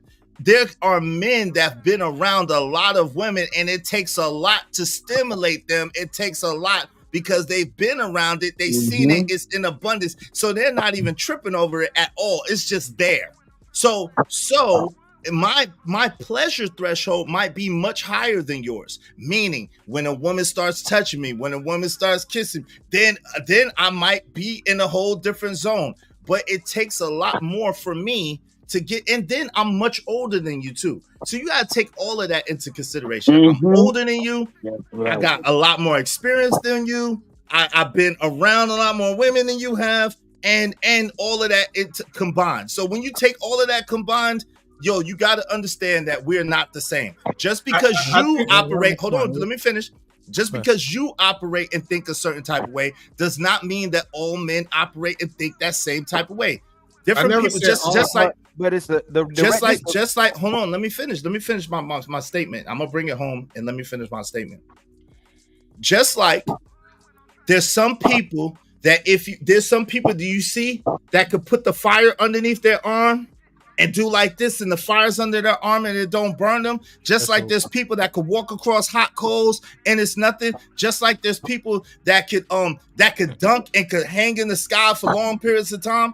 That don't everybody can't do that, but there are a lot of people that can. So again, there are different people that have different abilities, that have different levels, and for you to judge everybody by your ability and your level is ignorant and flawed at best. All right, so to respond to that, I didn't say people. I believe there's people out there. I just don't believe you. See that's the whole point that I said. See, you try to make it seem like I said that this was impossible out there. But you know, the biggest thing that I learned, I see why women are duped now. I see, because every last one of y'all women said, I believe him just because he said it. Since he said it, that means that he supposed to be monogamous and all this stuff. And I'm like, man, we know other men. And it's funny how I get Tommy's playing devil advocate. Yes, Tommy's playing devil advocate. Yeah, you want. Tommy, you can respond right when he's done. Go ahead. Go ahead. Listen, so the whole point that I'm saying is that it's funny. You can line a whole group of men and say, I know what men do. I think he's full of shit. And then the women, they say, oh, I don't think he's doing it. And then they say, why did I get with a guy who duped me and manipulated me out of my drawers? It's because you fell for the okie doke. And that's kind of what I see when I hear women say, yeah, till he proved me that he's a hoe, even though the signs are there, I'm not going to believe that he's a hoe, which I think is crazy. No, but the signs are not. Wait, Callie Bev, right? Because the sign, Callie Bev know of me. Callie Bev been around me for almost 2 years, and she know of me. And Callie Bev and I have had conversations. Have I ever said anything slick or out the way to you, Callie Bev? Or do I always show respect and deference to your husband and say, yo, shout out to you and your husband, shout out to you and your family? How do I approach you or even speak when I speak to you? It's the latter. Might not be your type. But listen. Everybody, a lot of people talk about how cute Callie Bev is, but I never. What I'm saying is, I never disrespect. I always show respect. I'm never trying to get with nobody in the. I'm never trying to do that. That's what I'm saying. So my actions. Hold on, my actions. Hold on, real quick. Hold on. I was when you was talking, I was quiet. When you was talking, I was quiet. My actions and my words are congruent. They are the same. I don't move like you're saying that I move. As a matter of fact, I'm known for when women come on the panel and brothers be like, "Ooh, she's cute." I never say that. I'm like, "Yo, chill, y'all relax, man. Y'all ain't used to know women coming around. Y'all chill out." I'm known for saying that. So my actions and what I'm saying is the same. I think either man, I think the problem is that I think what the disconnect is that you guys are confusing sexual desire with not having sexual desire for someone with being blind. I mean, there's a total difference. You can recognize a pretty woman and say, "Oh, she got a nice body," but that doesn't mean you want to go on ahead and stick your wang in her. It's different. It's not the same thing. And that's what I'm saying. So what I'm saying is that just because I'm not disrespectful to someone doesn't mean that I don't have a sexual desire. That whole measuring stick is bad. Just like this idea that since I have a sexual desire for someone, now I sound like disrespectful when they come on panels. So Tommy, this is why either you trolling or having a good faith conversation, but in this particular position, I don't know. I can see where maybe you giving him grace and going, "Hey man, could be like that." You admitted you couldn't be like that. I'm not like that. Hemp admitted he wasn't like that. Ain't man admitted he wasn't like that as well too. But there's a lot of times when you on panels in different places where people try to make you look bad, telling the truth, so that the women align with the person that's telling the lie. So they make the man look bad, and they make the person that's telling the truth look bad. But they try to make. So is he trying to make us look bad or something? I'm missing something. No, that's not what I'm saying.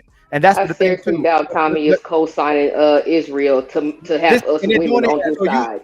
They're doing it with us right now. The things you see, they're doing it with us right now. We try to have a conversation, and that's not like is saying that I was trying to have an agenda.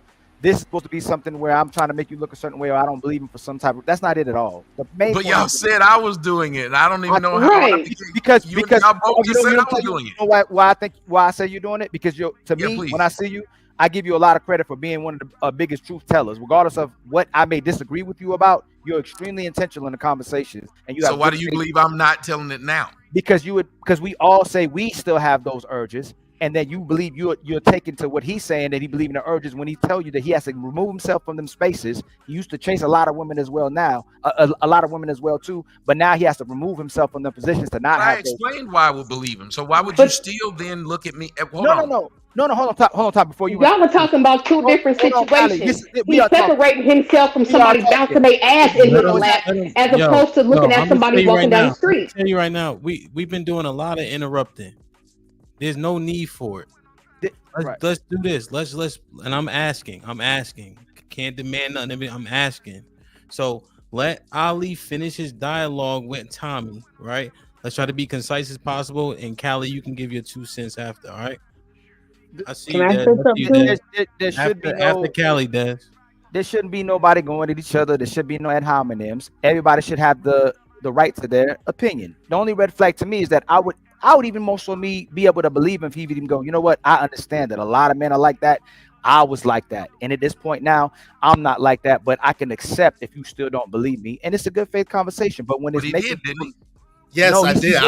I literally did say that. Let me finish. Tommy's on the same wave as you is. Let him go ahead. He's still trying to give context and prove that he thinks like that instead of, hey, Ali, hey, Eat a Man, Oh, I can see how DJ him like that, and I was like that as well too.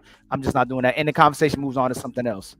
But it's like, no, he's trying to still prove it. Either man didn't agree. He's just trying to prove that. Only thing he's trying to prove is that where he is now is not where he was, but he is there now. No, he shouldn't have to. Even when I was talking to Hamp didn't believe a lot of what I said, but I did hit one thing that made him say, you know what? I understand that. And that's how you have to talk to people. So when you're telling me I'm being disingenuous, I don't like when people do that. The man did the same thing when I was on the show. That Saint Sinner told me, tell this woman that you believe that she could still get a man. And I had to explain to people, yo, mama got 3 kids by 4 different niggas and she got married. Everybody can find somebody. Why would you tell me I'm being disingenuous? I hate when people talk to me like that, as if you know me. You don't know me. So at least ask me nicely. Do you mean what you're saying? And I can tell you. But just to run off and be like, 30 things you heard me say I was telling the truth. Today I think you lying when you ain't never lied. You want to give me the grace to say you lying. No, I just you can't, Tommy. You can't, Tommy. I could say you could believe. Give me the grace to believe that maybe today. You could believe me. Every other day, I'm telling the truth. You can believe me 100 times, 99 out of 100 times, and then one time you go, Ali, I think you're being disingenuous about that. It's a good faith argument. You just don't believe. No, what but saying. I'm saying have it with me.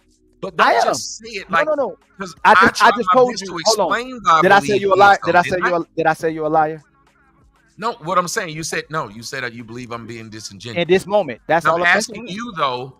Did I not explain it pretty well when I was talking about why I can believe him? Of course. I thought What about my explanation? Because you see this happen countlessly to other men and to yourself as well too, where there will be pushback about what the truth is, where most men are trying to tell the truth in regards to how we feel about that, but that's not getting pushed back. The lie is not getting pushed back. But if men y'all did push him back, Fatty gave him pushback. Every one of y'all gave him pushback. So when it was asked from the women, it's not getting pushed back. So if people come on here being disingenuous or lying, and the white knights, the simps, the panderers, the man, why should they push back? Why? Why should they push back that one man on the panel out of the rest of them has a different opinion? Because all of the men said they feel like that. One just didn't feel like that. Okay, but hold on a second. Okay. Hamp then got to the point where he explained his level. So now we're talking about his levels of feeling this urge. It's just levels. If one man says it's just like me and steak, my level of wanting to eat steak is probably higher than anybody's up here. I eat steak 3 nights a week. That's why I look like a fullback instead of a running back now. Okay. I eat all the time. I love it. Okay. I can't sit up there and expect that everybody has that level of want that I have. I have a sick level and I know it. But there's other people who literally don't like meat or the smell of it. Okay. Those people are weird to me. I'll give you example. I'll give you example, Tommy. If women were on here saying they don't care about money, would you may accept a certain she may be an outlier exception. Do you believe that most women don't want a man they don't care about money? Hold on, but he's not most. He's the one. So you listen to what you just said. Yeah. An outlier. So if a woman came up here and said it, I can believe she's the outlier. Right. If all of them said it, I believe they outright lying. You said you don't know me, right? And I don't know you. But you're believing him and you don't even know him either. No, I just believe because I'm not dick policing this man. If he says this, I don't think about dicks enough. I'm not either. Hold on, Tommy. I don't think about dicks enough to where I gotta tie this man down to say, yes, you would. That's just me though. But I'm not doing either. What it seems like you're doing right now to me is what I see people do to you countlessly on here. Like I said, we're having a conversation and it's making bigger than what it was. We just don't agree. That's it. But how did I make it bigger than what it was? Because I'm the one who said it. If it's what he said, then I believe. Because you said right now, a debate is a debate, right? When you have a conversation with someone, you're having a conversation. People have the right to not disagree. So if you said, Ali, I don't agree with you, or I feel like you're being disingenuous, I go, to not agree. I go, okay, Tommy, I get it. I get your point. We can just move on to the next subject. You get what I'm saying? It wouldn't discredit you. I tried that. We still talking about it. If you can go, this has probably been the nicest people that have ever seen me. And then I got called out for it. Like, come on, man, you need to be the nigga we know you as. And I'm like, no. Did I disrespect you?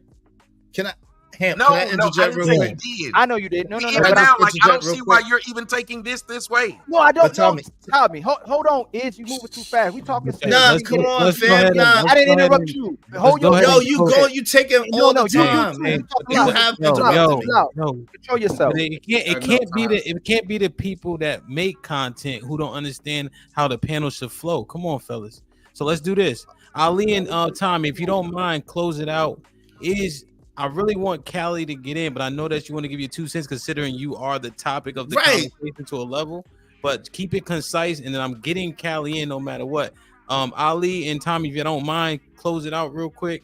Tom, I still look at you same way, brother. I still feel like you good. Oh no, that's what I was saying. I didn't know. I didn't even understand. I don't know what I said that was wrong. I concede, and maybe it's I have a hope that there are some men who think like this, and maybe there are more. Because I know that the way I think probably ain't the best way to go about it. So if I can say that, why would other men be upset? Or not you, just saying anybody would be upset that I'm saying, maybe I want to believe that this man can do that. So I don't want to fight with him about that and what he does with his own body. Because the numbers made sense to me. 1 out of 10 niggas say that they can handle it. That doesn't sound disingenuous or just, I can't believe that. And what it sounds like you're saying is you need all men to say the exact same thing. I can't do that. No, and like I said, I'm not going to take your words and do that. It's almost like I'm going to still treat you with respect, but you're creating a narrative of what I'm saying respectfully. I'm not by what you're saying. I want all men to agree. That's not what I'm trying to do. What I'm saying is that women say men are dogs. Men are cheaters. Men can't control their dick. We don't practice dick discipline. We crave sex naturally, innately. And we're polygamous. The women even admitted that men are polygamous by nature. They want multiple women. So when men get into monogamous relationships, they're actually controlling their urges and themselves. And the ladies are shaking their heads. But the women will agree. So men, y'all don't believe men are polygamous. Men want multiple women. But didn't I just say, if for me being I was disingenuous today. The first but thing I should have said, maybe I should have said, hey, Tom, maybe I shouldn't use that word. Maybe I should use that word. What I'm saying. And it was one of the first things I said was what? I don't trust women. I believe women are fucking more than the men. Didn't I say that? Yes. There's women that promiscuous still. There's women who still think about what I'm saying about my observation, but not the other half, and where I say this man might have mastered it. And I'm not, I will say that too. He may be the outlier. I just said I don't believe, and I'm not making it personal. And I don't want it to be about him. And he keeps making it about himself, and I'm not. I don't want it to be no agenda. He's personalized. He could be any man. See, he's still doing it, and the sisters are doing it. It was directly about no. This is a good faith. I'm not disrespecting nobody. If it was podcast, I wouldn't believe it. If it was Hamp, I wouldn't believe it. But I still respect. But you just got mad when I said you. I'm not mad at you. No, men. No, Tommy, I keep wasn't mad at naming you. Men and saying I would not believe them. Tommy, look at how I carry myself. I'm not mad at you. I'm not saying you're mad. I'm just telling you what you just said. You said if it was a little podcast, I wouldn't believe him. You started naming other men, saying you would not believe them. Why I wouldn't believe because most men are driven by sex, and I can't. That's all I don't know. But hold on, Tommy. I don't know all men. I don't know all men. But as soon as a man doesn't say what you think that most men would say, you question him. You would too, Tommy. Come on, Tommy. Why are you doing this? But he didn't. I didn't question him. Yeah, come on. Okay, let's move on. No, because it's fine. We don't have good faith conversations. If he questioned me, he has every right to question me and not believe me. All right, let's see what it is. Yeah, just real quick. You be sharp for me is. Yes, I got you. The whole way that this whole thing started was Fatty started this whole joint talking about me personally. So again, it's not like I'm up here trying to cape. I'm up here trying to promote myself. I'm up here trying to. Fatty asked me a direct question. I answered his direct question, and that was it. That's the way this whole thing started. So I want to be clear about that, and then we should be able to move on because you should be able to say, okay, he's the one person that's saying it. I don't believe him. Cool. Let's move on. Like it shouldn't be all this thing about me, and then I can't even speak and I can't even get in it, and it's about me and about my character and about my word. That's crazy as hell. That's crazy, man. But y'all got it. I did. That's exactly what I did. Go watch the video. Exactly what I did. Let me just say this too. if you feel like that, like you weren't able to get in, I humbly apologize. It's just that it was a lot of people talking. I hope you got to at least say your piece.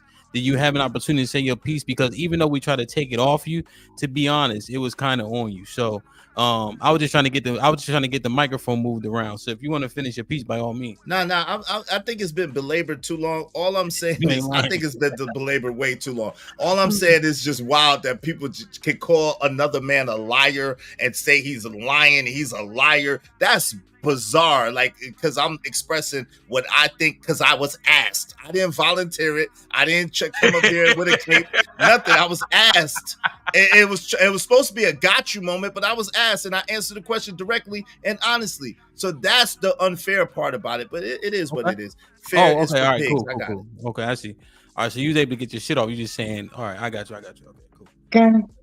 Callie, Des, hold on, Des. Damn. I'm joking, Des. I'm joking, Des. All right, Callie. All right. As far as what Ali was saying that women say about men and everything, all those things he named, that's literally us repeating back what we've said, what we've heard men say about themselves. I.e., he just said it right now that all men are supposed to want to cheat, and all men are supposed to want to have multiple women, and all men are supposed to have sexual desires for other women. So we just repeating back what you said in this specific conversation right now, and what we've heard your peers say. So that's kind of where that comes from. Also, just to take it off is specifically, you guys are you're kind of ice skating in between the situations that he said he removed himself from. That what he removed himself from was physical touch, somebody's literal ass bouncing up and down in his lap, and like he agreed that would create a sexual desire. But and who would say that it wouldn't? You know what I'm saying? But that's something completely different than seeing somebody walking down the street and having that same kind of sexual desire. That's completely different, and that's what I was trying to get off. I think the biggest part that I didn't understand about Tommy was he had the right to say that he agreed, but he pushed back when we said we disagree. I feel like if he have the right, I feel like if you have the right to state why you agree, different things, when we say why we don't agree, it should just be accepted that that's our opinion. And on YouTube, go ahead. What pushback did I give y'all? I must have been high drunk for like 10 minutes when this happened. What pushback I gave y'all? Well, Tommy, let me interject. E, do you think it was possibly when Tommy gave his sentiment on what Izzy said, I asked Tommy several follow-up questions? Was it more? Well, the reason I say it was pushback is because Tommy then start saying, "Hey, I can't believe that y'all couldn't take his word for word." Like you saying things like saying why we could not accept what your reality was in the situation. No, I asked you. That's not pushback. I asked you. I said, "Why is it that y'all can't take his word for it?" How's that pushback? Well, push would be back. Well, here's where you're wrong. Right. Okay. All right. Cool. I guess we got different. Y'all are just using words. That would still be pushback. If you said something to me and people are like, why you can't accept what Hamp is saying, that's still pushback. But it's okay if we all having a good faith. That's me trying to get clarification. No, it's not pushback. It's okay. It's okay for you to say, okay, let's say it's for clarification. It's okay for you to do that. Clarification pushback. Yeah, Ali, it's clarification. No. I think that's what we misunderstand. Okay, then we misunderstand. Clarification. Yeah, if you're misunderstanding, we're giving clarification. No, that's not pushback. But he said, "What? Say what you said again, Tommy. What was the next thing?" I said, "Why don't you not believe him?" Right. So that's y'all were saying y'all don't believe him. And I was wondering why.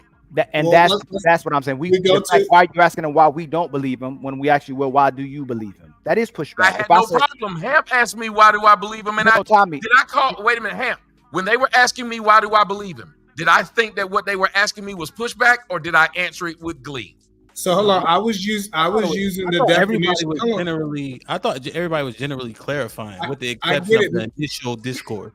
Maybe people have different definitions outside of what the definition of pushback means, but based on the definition is disagree with an action or a position. I think he was definitely disagreeing with an action or position. I wanted to know why y'all didn't trust him. So you said you agree with disagreement. So do you believe you Tell agree? me how why is a disagreement? Yeah, was why a disagreement, E? In order to In what world? Is No, why you a feel like disagreement? you did not disagree at all. No. Wait. Let's get quick because I'm getting Desiree in. E, let me ask you a question. He said why. Do you perceive that as disagreement? So is why? No, it's not a disagreement, but I think he said more than just why. And this is what I'm saying. Now it's I think he said. So instead of the person, now my word can be taken for it. I had no beef. I didn't have a beef with what y'all said. No, look what you don't do this. Why you Tommy? Why you doing this? All right, There's all right. problem. No, We here's have let me.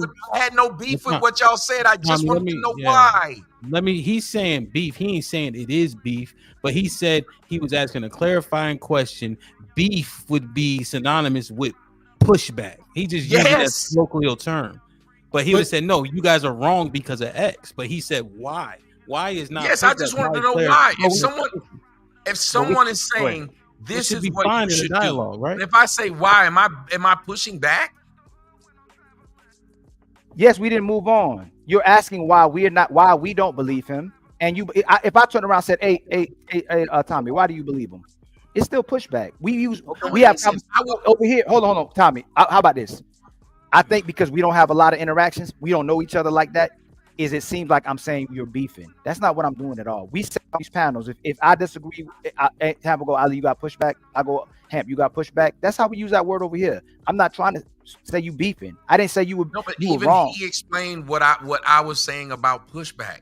Pushback is literally the word is the physical form of pushback. You're pushing this way. I'm pushing this way.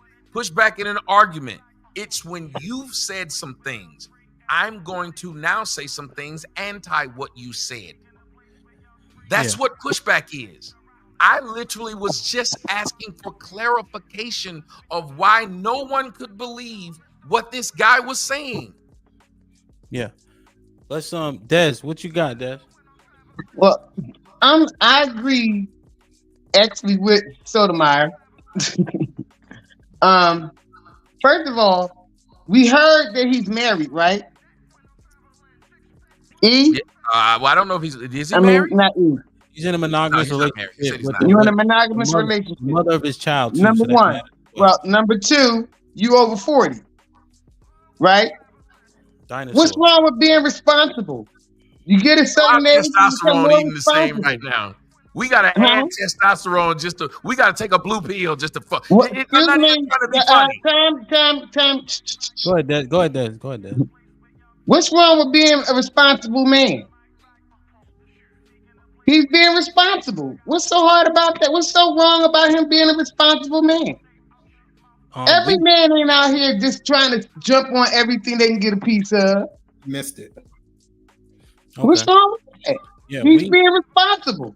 Well, I had to learn to be responsible. I told y'all in the beginning when I first got on this phone that at one time I was promiscuous. I was jumping from Tom, Dick, Harry, Joe, Bill, whatever. But I learned responsibility. You learn from your mistakes. You stop doing the same stuff. You get out the same circles. Well, I used to karaoke all the time. Once I got with him, I stopped doing karaoke. I don't go. You just get tired. Hold on, no, I'm trying to understand what you're saying, man. Are you saying that if I have a sexual desire that I don't act on, do you feel like that is still wrong? I didn't say it was wrong. I didn't say anything was wrong. I said I'm talking about him and the yellow cat. He's being responsible. Okay, but I'm being irresponsible? That's what I'm asking. I'm just saying you just gotta learn. You gotta grow more. So Des, let me ask you a question. Sure. So isn't acting on it, nor is he having the desires. He's responsible, right? Right. I have the desires, but I'm not acting on it. Am I less responsible? Are you in a relationship? Yes. Then you said you're acting on it, you're not acting on it. So I have the desire, but I'm not acting on it. Am I less responsible than is? Because he doesn't. Well, no, in your case, okay, you just gotta grow into being more responsible. You gotta grow into not. You got to grow into that. Like when I was talking about being in love. Listen. Wait a minute. Wait. Let me say this. Let me say this. When I was talking about being in love, right? Let that man host this show, lady. Des, listen to me close. All right. So let me ask you a question again. Follow me on the question. Take this walk with me. Neither one of us are acting on our desire, right? There's no action from either one of us, okay? Mm-hmm. Not only is not acting, he doesn't even have the desire. I have the desire, but I'm not acting on him. Is he more responsible than me, or are we the same responsible? Because neither one of us are doing the action, but I have the desire to do so. Well, I guess y'all the same responsible, I guess. I don't know how to answer that because y'all are two different ages. You know what I mean? And maybe it's one. Maybe you're not as in love. Like I said, love has a lot to do with relationships today. People don't think about that. And like I'm in love now. I don't have the urge to be with another man. I know my boo don't have the urge to be with another woman. Once you fall in love and you really know what love is, you don't want to be with other people. That's just natural. Okay. Tommy, you have a follow-up question for her? Then I want to get HQ in.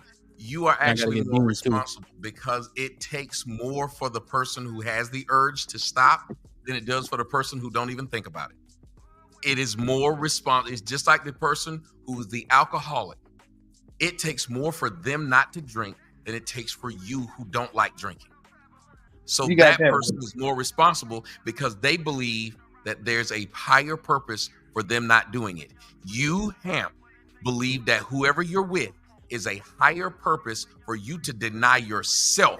That is an amazing responsibility to deny yourself. And you want me to leave it with this? Jesus, when he went and pled with his father, what did he say? Not my will be done, yours.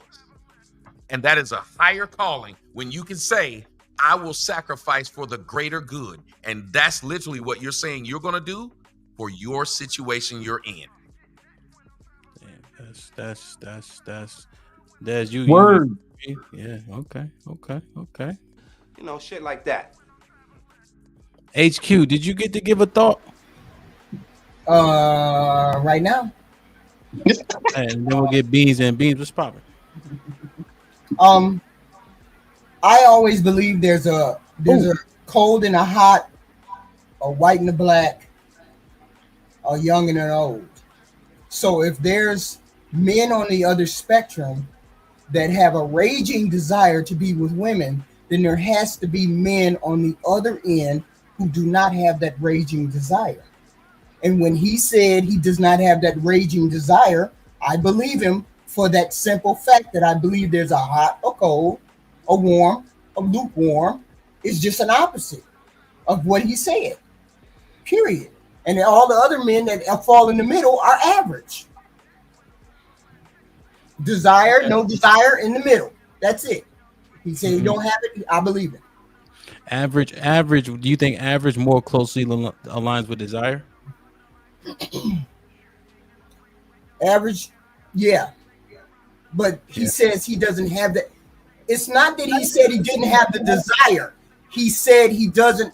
He said he's focused on this one woman, and that's where his desire is. He didn't say he didn't have desire. No. You said it right. There's no desire and there's desire. There's two extremes, right? You put that out there. So if is on the no desire extreme, that's fine, right? You accept it, right? We accept that there's extremes on both ends. I'm just asking, average. Right. If you average out the majority of men, where do they lie? They have a desire. Okay, and that's why a lot of the questioning was coming from, especially given HQ your super chats, right? You know, and what you say when you just conceded that quickly. It but was, I do believe that I don't believe everyone falls into the category of having a desire. I hear you. It's just that for me, I speak for myself. Right. I'm more inclined to believe Izzy than to believe you agreeing with Izzy. I believe Izzy because I know that there's you be tough, boy. You don't even wear no makeup on my show. people, there's a different, I believe behavior is on a spectrum, period. Anything that occurs is on a spectrum. That's it. You cheat or you don't cheat. And most people may be in the middle, but there's an opposite reaction to this reaction on most things. HQ, do you read your super chats before you send them? Yeah. Okay. But that don't mean it goes for every man. It just goes for the average man. That most of my chats apply to the average man. But there's extremely good men, extremely bad men. There's no middle ground between cheating and not cheating. You either are cheating or you're not. Oh, There's no well, middle ground yeah, there's a It's middle. like saying there's a middle ground between killing and not killing. There's a middle ground. I mean, there's nuances to all kinds of things. Oh, What you if- saying like so HQ? So middle ground is like if I get head but don't smash. No, if your spouse is in a wheelchair and they can't have sex, but you still you still in love with your spouse, but you still have That ain't cheating. That ain't cheating if she allow it. But if she don't That's allow what it, it's I'm still saying. cheating. It That's don't what matter I'm if she in a wheelchair. That's what I'm saying. You know what There's cheating different levels means? to it. Wait a minute. You know what cheating means? Simply, you have rules. Somebody broke them. Cheating in football, baseball, basketball, whatever the rules are, you either follow them if you enter the game, and if you don't follow them, you cheated. Yeah. I'm saying no middle ground. There's no levels there's to this shit. To me, there's different levels to cheating. To the definition of the word. To the definition of the word, however you want to take it. I'm just saying, if you can change it, and I think that's where we mess up a lot, where people will have words mean shit, but we will change them, and words get changed so much, then behavior changes because words change. If you started saying that everybody can get 3 kills a year, we'd only talk shit about people who kill 4 people. Let me give you a perfect example. Each state has their own laws of consent. Right. One state will say 18, one state says 15. The states that say 17 think that the 15 is wrong, and the state that say 18 think that the 17 is wrong. Right. It doesn't make sense because there's no real number. How is it that you 22, but you wrong for sleeping with the 70-year-old, but as soon as she turned 18 in your state, she could fuck a 99-year-old? That don't make sense. Ouch. The law doesn't make sense, especially since if we're against them having sex at 17, why is it that 2 17-year-olds can have sex with each other? It's still sex. Why do we allow those two to still do that thing? When it's worse when they do it, because if they come up with a baby, now we got 2 kids raising a kid. But logically, because society tells us it's okay to do that, we say, yes, that's fine. And that's what happens when you move the goalpost. When cheating becomes, well, as long as you don't do this, it's not technically cheating. What do people do? They walk right up to that new line. I'm just saying that's where I stand. I'm just saying that's where I stand. Look how many motherfuckers that came out gay now because they done moved the line and said it's okay to be that. All these gay people just came out of nowhere. You stand where you stand. I'm saying I stand where I stand. I just stand with the definition of what words actually mean. I don't change them. It is what it is, bro. It is. Yes, and that's what Webster says it is. It is what Put it him in the is. fucking bedroom. Get him out of here. Come on. Wait a minute. Whoa, my money here. Get the fuck out of here. Get him the fuck out of here. Put him in the bedroom.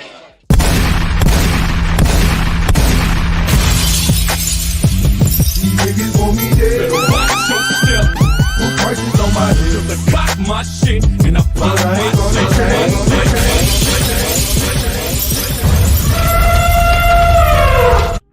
Yo, Beans, what's good? What up? Everything and nothing was popping. Shit, man. You know, red fish, blue fish, 1 fish, 2 fish. Anyway. What up, though, man? I just wanted to say shout out to Iz for you know what I'm saying, for always lying. Oh, no, I'm just playing.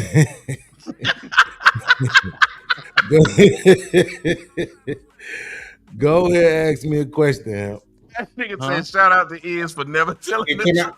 And can I answer the topic whenever you go? I don't like y'all defamating my character. I'm gonna just be honest. I don't like how y'all besmirching my name, but I don't like. Hey, you got me on that one, Beans. By the time you made me laugh, you were talking shit about me on this other nigga show. I saw it, but I'm like, you made me laugh. Stop it, because I was halfway on your side too. If you watch the whole thing, To that nigga's ass, I saw. I was mad. I said, "Why is he kissing this nigga's ass like this?" I'm just glad to be on your show. Say, hey man, I've been wanting to be up here for a while. Say, I just want you to know you really are a saint. If I ever see you, I'm gonna shake your hand. I was like, why is he talking to this man like this? This nigga is exaggerating. Like that? Oh Lord, Beans kissing ass. Oh Lord. Yeah, I should have seen it. This nigga was up there shaking and shit talking to this man. I just Isn't that ironic, Tommy? That's why Beans got mad at me at first because I was defending you. Isn't that ironic? No.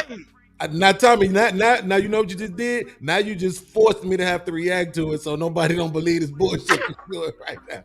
Because you are exaggerating. I was like, man, not my Beans. My Beans don't do this. Beans usually bring the heat. He don't sit up here and be sit up there shaking and talk about, I'm just so glad to be up here talking to you, man. I think the world of you. I was like, wow. Well, I ain't say all that shit. You doing a garden like that.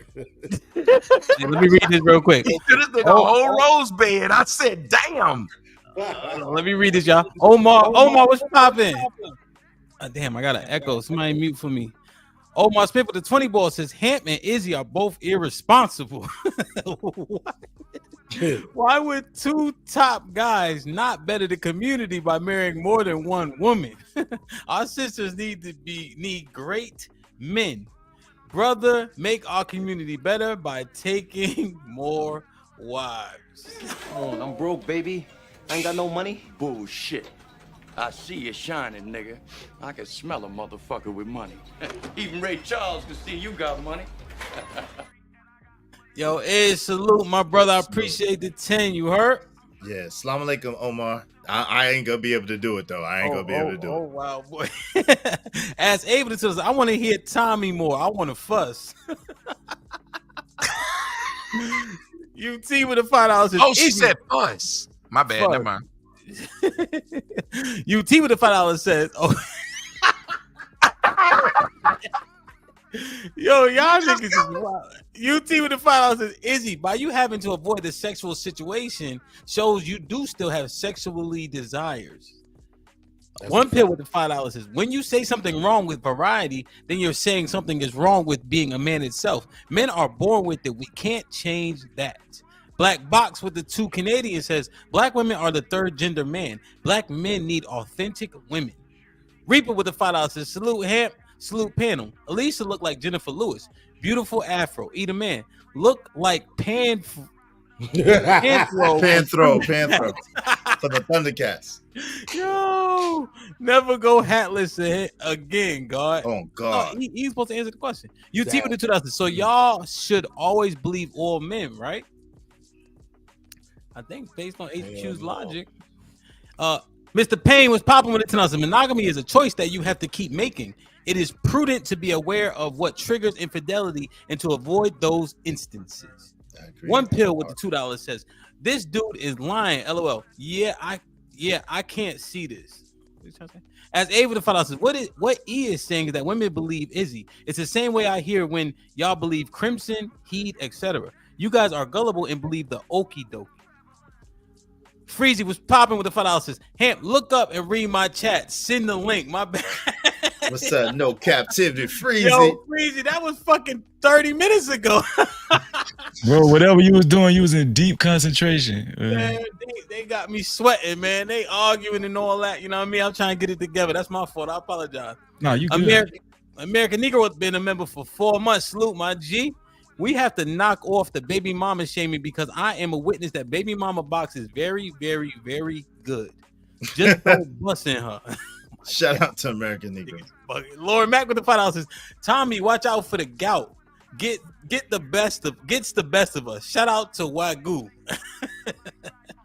Beef ain't. Wait a minute, I can get gout from eating steak? No, that come from mercury and all that. That's that them eating them crustacean, them crabs and all that. You fine? Well, I'm glad it comes from mercury. That's why I'm glad I live on Earth, so I don't have to worry about it. Mr. Fantastic with the $5 says, Hey, look at here, ellipsis. If anybody else hop up here with a fro, you'll be getting a cease and desist. Yo, Lisa, they be because every time he wears fro, everybody just shame him to death, man. But his fro, he looked more like a Don King, not like you know what I mean? So not like an Angela Davis. Yeah, he said he looked like Lon King. You got more of a ludicrous thing going. Robert Platinum with the $2 says we got beans and bologna. What he saying? Lauren Mack with the $5 says drop Eden Man for being so close to the mic. Just kidding. I don't know where he went. As Ava the $5 says, that's what I was thinking. Tommy is being so nice, and I wanted to fuss with him. Ali, don't bring women. Let it go. Don't backpedal. It looks weak. Salute to Bob for the 20 ball. Appreciate you, my G. Jack, what's popping with the $10 says, let Cali Bev speak. Damn, she speaks good shit. Don't silence the black goddess. I'm here to cyberstalk and simp on Cali Bev and start beef with my Reed. Shout out to Beans and Sharon Bracey. Great show. Always, hand. Appreciate you, my G. And Live with the $5 says, I want to be like Iz when I grow up. Lauren Mack with the $5 says, correction, Tommy said he like beef, as do I. Carry on, Angus. And Live with the $5 says, dang, so if someone asks the question why it's automatically pushback, ask the question why it's automatically pushback. Right. I think we got clarity on it. Sway was popping, been a member for 4 months, says there's no morality in being dangerous and not hurting someone. The morality comes with the quote unquote choice to do or not to do. Ellipsis. LOL, that is the question. Lauren with the $10 says, we got the keys to the restroom. Let's go. Drop Trey Ferg. Too many old people on the piano. God damn. Ferg didn't, Mr. Ferg didn't even say shit. So Mr. Ferg will be back in 10 minutes. Troll with the $5 says, Izzy is straight up lying. He mostly definitely has desires, but he'll say he doesn't because he comes from that over performative area of YouTube. Pound Wow. Tony Golden with the $2 says, you can get gout from red meat too. No, you can't. Tommy, don't worry about it. Don't believe. Yeah, they got me up here scared. Well, I'm gonna still eat it. I'd just be a gouted up motherfucker. That gout should be looking crazy on people. Though. What is gout? It's like a overabundance of something, man. They feet be swollen. Yeah, it be on your leg and on your feet, like underneath your calf. It'd be like that, and it'd be real bad. It's swole up and it gets real crusty. It looks bad, man. Heard it hurts too. Yeah, no, 100%. I had a couple of drivers. They could not drive with that gout. They couldn't do no deliveries, none of that shit. Knight, what's popping? How you? I can't hear you. I'm good. I'm good. Anything you wanted to add? Or you want to just go around? Go around. Freezy was popping. Yo, the title is Men Are Leaders, right? And it's being weaponized. Right? Is it being weaponized? Yeah, it's almost like it's one of the most dangerous phrases out today. I played a clip. I had a show on Tuesday in which I played a clip where a woman loved that been on my show. You may have seen it. She said that she saw a husband and wife couple, black couple. The wife was wilding on the server, and she blamed the husband for not getting control of his wife because he's supposed to be the leader. So you see how essentially I'm trying to assess men are constantly being implicated and they're complicit in the actions of the women. She also said in that same show that black men are responsible for the conduct of black women. Yeah, I think what the fuck you ain't say all that? Men say that too. Men have been going around, especially in these spaces. They say, "Oh, men just need to be leaders. They don't need to talk to the women. We just need to be leaders and stuff, right?" But we know a lot of times that quotation is mostly is mostly said by women, right? Because I always say this. Men should be leaders, right? Not just leaders in general. We're the strongest. We're the most logical. I said this on your show the other day, or was it? Yeah, I think I did. Men are the just common sense wise, men should be at the forefront, in the front line, right? But I think a lot of times when women say it, they don't understand what they're saying, especially, unruly women that say it as an excuse on why things are out of order. They don't. Some women that don't like to take accountability put it on the men and say, "Hey, men should be step up and be leaders, right? But I say this all the time. When Freezy. a man becomes the leader that he needs to be, women, most modern women do not want to see that. They don't want to deal with that type of guy.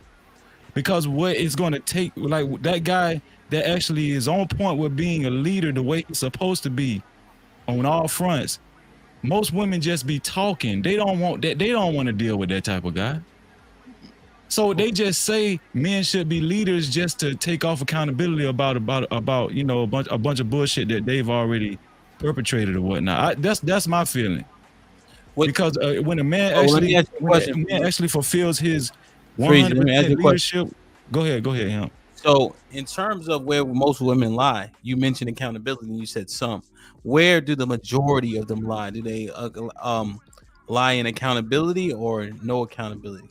Well, I say right now it's a majority. I'm gonna say like so the majority of women hold themselves accountable? No, they don't. The minority do. Yeah, minority do. Yeah. Because if they did, I mean, the world would be a better place. It's just common sense, you know. Well, do you think that we're natural leaders? Do you think leaders are born or bred? No, I think leaders are trained. Right? I think leaders are trained I think men leaders are trained by other men, older men or experienced leaders, you know. Are they born with any type of traits? I mean, some niggas can be born strong and shit, you know. It's just, you know, I mean, but it could be like it could be genetic that a man is just born naturally strong. You know, I know dudes in school when I was in elementary, they was strong. They were lifting cars and shit. You know what I'm saying? I was like, damn, how you get that strong? Is that you know what I'm saying? But what'd you say? So what I'm saying is, you said leaners are trained, right? So I think bred and trained. I think with those, though, I would liken those two, right? In terms of groomed up to be a leader. Okay.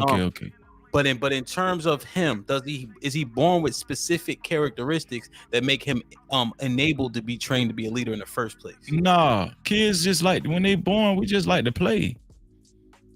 Kids like to play and be. We're gonna be irresponsible until somebody takes us and leads us in the right direction and train us and condition us. Kids have to be conditioned to be leaders. A kid isn't just born with leadership skills. Kids are naturally, if you just don't teach a kid nothing, they just naturally irresponsible. So let me ask you this. You take the men on the panel, on this panel, on other panels, etc. Yeah. Right? Do you see attributes in the said men that you'd be like, this person, it would be easier to make him a leader than the other person? Yeah. Why is that, you think? Is it because of how he was raised, or you think he was born with innate skills? Well, that's hard for me to answer because I don't know how nobody's raised on the panel. That's fair. I can't definitely answer that question like that. Yeah, that's fair. Yeah. That's fair. Yeah. Fair. So E been shaking his head, and then podcast been nodding his head. Let me get the pause to shake first, and then to get the nod after. Ain't that a bit? Hey, I'm not gonna keep going last, bro. And you listen, don't tell YouTube. I don't get them little podcast, nigga. What? All right, so I disagree Put with your hand up, HQ. What that mean? I said I disagree with Freezy. I think every man is a leader. A leader is actually a muscle. Just like all of us have a heart, it's our responsibility to develop it. Now I might look at Hamp and say, oh, his tricep or his bicep is more developed than someone else's. He said he's a better leader, or he have better muscles. Well, E, let's be clear. My tricep is more developed than yours specifically. All right, cool. That's cool. I'm all right with that. But the whole point that I'm trying to help people understand is every man have the muscle of leadership when they was born. I mean, at birth. It's not something that can be developed but not taught, in my opinion. Damn, he didn't even do nothing wrong, I don't think. So E got put in the bathroom for 10 minutes. He'll be back at 8. I wanted to challenge you on that too. He started speaking. That's what he did wrong, man. He started speaking. Damn. He just talked. That was it. 8:50. Put him in the fucking bedroom. Get him out of here. Come on. So Eve would be back at 8:50. I'm interested to hear what Freezy had to say back. Let me get podcast and then we'll get HQ.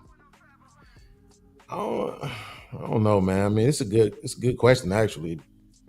What were you nodding about, Beans? Huh? Well, no, because Freezy's take. What's up, Freezy, man? What's going on, bro? Good to see you, brother. I think Freezy's take was spot on. You know what I'm saying? Like towards the end. And I was non-specifically about the way that he answered your question. Hamp, you know I'm big on the intellectual standard, right? Last question, right? The question that you asked him, he answered it so perfectly by saying, well, I couldn't necessarily say that about those guys because I don't know what their background would be, right?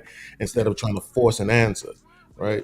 So I was just particularly pleased with that type of response, and just remember how much I actually miss chopping it up with Freezy. But you know, we've talked about how the leadership word get thrown around too much in relationships as it is, and in real life, your day to day, and you're not like some military sergeant waking up, you know, clanking on the bottom of the pot, waking the house up, getting everything in order. Like, that's just not how it is. I think it's being overused, and I think that was a horrible take by Love. If she said what you said she said, which I don't take you for a liar. That's a horrible take. Let me give you this, Beans. Let me give you this as you keep answering, right? So when she said it, I said, well, these are adults. And so that adult woman is responsible for her actions. In order to get constant and residual correction, you need to correct the problem, not the person who could potentially impede in what's going on. You got to correct the person who's causing the issue first. And she said, okay, I agree with that. But go ahead. Yeah, absolutely. Because it's so a couple of things I've been talking about since I've been in the space. One is autonomy, and then two is going to the root of the problem, which is rearing of children, right? As Black people, for some reason, we keep wanting to settle for trying to change people after 18 plus years of programming, instead of saying, no, let's deal with before they even become adults, and let's try to make sure they're the best version of themselves that they can be as young adults, you know, going through and coming out of high school, entering into college. Right? But instead, we don't want to do that. And the reason why, we know why, is because the majority of the time, unfortunately, in our community, the people who are responsible for said rearing of children are women. So we can't have an accountability conversation about how the children are being reared when the people who are rearing them don't want to be held accountable. So so now you're going to tell me I can't hold you accountable for how you raised them, and then I can't even hold you accountable for how you act as an adult. So it's just more language that's rooted in the fact that we don't get to hold women accountable. So, 100%. Even though you said she conceded to the argument. No, but still, the premise still stands, right? Yeah. Now, Beans, question: you believe that leaders are bred and not born? No, so because I'm an adult, I'm gonna answer the question the way I want to. Some. No, I'm just playing.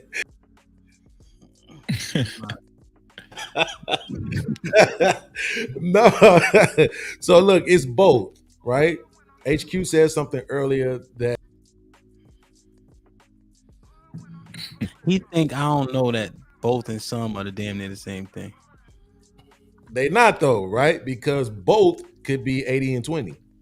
See, that's how that works. That's fair. What's the majority so I can feel better? Absolutely, but that's so you know I'm gonna get to that right all the time.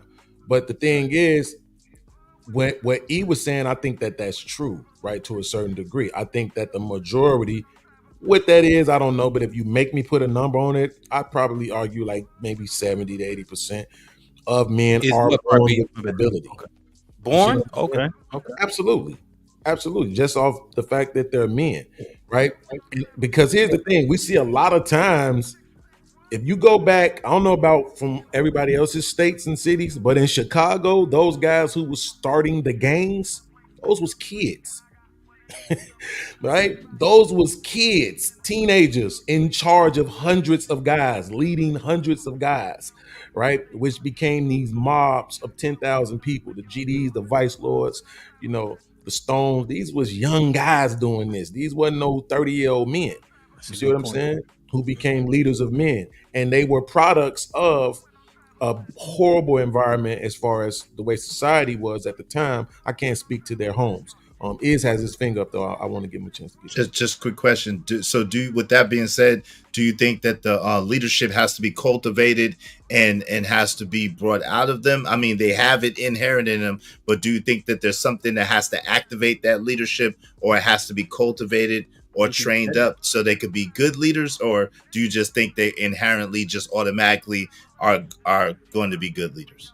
So think about the question that, as you just asked it, which I'm glad you said it that way. You used two different distinct words, right? People might not have caught that. You said activated and cultivated.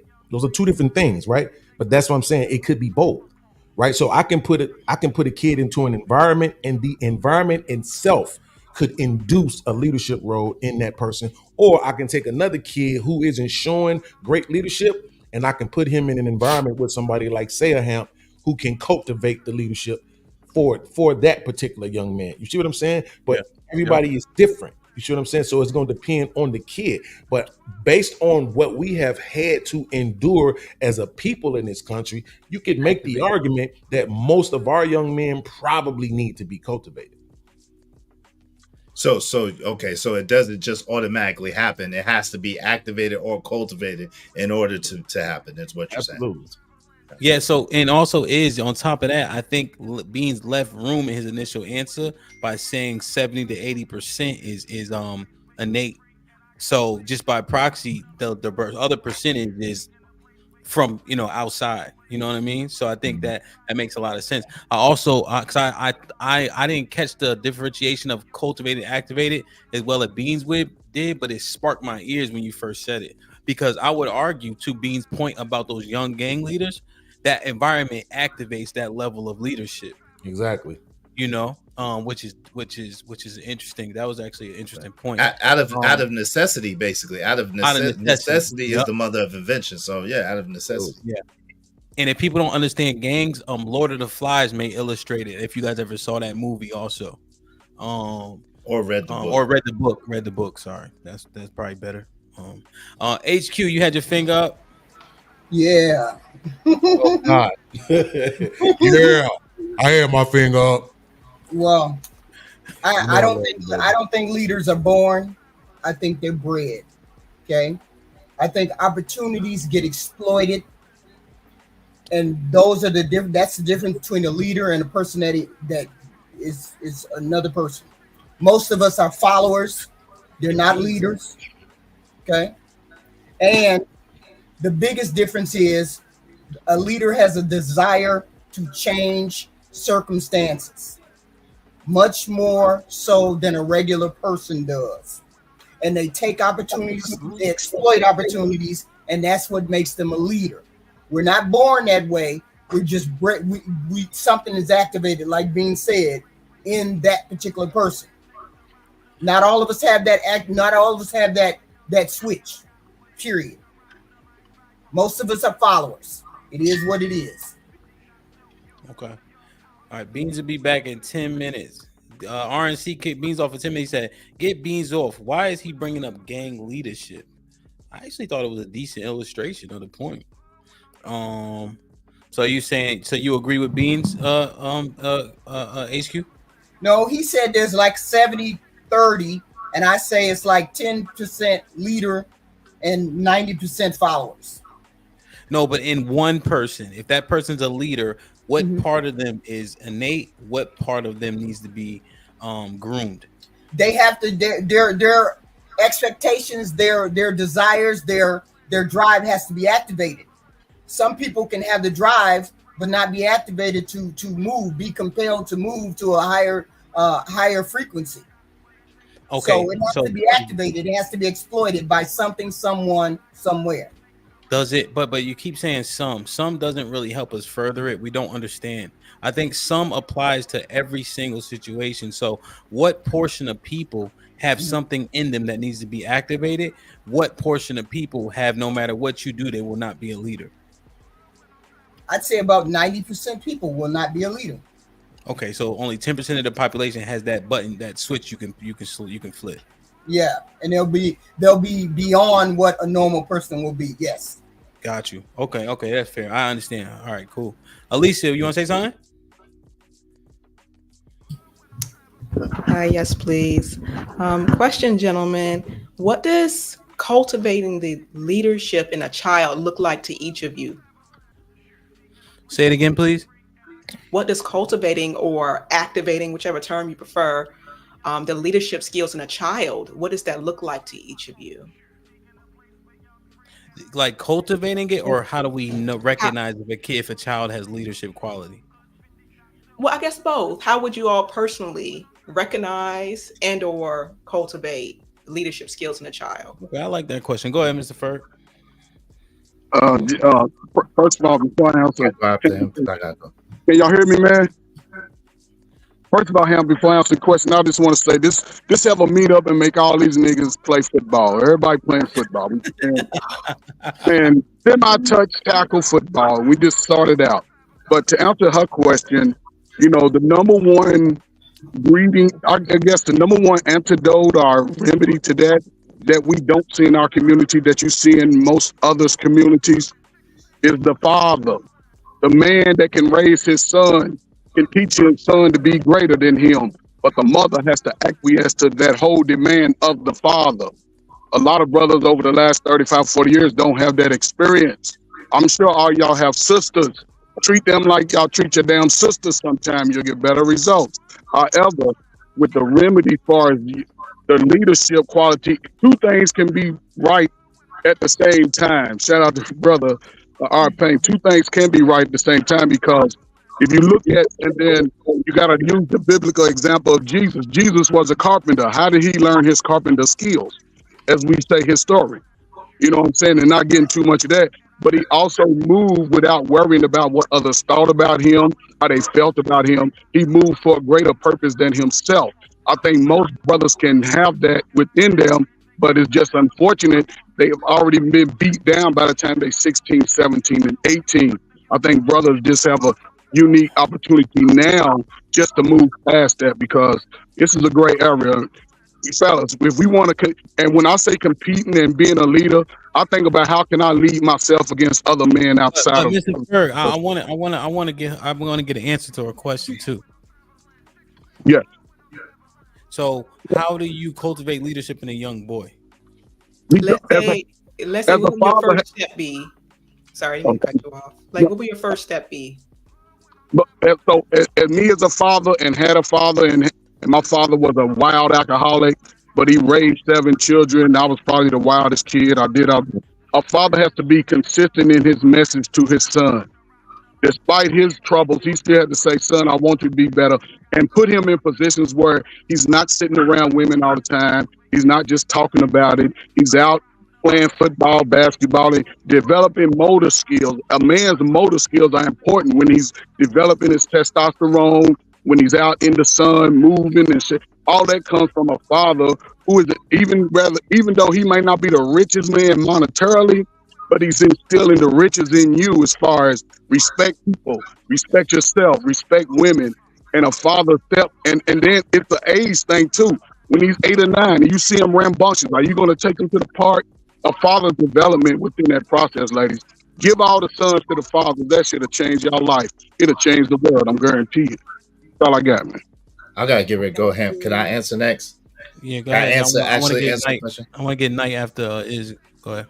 All right, yo, salute to the panel, salute to the chat. Thank you for having me up, Ham. I gotta get ready to go. Yo, so to answer your question, I think number one, readers are leaders. So you cultivate a love of reading. So that's the number one thing that I'm doing with my son, cultivating a love of reading.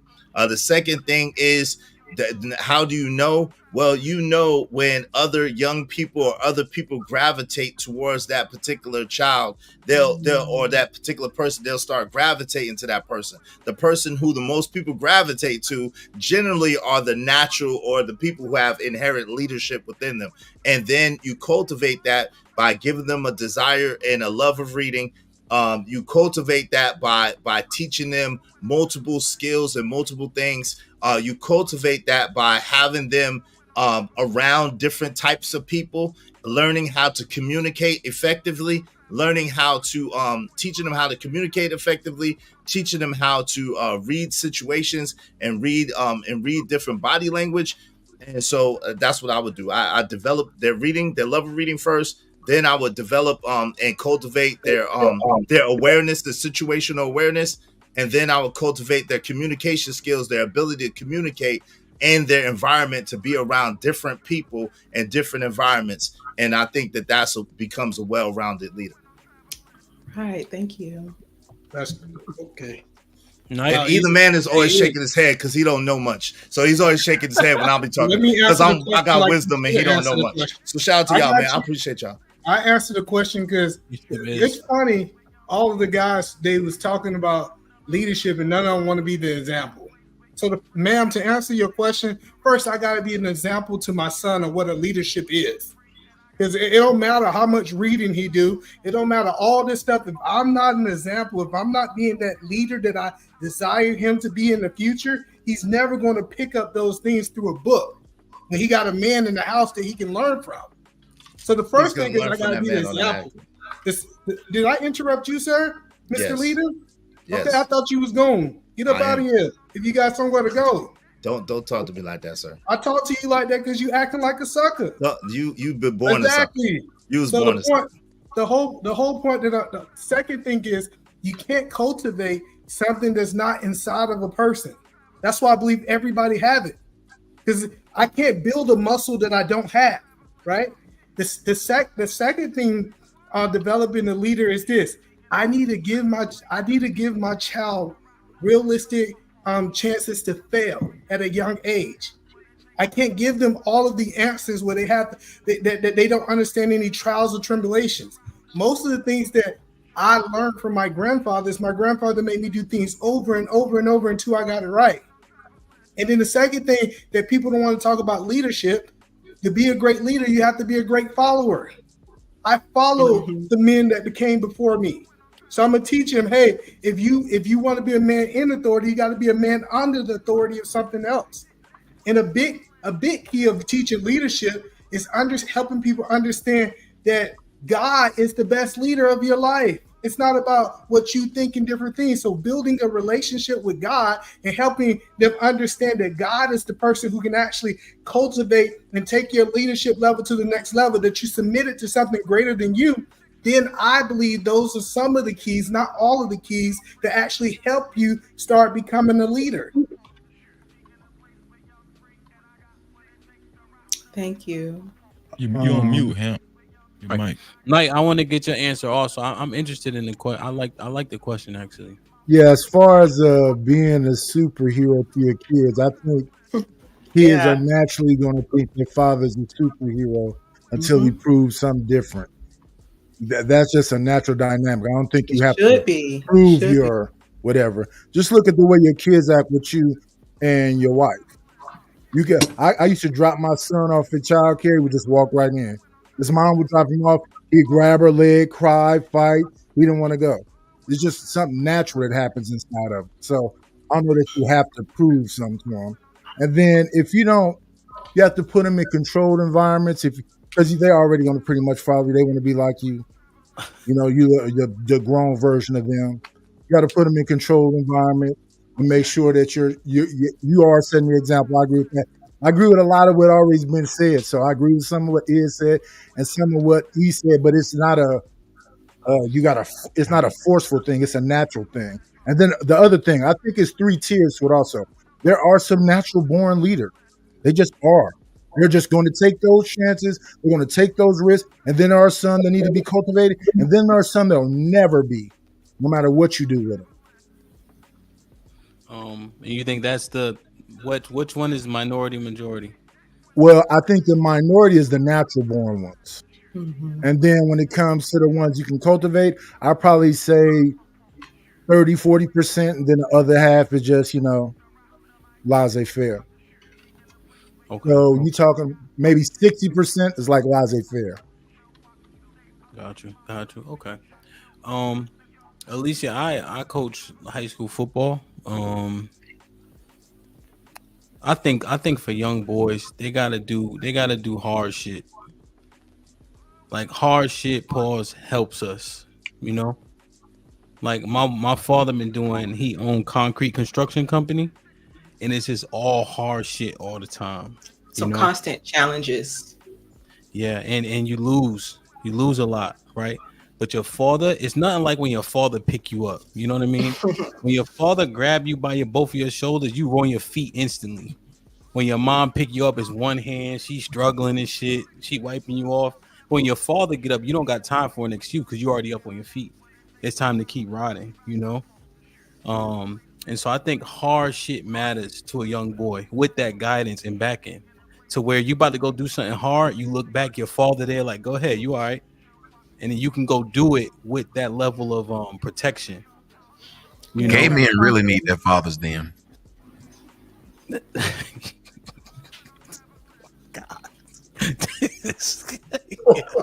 Golly. Tommy, since you jumped in, what do you do for a young boy? And then I'll get Ruthless, because Alicia, I like your question. I want to get Tommy's answer, Ruthless, and I Aaron. Aaron, what's up? I asked because I've heard often that men aren't able to have these influences on their children because of the mother. Now I was curious as to how would if you had that opportunity, what would you do, and how would you cultivate the leadership in the child? Thank you. All right. Tommy? Oh, I might have missed it. What's the question? How would you recognize and cultivate the leadership in a child that you were responsible for? Ooh, I think what happens is you recognize more. It's when you have multiple children. That's why, like, having one child, that child gets everything poured in them because you don't really get to compare it to something. But when you have multiple kids, you start to realize, well, that child's stupid.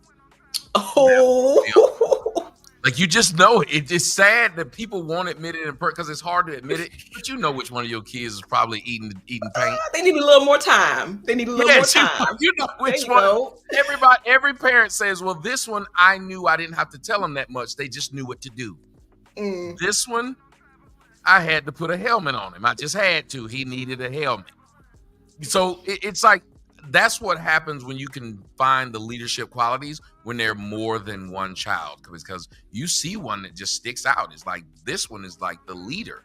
When it's just one, I think what you do is you try to pour things into them, but you're also very forgiving because it's just one. So they get almost every piece in them. That's why, if you notice, when there's 3 kids, usually there's the thing called the middle child syndrome. That's me. I am the middle child as well. Middle children, we kind of get left out, but it's kind of because we kind of know what to do. Yeah. The baby's baby, and the grown one is grown. We don't really fit in anywhere. So we just do our own thing. I think leadership qualities came from there. My mom kind of had said it to this day. She always said, well, you didn't need the attention that my older brother needed. You didn't need that. And my baby brother was the baby. So his ability to go and do things on his own really was never there because he was always baby. Me, though, the leader, I think she kind of knew it, that it was just what I did. Even when in speech, people always ask me, are you afraid to speak? I'm like, yeah, I'm always actually, no one believes it. I'm very afraid before I speak. It's just something I've always had to do, though. So you just do it. It's like, just go ahead and try it. That is something that I think you can cultivate if you tried. I didn't get that cultivation. I just got, you know what you're doing. I think we miss out with a lot of our children is because we're not looking to recognize what their God-given talents are and how to cultivate them in the Black community. I think we do a really bad job of leaving these kids out to themselves. You put them in a box. Yeah, if you think about it, look at what these women are doing. They put their kids out on, they give them a phone, let the phone raise them. They let them go wherever they want because mama too busy online trying to get her internet presence up, trying to still be glam ma, all these stupid things. And then we have made it fashionable to say, I don't like the man. And typically the person who's going to help infuse that kid with leadership qualities is no longer there. But Tommy, the question is, couldn't one child be a more leader than the other? Because I don't think it's just the middle child. Other people could have leadership qualities. No, I didn't say that. I literally said that the more kids is usually when the parent will figure out which is which. Well, what I'm saying is, I think that all the kids have leadership qualities that you have to cultivate differently, but one might be a better leader. I think we argue. Well, leader in what? Because my little brother is better at a lot of things than I am, and my older brother is better than things than I am. A leader in what? So that's what I'm saying. I think that every man is a leader. How good of a leader or how bad of a leader you are, that is the part that we argue. But I don't think that every man is a leader. Because if every man was a leader, then you wouldn't have a military. Explain that to me. I'm not following. In the military, who are those men leading? They're leading each other. Being led. And many men are better at taking orders than giving them. Leadership is not something that everyone is doing. As a matter of fact, I think leadership is a rare thing. And we learned in psychology that only 10% of people have the ability to lead. No, so hold on. Let's get it right. So in the military, is different levels of leadership. So, for example, if I'm a sergeant and I'm over 4 soldiers, that doesn't make me not a leader, because I have to report to someone that is a greater leader than me. When did I say that made you not a leader? I said that they're all not leaders. You have more followers in the military than leaders, by logic. Well, so that's the point that I'm trying to help you understand. So the point that I'm trying to help you understand is, if I am a follower in the military, say I'm the lowest ranking, but I am a leader inside of my house, just because I am following in one area, that does not make me not a leader. Well, by your logic, every human's a leader. So I say every man. That's a difference. No. And I'm saying every human. Because just because your wife follow you, don't mean she don't lead the kids. And just because the kid follow the wife who follows the husband, don't mean the big kid don't lead the middle kid. And the middle kid lead the lower kid. And the lower kid might be out there on the playground leading somebody else. Once you go down that road of whoever leads, then everybody's a leader. When you do what you just did to me, everybody's a leader. Somebody tell me I'm lying. No, that's what I thought. That's kind of how I took it too. You know? Yeah, it doesn't come that easy for everybody. I don't know what it is that I've made y'all want to argue with me today, but y'all can have it. Well, the thing is, the first thing I said, brother, was simple. I said it, and then you came back and asked me that. I said leadership in these homes is you have to see it. Multiple kids usually make it easier to see it. You said. So what makes it like the middle child? It's not always the middle child. I was like, I never said that. No, but listen, why do you think I'm arguing? Because we're having a conversation. Because you said, why would you think it's always the middle child? And I didn't say that. Here's the thing. That goes back to our conversation earlier. Everybody gave their what they think to Alicia, right? He's saying, generally speaking, the middle child, right? Because they're kind of left to their own devices. Because you got the baby that needs to be taken care of. Like my brother is 12 years older than me, right? So when the next batch came, I was the first. My mom put me in every fucking thing you can imagine. I was the only nigga on the swim team. I'm the one thing, like I did everything, everything. You know what I mean? My sister, you know, she's the only girl, so that's a different ball. She the only girl I got 3 brothers. You know what I'm saying? And then my brother under her, he kind of just do his own thing. He's a weird nigga. He was up here on Wednesday. Freezy, my brother, you know. And then my little brother, he big as hell, but he a big ass baby. I remember when he 12 years old, he's still sleeping in the bed with them niggas. You know what I'm saying? Like he just like a baby. So and then to that point, like I'm the leader overall, but that middle child got to make a lot of decisions on their own. And my brother did indeed kind of do his own thing. So, but I was just wondering, what was the point of you kind of breaking down Tommy's synopsis, but we didn't break down anybody's synopsis yet. We just gave our 2 cents. Well, let me say the reason I'm breaking it down, because first of all, I only got like 2 minutes before I get kicked off. that's a fact. It is. Second of all, I want to get the lieutenant general in. Go ahead.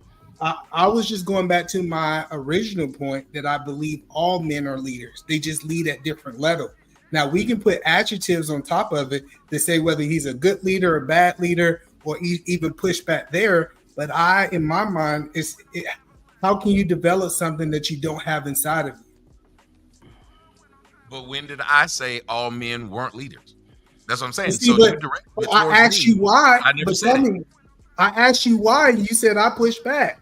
I No, asked no, you why, didn't just like you ask me said why Sir, earlier. you didn't ask me why. When did you ask me why? What did you do? You pushed back. You literally pushed back about me saying all people can be leaders, but I never said they couldn't. So see, that's the whole point that I'm trying to help you understand. Just because someone is pushing When you back, keep or saying trying to asking- help me understand, I'm trying what did to. I If you not let me- understand? So just because I'm asking you questions about what you said doesn't mean that I'm trying to fight you. I This know is you the might same get tired person of. who just said in the last segment that me asking them why they didn't believe this man was pushback. This is the same guy, ladies and gentlemen. So Same man. so what was your problem with what I said? Sir, it was what was your problem with what I said? You had a problem and tried to make it seem like I said only middle children can lead. I didn't do you that. You said all the children can lead, not just the middle child. And I was like, I never said that. So, but that's the point. Just because I said all children can lead, you took the assumption that I was saying that you said it to me. No, listen, but I never said that you said only the middle child can lead. So why did you need to tell me all kids can lead if I never said it goes back to my original point. My original point is all men are leaders, and it's just different levels of leadership. So why did you need to argue with me about my stance? I never said that all men are not leaders. It's not an argument. It's we on a panel of 10 people and we're having a conversation. Do I not have the right to have a conversation? Are you missing what I just asked you? If I never said these things, why did you need to inform me of them? Me. Why did I need the information that all children can be leaders? Why did I need that? The reason that I gave it to you is because you entered that into the conversation about the middle child.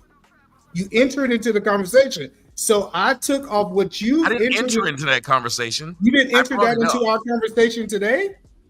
No, I brought that into the conversation. That's what I said. You entered that into the conversation. There you go. So okay. And I brought it up, but I brought it up saying I'm a middle child and brought it from the standpoint of multiple children versus one child. And I even said that this is something that is a thing, and sometimes they develop it simply because they're forced to. I got it. You don't have to. You don't.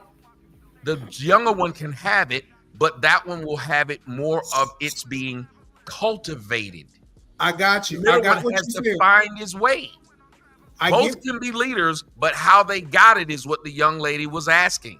I got how was it being put in them is what she was asking, and I was explaining how it's put in the different ones differently. I got you. So I never even intimated that one can be a leader and the other one couldn't. So the whole point that I'm trying to help you understand is in conversations. So E got timed out for 10 minutes. Zagu with the $10 says, send E back. He left his mustache in the bathroom. Came back, just jumped in. Agenda guy. I'm trying to help you understand. What is it that I don't understand? And I would get it if I had said to him, I don't get this. Zagu, he said, add this with it. Stop, E. Just wanted to go at TS. So he will be back in 12 minutes, which means 9:34. EBD with the $2. Being a leader takes courage and overcome fear to fail. EBD with the $5. Fathers are still able to instill confidence, discipline, determination, and perseverance. A father can teach his children how to fail and keep going rather than quit. Salute to Jack. What's popping? Jack with the 20 balls. Cheeky and Arrow on the same day. GBG is back, baby. RNC with the $5 says, did I read this one? Oh yeah, I read this one. Okay. And then Lauren dropped Mr. Ferg. Lauren with the $5 says, do y'all cultivate the same skills in your daughters? We'll maybe answer that one later. RNC with the $5 says, Hemp. All your years of working with kids, what percentage would you consider are leaders? Does that reflect the kids that grown up and leading a productive life? Good question. Out of the kids, if it was 100 kids, it would be maybe 5 leaders. Maybe 5 leaders. The homes in which they come from mattered, but it does vary. You know, a lot of them that can take the coaching, even if they didn't have that father, you with those kids so much, you'd be surprised what you can instill in them pretty quickly. You know, because you with them kids probably 40 hours a week like a job. But I would say if there was 105 like actual leaders where you could see them also leading on their college teams and et cetera. So what would you say to when I said that in psychology it says that only about 10% of human beings have the ability to lead, the rest are typically more prone to follow? What would you say that you've seen towards the kids? Do you see that number about being the same? Yeah, you're saying no, psychology says 10%, Tommy? Yeah. Oh, I would say, yeah, I would say I've seen maybe a tad bit less, but 10% would seemingly be an acceptable number. 100%. Yeah. And again, it's a like lot this of thing. it, no, just real quick. A lot of it was they had these, like they had skills, and it's not always the best players either. That gets misconstrued a lot. Yep. You know, it oftentimes it's a player that has a level. We use the terminology dog in them. You know, willing to go the extra mile. Those are the kids that you can really groom and cultivate. Willing to stay after practice, willing to be better, even though they know they don't have all those innate talents. They may not be 6'5" and 2'6", you know.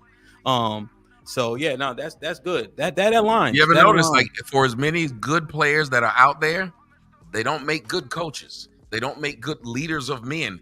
The perfect example of it, Michael Jordan didn't make a good leader of men, but he made a hell of a basketball player. When he got in leadership positions, he kept failing. Look at Kevin Durant. Kevin Durant isn't even a good leader on any team he's been on. Have you noticed that?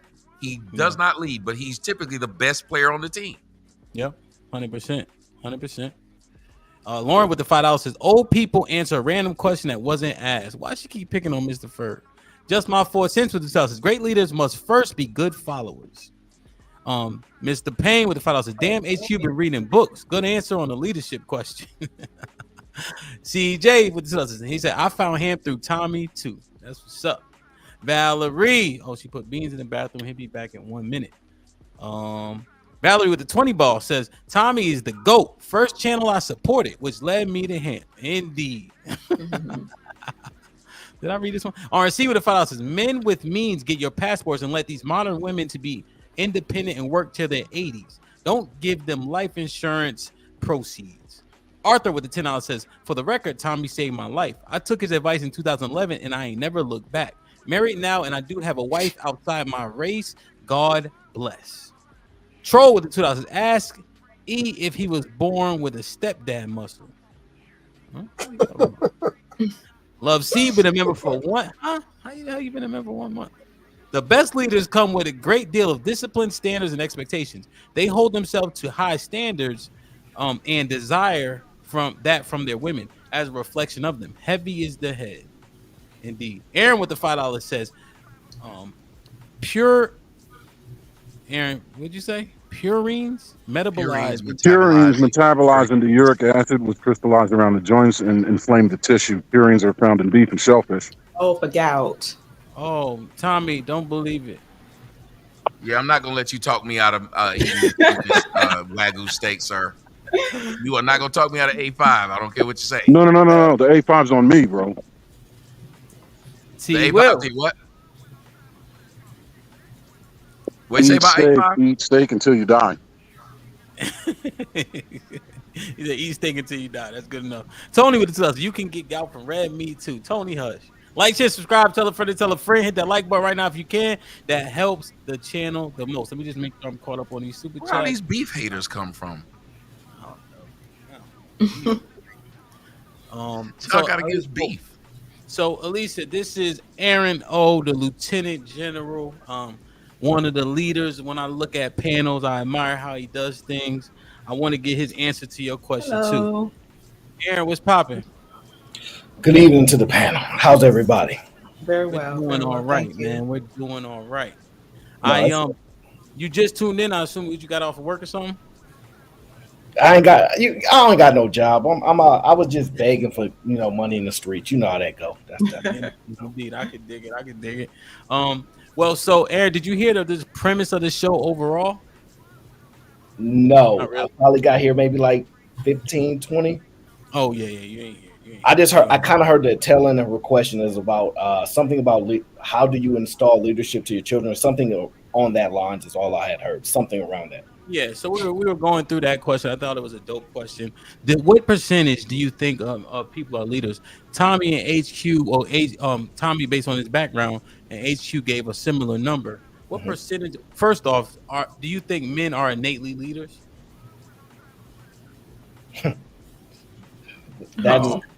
So can they lead innately?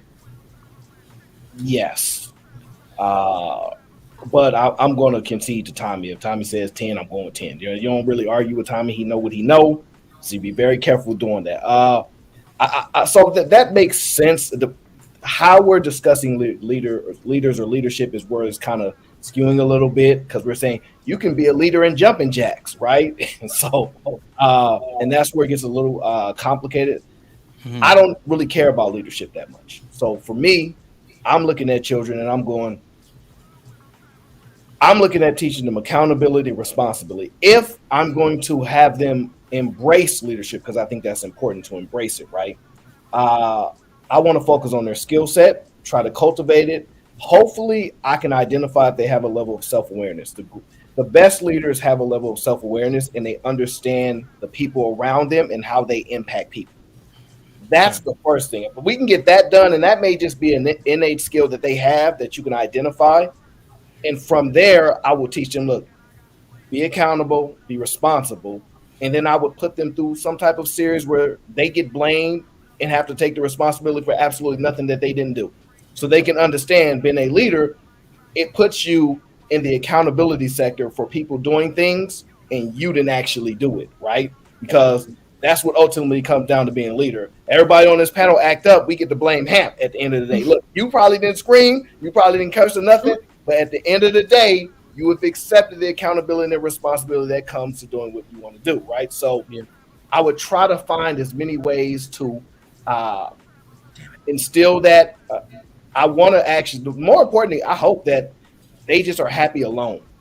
So if you can walk alone, right, then you'll be able to embrace other things. When you're scared to walk by yourself, I think that's the biggest problem. So I think mastering that first, being able to walk through the fire by yourself, will put you in a position to be able to have people follow you into the fire. So a lot of people said a lot of great things when I was listening, but those are the things that come to mind. But I really don't like this leadership thing, because unless you're really going to be the president, you're going to really like be in charge of something. This leadership thing is really back and forth. We kind of have to share leadership for the most of us in life. We kind of like take turns. Tommy, you take the lead right now. All right, I take lead over here. This is what I do well. We kind of share.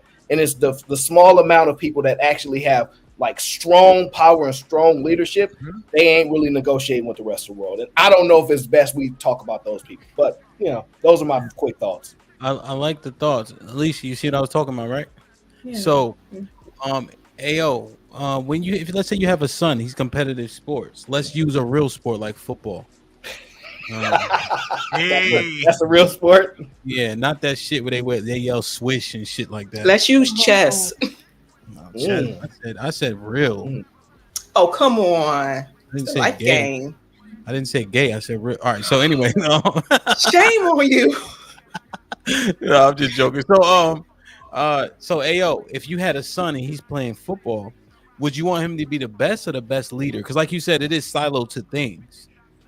So you're grooming him, right? He's a football player, right? So like you said, you can possibly be a leader there. Would you want him to be the best or the best leader?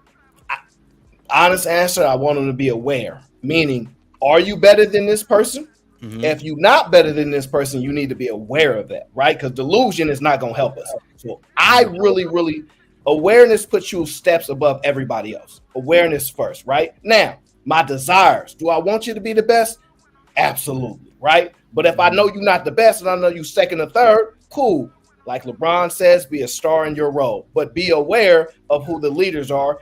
And you can actually be put in a leadership position by those leaders because they trust you, because you are aware enough to know, hey, they really them.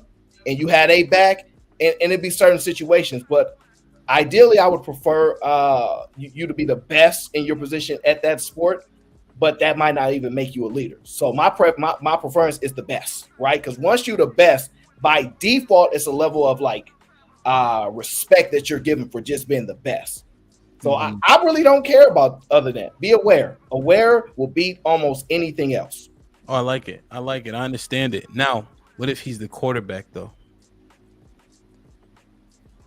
So how, like, and nowadays you're right, because by default almost all quarterbacks are the leader, even if they're not even if they don't have those certain leadership intangibles. They kind of push defaulted to that.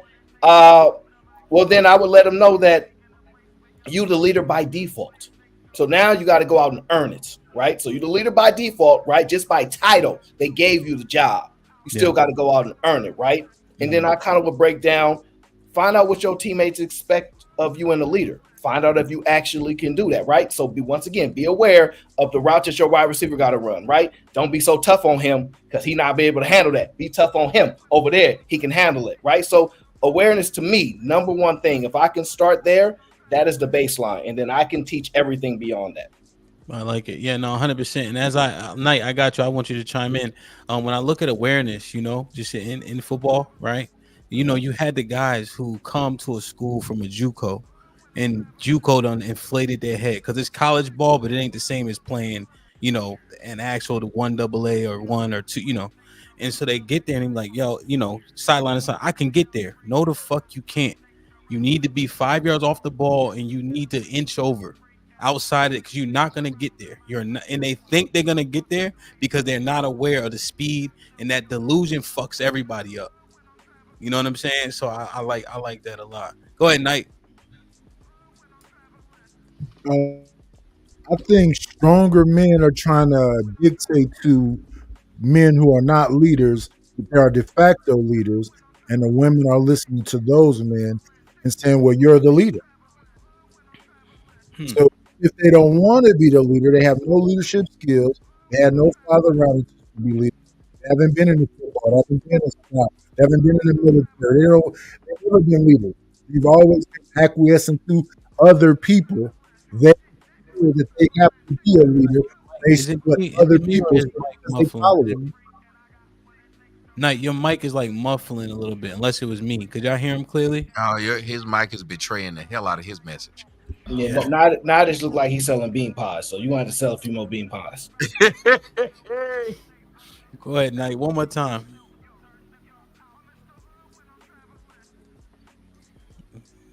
Oh, he got on the headset. It's not in. He's not talking on the mic. I think he's talking on that headset. Is it clearer now? Maybe. Go ahead. Yeah, I said stronger men are telling lesser men that they are leaders, and other people are saying that also. So these men who have never been leaders are being told that they are, and they are not ready for that position. So they just feel that they're stuck to have to do something. They have no clue of what to do. So those men, do they know that they're not leaders, Knight? They know they're not. And so are they the same men who are arguing with us and arguing with women about women submitting, but they're not leaders? So how does that work for them? Us. How does it doesn't work for men who are leaders because they don't understand why those people don't get it.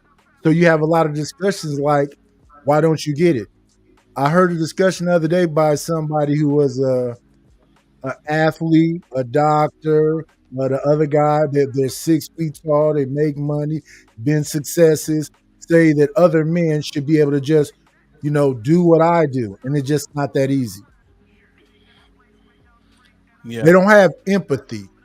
But Mike, Knight, I want you to speak on the men that are asking for things from women that aren't, but they're not leaders. How does this thing manifest for them? I have no clue. Damn. Or is it that men who think they leaders ain't leaders, and hence these conversations? I don't think that they think they are leaders. I think they know what their position is. They just want what leaders have. Okay, go ahead, Tommy. Gotta Then let me get jump in Aaron. on this. Yeah, go ahead, and then we'll get Big Aaron in. He hit a point, but I don't think we really talk about it.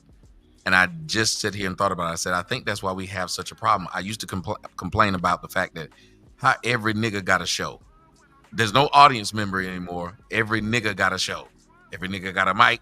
Every nigga need to be heard. Well, it didn't used to be like that. We used to have people who knew what their role was and knew what their limitations are. And I think the problem is, just like what you said in the title, these men are leaders. Is it being used as a weapon? I think these women are speaking to men that they know damn well ain't leaders, and they telling them that they're all supposed to hold leadership. So now what you got is men out of position instead of a first baseman, a second baseman, a shortstop, and all these people with the position we need. Now everybody believe they can pitch. Everybody want to be the pitcher. Everybody believe they supposed to win 10 games because you done sit up there and told them, how you gonna let up there and let that man tell you to go play shortstop? You need to be the pitcher. So we got a bunch of men now really feeling like it's their job to pitch, and there's no team anymore. Team, i.e. community. And you can't have a community when everybody's wanting to A, lead it, and B, aren't meant to be leaders. So I think the lie has been told to these people. You remember when I was growing up, Hamp, I think you might be about around maybe. I think you're younger than me, but there used to be a thing that said the world needs ditch diggers. When we were growing up, that was a thing. You knew that there was a thing that needed to be done in the community. Now, how can you have a thing that needs to be done when everybody wants to stand over there and direct? Well, who the fuck are we directing if there's nobody out there working now? Yeah, but Tommy, the thing is, I actually think that people didn't necessarily, it's actually kind of proven that people don't actually know their roles, because all we did was remove a barrier, right? So at first, everybody couldn't afford a mic. Everybody couldn't get a record deal, right? Once we removed barriers, what we saw was people had these desires. They didn't have the option. So I think really the barriers.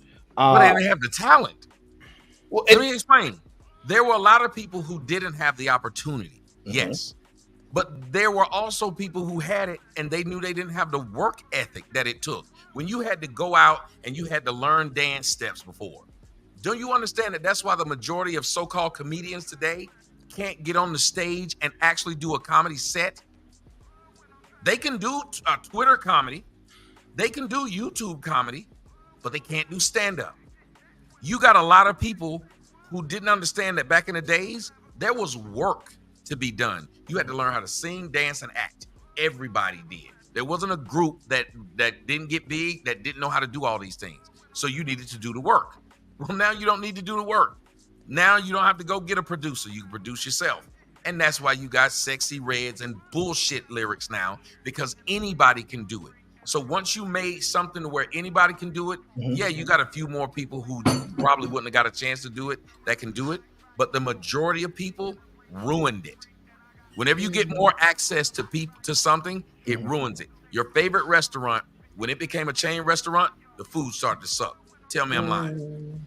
Even Boeing. Do you understand what happened to Boeing? The fucking doors started falling off when they took down the structure of their safety measures that were there because they started selling too many planes.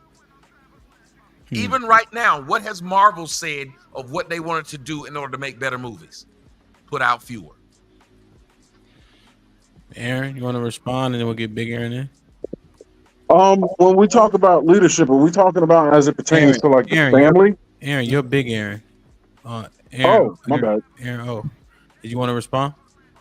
No, I think what he said is fine. It's just I think the thing that I look at is that what we're proving is that we're in a different time. We found a way to monetize. So even if you are sexy red, I guess, she's been monetized. And there is proof that there is an audience for that. So for example, if you know your role, you know your role. It doesn't matter if they give you money and tell you to do something, you go, I don't want to do that, right? That's knowing your role. What I think is shown is that people don't really necessarily know their role and they think they can do all these things. And the barriers help to position people and stop people from getting to a certain area, right? So we thought that people know their roles. But the way I see it is most people don't know nothing unless we tell them their roles. That's why I think we're yeah, I get it. I think we're kind of, as I was listening, I'm like, I think we're kind of saying the same thing because I'm with you on that. When you removed it and told everybody that what they're, because you remember some people say, "Ooh, I just sing in the shower." You ever notice that? Some people used to say, "I just sing in the shower." Now everybody want to sing in the mic. Everybody actually believe they sound good, and you have to be like, and then when you do tell somebody they're not, you get called out your name. It used to be people were looking for someone to tell them the truth. Do you think I can act? Do you what do you think about my pictures? Now, if you tell somebody that's not good, you just hate it. Nobody hears criticism anymore. They only hear applause. But even if you can't sing good, you Let me still get Aaron in. Let me get Aaron in. Big Aaron, what's popping? Okay, greetings everybody. I hope everybody's doing well. I just for context, like when we use we're analyzing the word leader, are we talking about within the family structure? Yeah, largely the conversation is surrounded around men leading their women in their household. In their household, right? All right. So, I mean, predicated upon that, then there's all these arguments that there's only 10% of the league. 10% of people can be leaders, and I would believe that. I have nothing to refute that. And there's these military references where there is upper echelon leaders, but at the household level, there has to be a leader, I suppose, and it's a small unit, so the conversation changes. But I do think the concept or the philosophy of leadership is the same. It just changes in size as the scale of who you're leading changes. You know what I mean? Not really. Expound on it. A house cat is a house cat. A lion is a lion. They're both cats. So a general in the military is a lion. A father in a home is a cat. There's a small unit he's leading, but leadership is leadership. You have to have temperance. You have to have bravery. You have to be organized. You have to be disciplined. You have to be able to communicate. You have to be operationally empathetic. You have to be able to see from other people's positions, or at least recognize other people's talents and exploit them. You know what I mean? You can't have a lot of ego. If someone is a resident expert in an area, you got to lean on their expertise.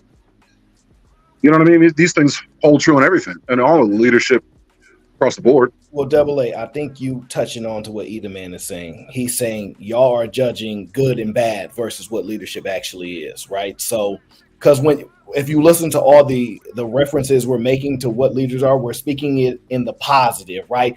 These actions, this, that. But Either Man's argument is that, well, good leaders and bad leaders. I can say, hey, I'm the CEO, but I'm not going to be in here very much. So Tommy, hey, he said he the co-CEO, right? I got 51% of the company. He got 49, right? He gonna be here. Tommy ain't never ran a business in his life. That's my brother from another. I put him in charge of everybody else, and he don't have listening skills. He don't have none of those things, but he in charge. This is what Either Man is trying to say when he say good leaders, bad leaders, and what leadership is. And all leaders aren't doing positive shit either. Jim Jones was a leader. He led the motherfuckers to drink that shit, but he was a leader. He led them because you have to have some leadership quality to get that many people to fucking follow you. That's why I was pointing out only 10% of human beings are leaders. The rest are followers. Y'all might not believe it, but the reason why their mind is wired to be told to do something, even when it's something stupid, they will go do it. I don't think y'all thinking this through. Let me ask this question, and then Beans can go. Aaron, Big Aaron. Well, sorry, I bestowed that title upon him, Aaron O. Aaron is 6'5", 380 pounds. So is he bigger than you? I just want to make sure. That's a pause. I'm 5'5" with brown eyes. Oh my God, that's gay. Okay, smile like Aaron, the sunshine. Big Aaron. You cannot describe yourself like this one. So 5'5" is crazy. So Aaron, that cat though, the small cat, house cat. Yeah. Mm-hmm. Does he need is he actually a leader, or should he defer more to a partnership with his wife in terms of being successful as I look at our non-marriage rates and our divorce rates? I think it is. I think he would be a leader, but I think it would be a leader that functions closer on a spectrum to a partner, right? There's levels to this leadership thing. There's different levels of quality. There's different levels of responsibility. And a household leader would be closer to the end of the spectrum where partnership is, that extreme. And then dictatorship is the other end. I got you. But generally speaking, if he damn near close to a partner, he might as well go ahead and just take it on the chin. Pause. No. How come? Let it be what it's going to be. Why? Just because you're in proximity with something doesn't mean you just may as well seal the deal unless you see a clear benefit to doing that. Okay. So question, if he doesn't have final say in his house, right? He's negotiating. There's times when she will have it, he will have it. What does he do then? Is you still call him a leader? Well, it depends on who established that relationship. If he has the ability to usurp final say, he's still the leader. He's just a very compromising and considerate of his co-pilot. You know what I mean? Which in my case, for example, like I'm very, my wife has a lot of say around here because I value her intelligence, her experience, her opinion, her judgment. That's why I married her. Now, if the coin were to drop and there's a final say, it's mine. But I divert to her because she is capable and I trust that she's going to see things. And if she says or makes a decision that I agree with, even if I don't, we hash it out and I listen. All right, that still doesn't make sense. We're going to do this. And then she trusts me. Okay. But if she says, well, puts my perspective in a place that I did not see before, you know what? That makes sense. Let's try it. And let's experiment. If it doesn't work, we're going to plan B to what I was saying originally. But I think there's merit in what you're saying. Let's give it a shot. Or that's fucked. We're doing it my way. And she said, all right. Do other people have to discern if he's a leader or not? Like, do other men got to be able to see his leadership, or it don't matter? In his household? No. Really? That's his house. So if he's allowing things in his house that are unbecoming, that's his house, so it is what it is. He's a bad leader.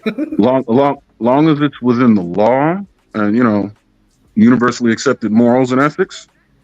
Yeah, I mean, that's their relationship. A man's house, a man's house. That's it. You can't. Damn.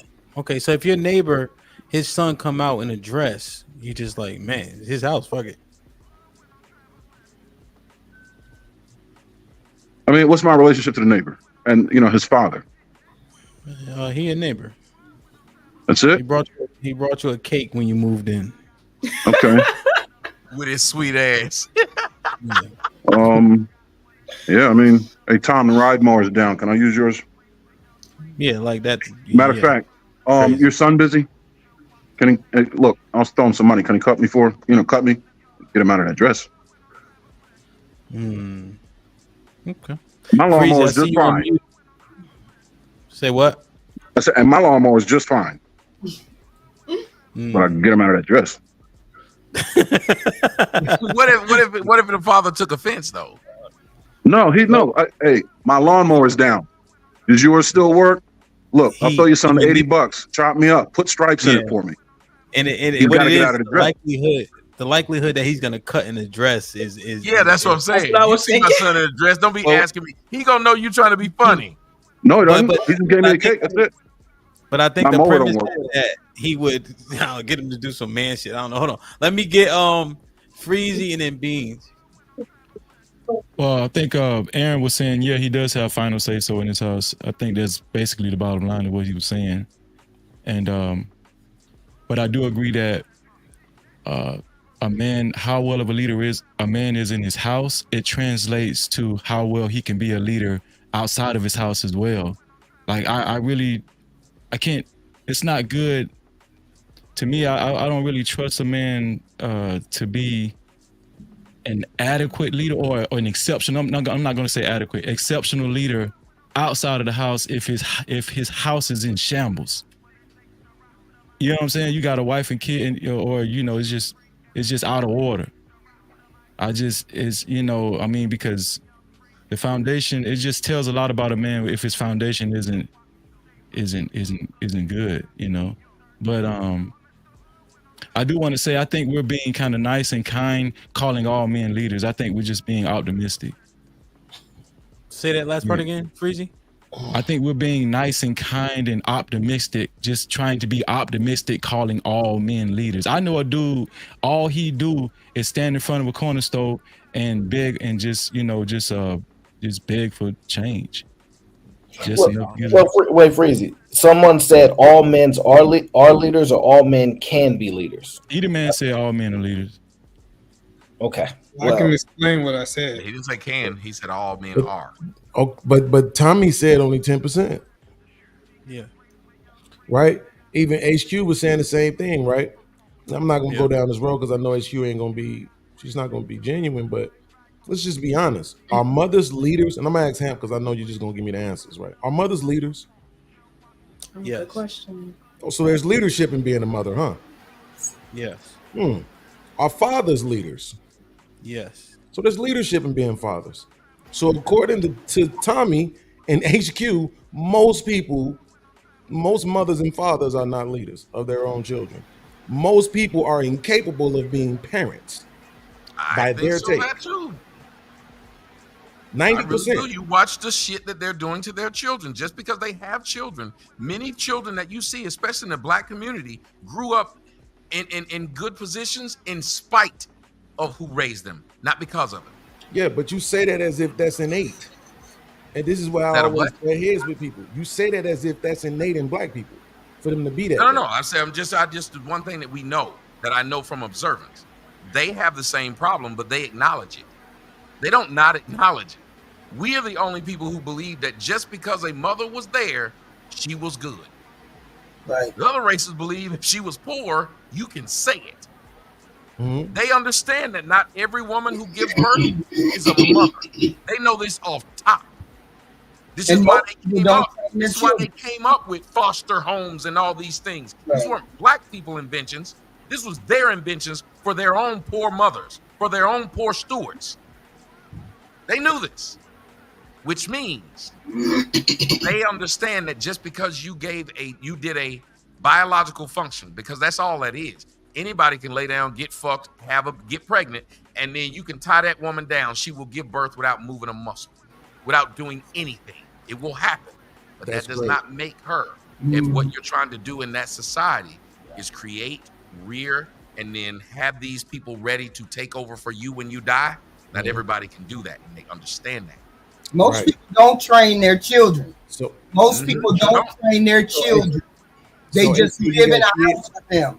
So HQ, No you got cap kids? is right. We give big numbers to things Were that you a aren't good leader? Absolutely.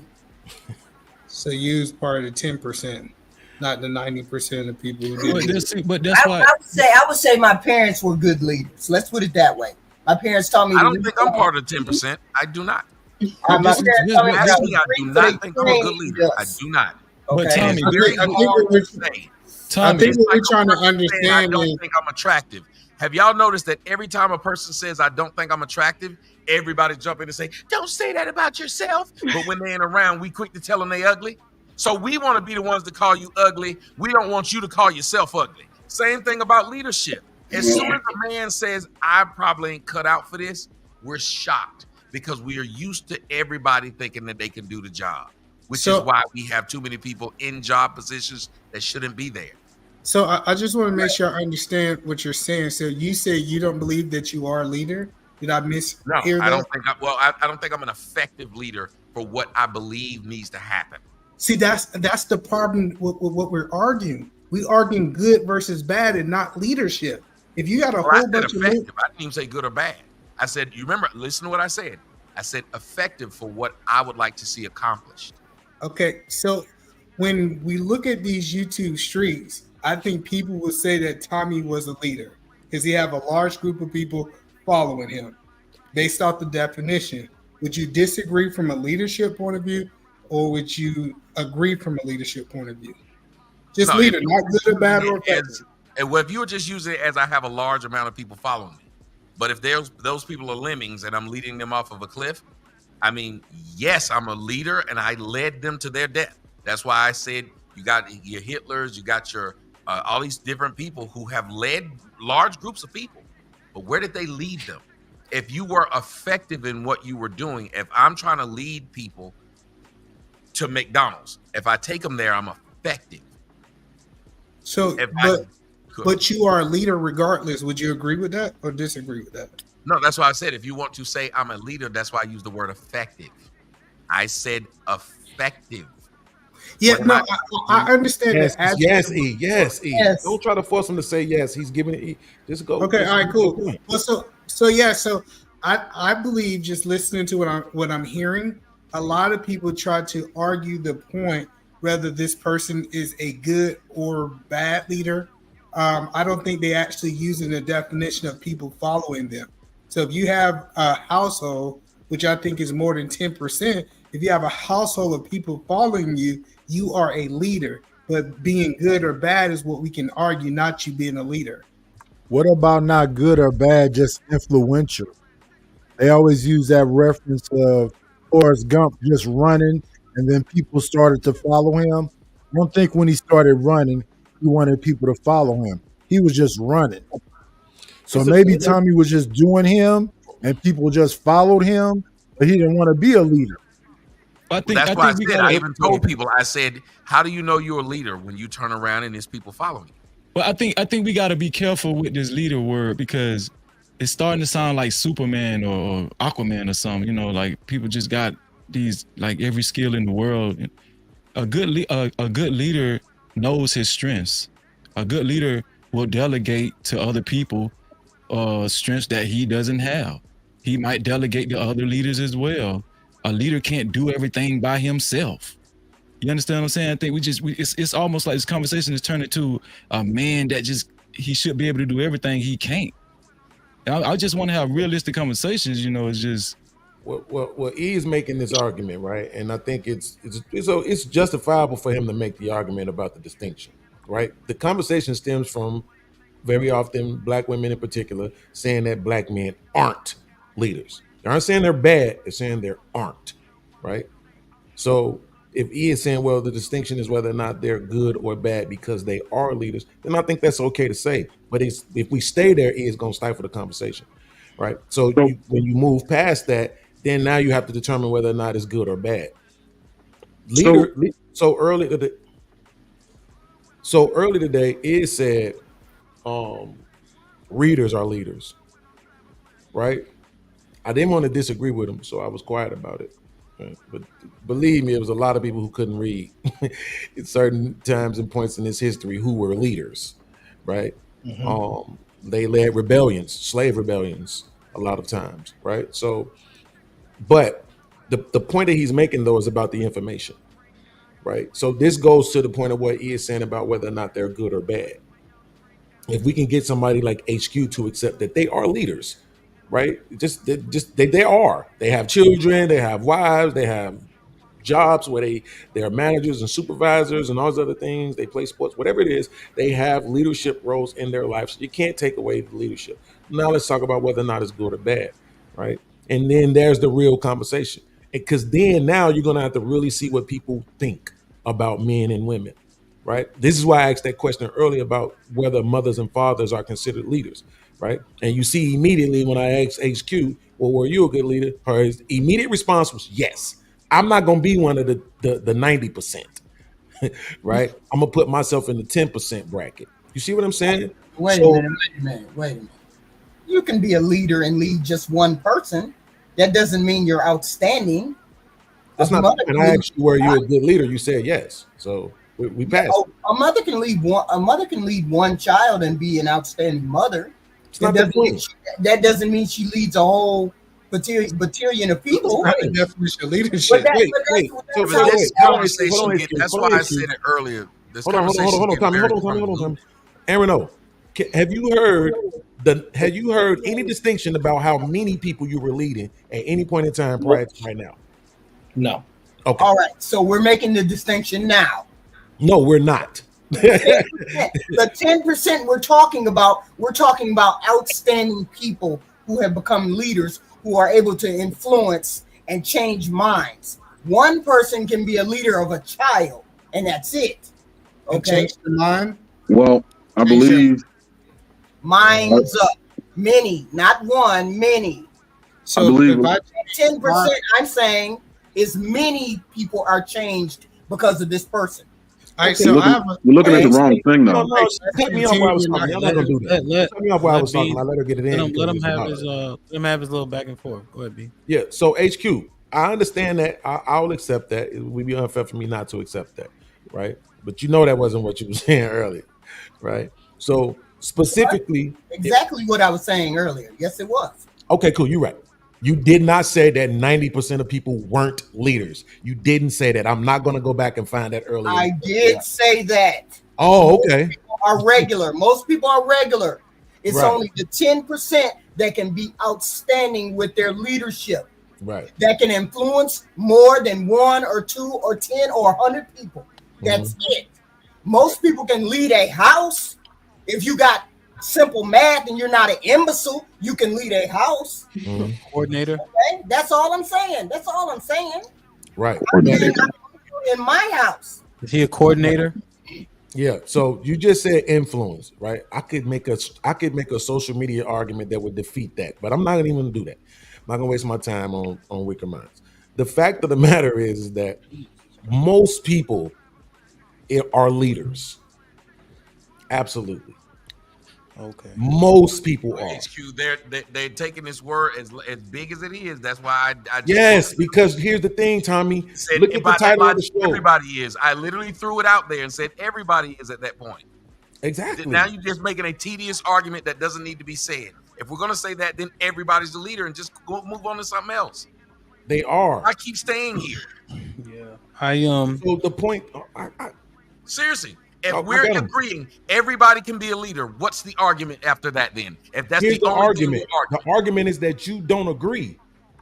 No, I do agree. I agreed earlier, did I not? When I was talking to just Eda like Man, didn't 70 say, seconds I ago, you said, just if you're said using it 10%. at its base level, yes, everybody is. I literally said that. Okay, so Tommy, do you know where the conversation stems from? I assumed we were talking about a different level of leadership, but now I see I was wrong. I don't want to. We are talking about be So involved now, in the is the conversation stemming primarily from the relationship between black men and women? Yes or no? Yes, That's what I Okay, thought. so The if that's the household. case, then we're not talking about just leading your kid or leading a dog down the street. No, we're talking about that dynamic between men and women, and That's that's why the majority versus minority matters, and that takes I would argue an exceptional level of leadership, which is the point. And I we're believe, arguing Hamp, and you tell me if I'm wrong, I believe that's why in some faiths they allowed men to have multiple wives because they understood not every one of these men were good leaders, and some of these men had to take on more than one. Yeah, Because if not, then all these women wasn't able to get a good man. They weren't able to get a good leader. They were just having niggas that weren't worth a fuck be their husband. And so to be very specific, that it was the minority of men that had multiple wives because you had to have means to have it, have multiple wives. Go ahead, Aaron.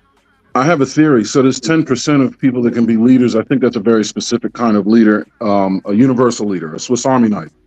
Someone that doesn't have to have any expertise on the subject matter. You just brief them on the resources available to them, you know what I mean, the personnel that they're going to lead, and then give them the objective, the goal of the mission. And they can walk into anything from building a structure to, leading combatants into war to anything, right? Because they have the traits of leadership so strong in them because they don't have to learn how to drive a tank, but they know how to galvanize the tank driver to do his job well.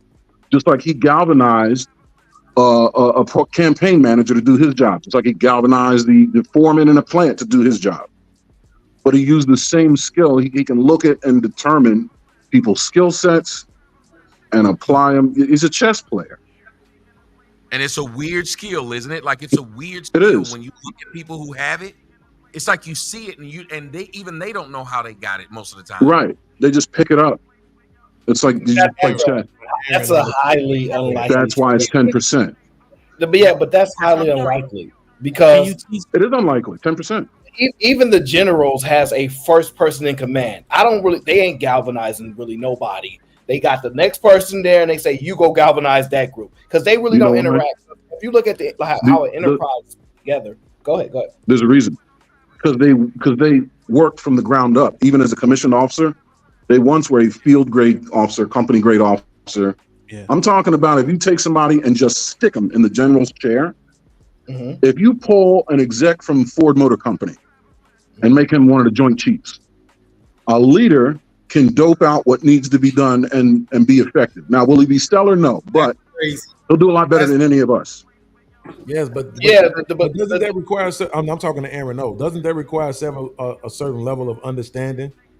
Yeah, I don't think people can do that. So I would say this. I would say just to my opinion, I think the president is the only universal leader of our country. He's in charge of technically in charge of everybody here. Outside of that, people are specific to their industry, and they may be able to cross over to some areas, but I don't know about all this. So I got a question for Look at military generals. If you look at military generals, whatever their MOS is, look at how much support elements are beneath his command. You got supply, you have logistics, you have intel, you have mechanism engineers. He doesn't know any of that. Hold on, before you go away from it, Aaron, here's the thing you're missing out on, though. You just said they came from the ground up. So that's training. Right? Which So, means right, that's what I'm saying. But not in every But MOS. Yes, correct. He said that you could take So somebody that's not in the military, place him as a general, and they'll be able to effectively run the military. That is crazy. Coming from a military either man. It's an example. It's not. Don't take it literal. To a business. It's metaphor. I'm just trying to put pieces together to paint a picture. Don't take it literal. I'm not saying Ford Motor Company can lead the 2nd Marine Division. He's not going to be the Division CG. I'm just saying high-level leaders can go into arenas that they're not familiar with and operate to a degree. Now, to the same degree that the guy that was raised there, no. No, what you just said right there, that is an acceptable answer. That's what he meant. They're delegators. But I still want to stick this person from this thing. That's why you can have people who never played football, like the coach of the Miami Dolphins, but he really good at delegation. Like he's really. You can see the X's and O's. That's all. Yes, he just sees it, and you can take him, put him there, and everybody's wondering how the fuck this nerd know how to do this? Because at first they wouldn't do that. They used to say you had to be this, that it had to be this way. And that's why you never got somebody who never did it in that position. Bill Belichick sucked at football. He wasn't a good football player. But you think they But he can damn sure was a good coach because delegation is something they noticed in him when he was young. There's another guy, JJ Redick. Everybody knows JJ Redick's going to be a coach. You just know it. And you talk to people and say, why do they just know it? They said when you talk to him when he was playing, he talked like a coach. He didn't talk like a player. And everybody else would walk and follow this man who was not the best player on the team. Why are they following him? But Aaron, let me ask you this though, right? Because let's say I concede to the argument that you're making about being able to pull the general and place him into a business, right? Because I think that's probably efficient, honestly, right? But where he's at now as a general, there was a starting point. The question is whether or not, if we go back to where he first entered the military, could we take him from there and just drop him into that position as a general, that position as a CEO? You see what I'm saying? And to those highly demanding leadership quality needed type of situations. No. Would they function? Okay. No. Here's why. This is why I chose a C-suite exec from Ford. You have to have a maturity or experience lateral relationship. Now, could you take a general manager at a dealer and drop him as a 2nd lieutenant platoon commander? You know what I mean? You have to have an apples to apples. Where you are on the ladder has to be equal. But the discipline, industry, or philosophy you're commanding in does not have to be the same. Well, Aaron, how about this though? Even in the military, don't they say that a lot of those men who see their, I don't even know the levels of military, but that's why I'm asking. Don't a lot of those men say they can recognize who's one day going to be a general when they met them, even in that 6 weeks? Like, this guy's going to be, this guy, I know he's going to be a leader of men. Let me give you a personal experience. Hold on, let me ask you a question, Aaron. Aaron, you know Scam Likely, right? Yes. Okay. Scam Likely, a lot of times when he talks about marriages, people will say, well, bro, how can you talk when you're not married? Mm-hmm. Right? Mm-hmm. But he grew up in a household with 2 parents who were married. He saw a functioning married. His parents are still married to this day after like 40 years. Right? Okay. So just by proximity, doesn't that give him some sort of level of experience and awareness and intelligence as it pertains to marriage inside of the conversation, right? If we just took him now, having never been married, and just plant him inside of a marriage, don't you That's think why that my marriage will is see him as a successful, leader in because this I marriage? watched my parents. Yes. The answer is yes. I'm leaning on it. The answer is yes. So what after that means? Right. So what I'm saying is that when people keep trying to say, because to me, I'm still focusing on the relationship part, because relationships matter to me, Ham. I'm still focused on the relationship part. I'm trying to understand, where do we get to you men aren't the leaders, or you men aren't leaders, or you men are supposed to be the leaders? Where do we even get to that being regurgitated out of our women's mouths? It's How just does an that even insult. come about? It's just an Here we- insult. They don't even mean it when they're saying it. They're saying it Bean. to insult the man. Yeah, yeah. Bean, So sharks don't give a shit about what minnows talk about. well, the answer is really quickly this. Those are usually single women. Like, do you really see a woman that has a man and go, well, my man ain't no leader? Do you really see that that is probably the rarest thing ever for a woman to go, my man ain't no leader. Those are single women who weren't able to get a leader, and they're frustrated because they've seen leaders, they don't have one. And so when you can't have some, you do the default. I don't want no leader anyway. That's just how it works. No, Aaron, it's simpler than that. It's just an insult. They're trying to insult the men because the men aren't doing. Whenever they say a leader, what they really mean is a follower. Every woman that's talking like that, she a shit talker that'll talk shit to niggas to their face. When have you seen a soft-spoken woman talk about where the leaders are? It's always some loudmouth. No, that's not. I don't dignify it with a response. You're not been 100%. Right. It's just some loudmouth that's saying y'all niggas ain't leaders, and it usually comes out just like that. But it's from a good amount of time is from experience, from they dealt with somebody before, and they're taking that experience to identify that person that I was with, he must have not been a leader, so such and such ain't leader. So they are. That's what I said. They're using it as an insult. They're not using it as something. It's not necessarily. Yes, I think in Very this, well. the insult is y'all men are supposed to be the leaders, right? But that's not always how the conversation But goes. they couldn't even define to you what leader is, and then that's I why agree 100%. I have this battle all the time. So then it is. If I'm calling you something I can't define, I'm literally just insulting you. No, I'm with you, but I'm saying other conversations are when the ladies say, why don't you have a man? Because there ain't no leaders.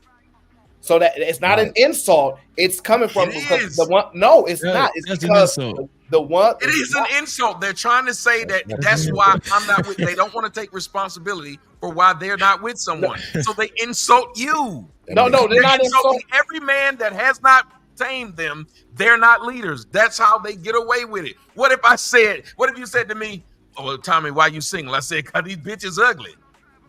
That's not an insult. Yeah, so I what I'm saying is I'm not interpreting it as an insult because I don't see that in that moment as it being like disrespectful. It's a reflection about her experience typically.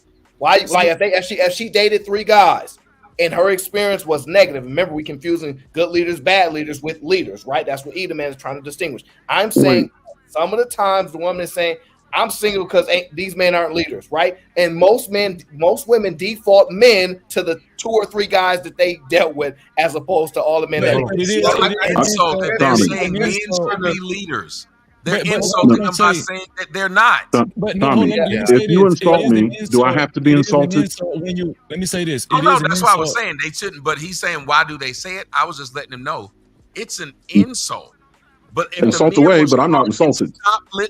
I'm with you, Aaron. If they just stop listening, the insult doesn't work. It's just like calling somebody.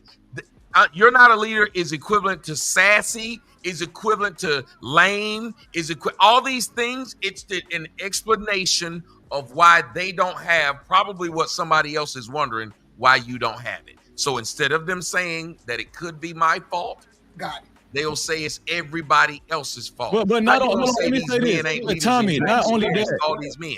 Not only that, Tommy, what I was going to say is I understand what Aaron is saying, why a woman would say that, but it's an insult because it's a blanket statement, right? It's a blanket statement. That's why it's an insult. They're saying it out of. Well, Aaron, look at it this way, Aaron, to your point, right? But I think this kind of goes with what you're saying a little bit when you first started about why they were said earlier. Alicia, who's next to you, when what's his name? Iz was on the panel. Iz was saying that when he's in a relationship, particularly at this stage in his life, inside of his 40s, he doesn't have sexual urges for other women, right? When Alicia was asked, does she believe that? At first, she was looking at it from a general sense, and she was looking at it from him being her man. And she said, yeah, you know, my man, I could believe my man wouldn't have sexual urges for another woman. But then when we put it on just a random dude, she was like, nah. Nope. You see how it changed? So You know if what he's that with me, yes, he can not have sexual urges for other women. But if he's single, nah, he want all of them. You see what He's I'm saying? addressing probability. That's all. Remember, I called both of them out though. I called that out too. I get was that, like, right? well, But Beans, if I'm talking to a woman and she's single, I'm not interested in her. She's not interested in me. She'd probably be interested in me. But let's just say she's not, right? She go and I say, why you ain't got no man? She goes, well, these men are not leaders. I am not insulted. I don't see that as disrespectful, right? So if I don't interpret it that way, I don't consider it an insult because I understand how normal human beings, when they say these men are not leaders, they don't mean all the men that exist. They mean from the people that they've experienced, right? And I'm smart enough to distinguish that. Can it be an insult? And on these panels, is it an insult? Absolutely. That's why I said it depends on the context of the conversation. So Aaron, see, that's the problem. If a person, you're saying you're interpreting what they mean.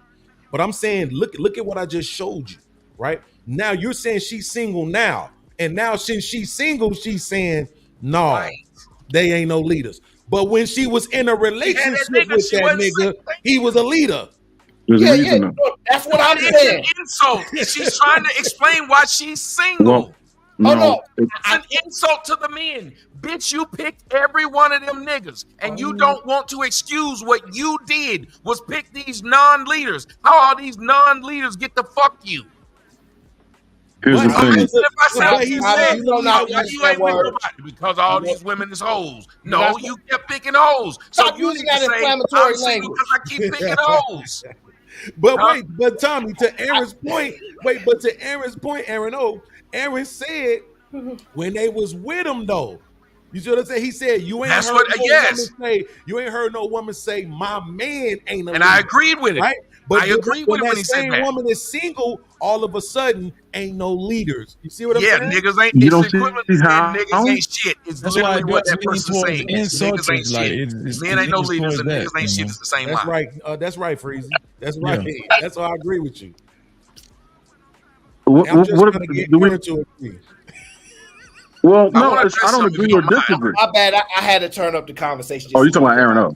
I want to address something if y'all don't mind. I'm trying to force Aaron O to stop being smarter than everybody else by interpreting what they mean, and then just because he's right about what it means because it's coming from their perception of what they have endured. It is absolutely right. But Freezy and Tommy are 100% correct that it is an insult because it's blanket. Soon as you ask them why they're not in a relationship, why they don't have a man right now currently, and they say because these men aren't leaders. Yes. At that moment, it's not about the guys they were in a relationship anymore. Yes, because you deem everything in the literal sense first, right?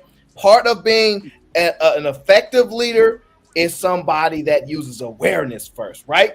My awareness goes to understanding the person that I'm interpreting, right? Because it's all communication comes down to at the end of the day, right? And I'm saying based upon those skills, I get it. So it's hard for me to be upset with something I understand. You see what I'm saying? We're not saying be upset. I know that empathy, the understanding is requisite of empathy. So I absolutely understand that. But Aaron, let me show you the key words in the phrase. It would be different if I said, why aren't you with those men you were with? And she said, because they weren't leaders. But when I say, why are you not in a relationship? And she say, these men, oh yeah, absolutely. That is a blanket statement and she is being insulted. No. But that is not her intention, so. It's not what's said. It's what's not said. Do you really believe that's not what she means? That she's been with all the men? Or is she pulling from her anecdotal experience? Let me ask you this, Aaron. Let me ask you this. If a woman says, she's single now, right? And she says, well, why aren't you with a man? Well, these men are leaders. Would you say that that statement has an element of bitterness in it? Bitterness? Yes. Why does it? Okay, What is? so, hold on, wait.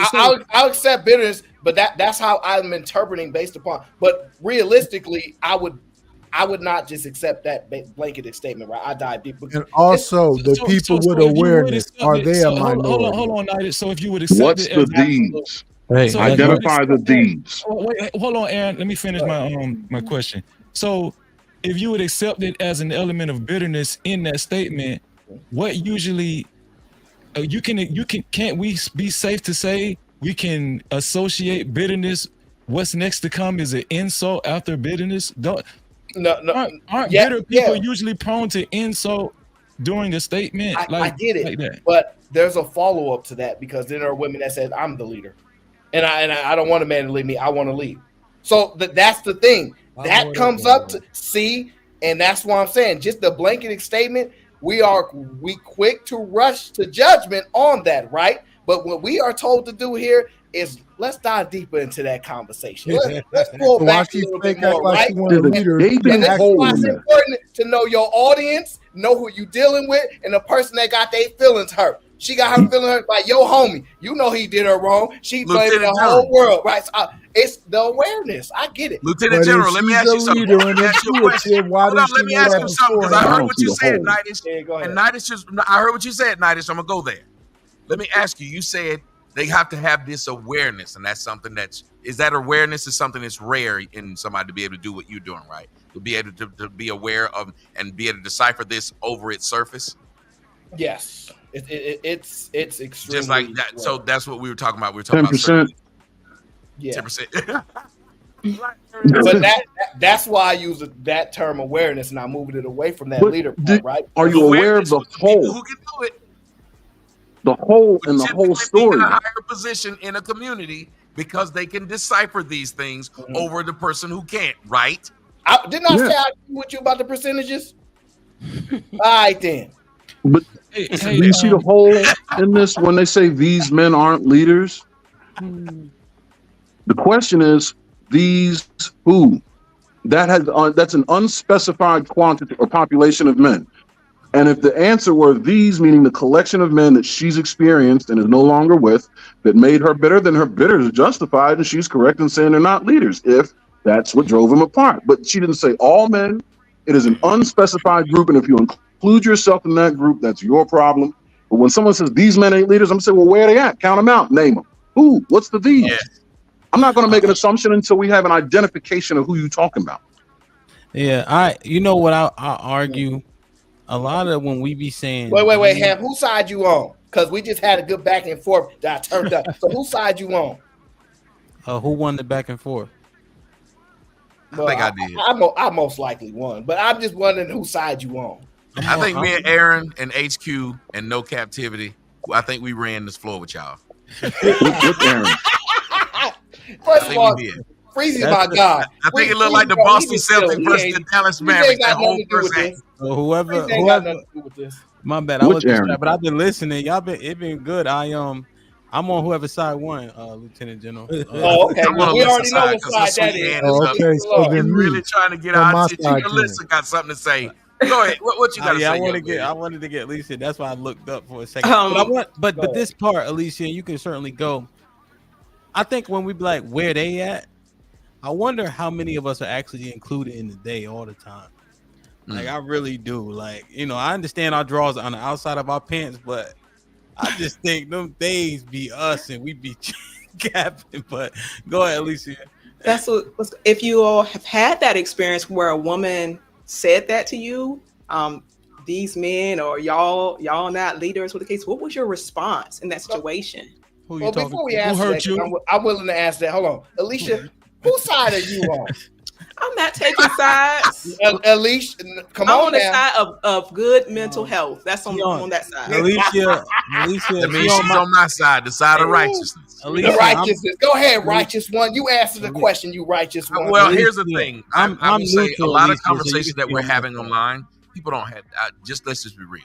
People don't have these conversations online. Like all this hate I see online. I was in Miami just walking around. I don't have no security, no nothing. You know who didn't walk up to me? Somebody who said they didn't like me. You know who did? It was a nigga that was there with his wife and shit. They was like, that's him. I tell you, that's him. So all these people would just be like, nobody's ever walked up and said, fuck you, nigga. So what you're hearing is typically we don't hear they ain't no leaders in real life. Ain't nobody on the first date with a woman. You ask her why she by herself and she say no stupid shit like that. But you will hear it online. And just like No Captivity said, it's typically coming from a bitter position because I want to throw shit at you to make you feel bad. It's not that they're coming from a position of really explaining why they don't have someone. They think it's an insult when you even ask them, why are you single? That question hurts the majority of women. So you know my point. You ain't got no job. I said on the panel, sir, distinctively on the panels. That was how I started. So she was saying, well, what do you do with it? What you have to do is take it with that grain of salt. The one I said of this is a bitter person who's saying, just like when you ask a man why you don't have no car. He could have a good reason, but he still thinks you're insulting him. So he's gonna come back with something because he think you just insulted him. Yes, All right, guys, let Alicia. Did she even get 2 cents? Man, she asked her question. Nah. Let her talk. God damn it, Alicia. I don't give a fuck. You say the ABCs. Go ahead and say. How'd you feel about my answer, dear? How'd you feel about my answer? She asked the question. Trying to Hey, answer. Big head. Alicia, if you I want was to say the curious what ABCs, go ahead and say the ABCs. what the experience was for each individual gentleman on the panel. Right. Okay, what was the question? That shit. I wasn't listening. I was too busy windmilling. If you've had that statement, if you heard that statement personally when you had an encounter with a woman, what was your response in that moment? Oh, my response is, who the fuck you talking to? Oh, okay. Mm-hmm. Okay. Mm-hmm. But then my feelings was hurt. Get the fuck out of here. But Alicia, this is the problem. And I wanted to ask Aaron O so you would know that this ain't just me thinking this way. Aaron O, would you say that the majority of the time that men aren't the leaders is a pocket check? Ooh. Say it again, That's me. an interesting observation. You know what? Aaron, hush for a second. Say it again, me. The majority of the time, go ahead and try to embarrass me again. The majority of the time when women say that about men not being the leaders, it's just a pocket check. So you think they're more likely to say it to a break it down. Hold on, Alicia. I'm a C student, Alicia. So wait. What I'm saying is, unfortunately, I have to agree with Tommy, right? But if I ask you what a leader is, and you can't tell me, when you tell me we aren't that, it's just an insult. But I know the one thing that you gonna always say we are is broke. That's what you gonna go to all the time. Anytime somebody asks you what a man isn't or does not have, right? Hey yo, look. So, hey yo.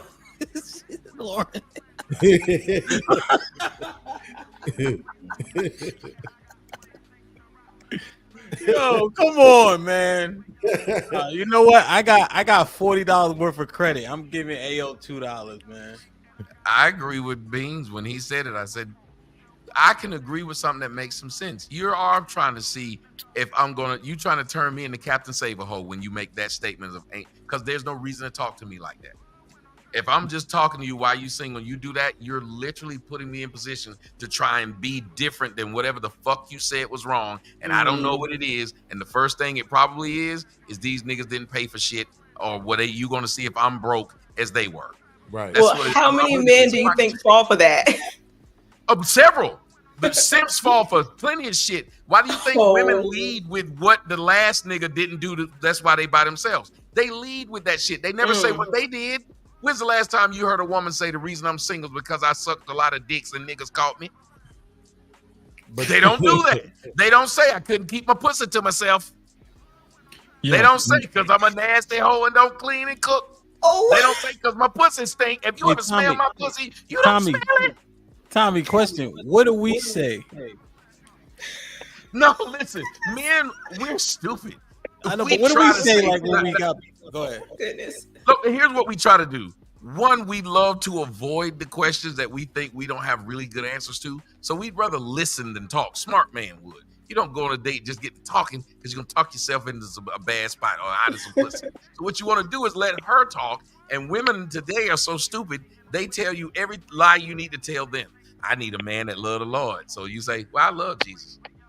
Whatever they say, you just repeat it. Smart woman will force a man to talk. What men usually say of why we're single, we usually say very simply, I just haven't found the right woman yet. So we don't insult women at all. We just say we haven't found the right woman. Then what will she say? What's the right woman? And then we'll come up with this straw man bitch that we were never looking for anyway, because I'm trying to fuck you tonight. I am not looking for a real relationship with you. Now, after I fuck you in the pussy pretty good, then I'll sit around and keep hanging around. Next thing you know, I'll be in a relationship with you. But it wasn't planned. I was just trying to fuck. I would kind of give it a little pushback. It's some guys that will answer that question and say, because these hoes ain't shit. That's a fact. On a date, I ain't never. Y'all got to show me these dudes that said that on a date. Man, niggas be saying that shit. I'm telling you. So who you was on a date with he when said this on a man date. said He this? said on a Minority of men would say that. No, Wait, not a did you ask on majority. a date, man? Not a majority. No, not a majority. Yeah, you that's ask all on I'm a saying. date or I'm Oh, saying you know she what? asked That's me before that. interesting. So let's do this. Let's role play. Alicia. Yes. No. You knew HQ. Yeah. Alicia, let's do it. Okay. Okay. You on a date with Tommy. Okay. How you doing, Tommy? Hold on, I'm Alicia. with him. Damn, you already sitting down. Let me hit the floor. Knight is the server. All right, go ahead, Knight. That's fucked up. I'm the what? The server. The server. Want me to say waitress? The waiter. I'm the waiter Yeah. at this restaurant. Okay, how you doing tonight? What would y'all like to have? We have a special on fish.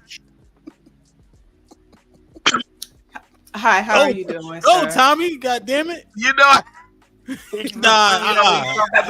Give him a minute. That fish out. I just said pussy stink, and I'm like, oh.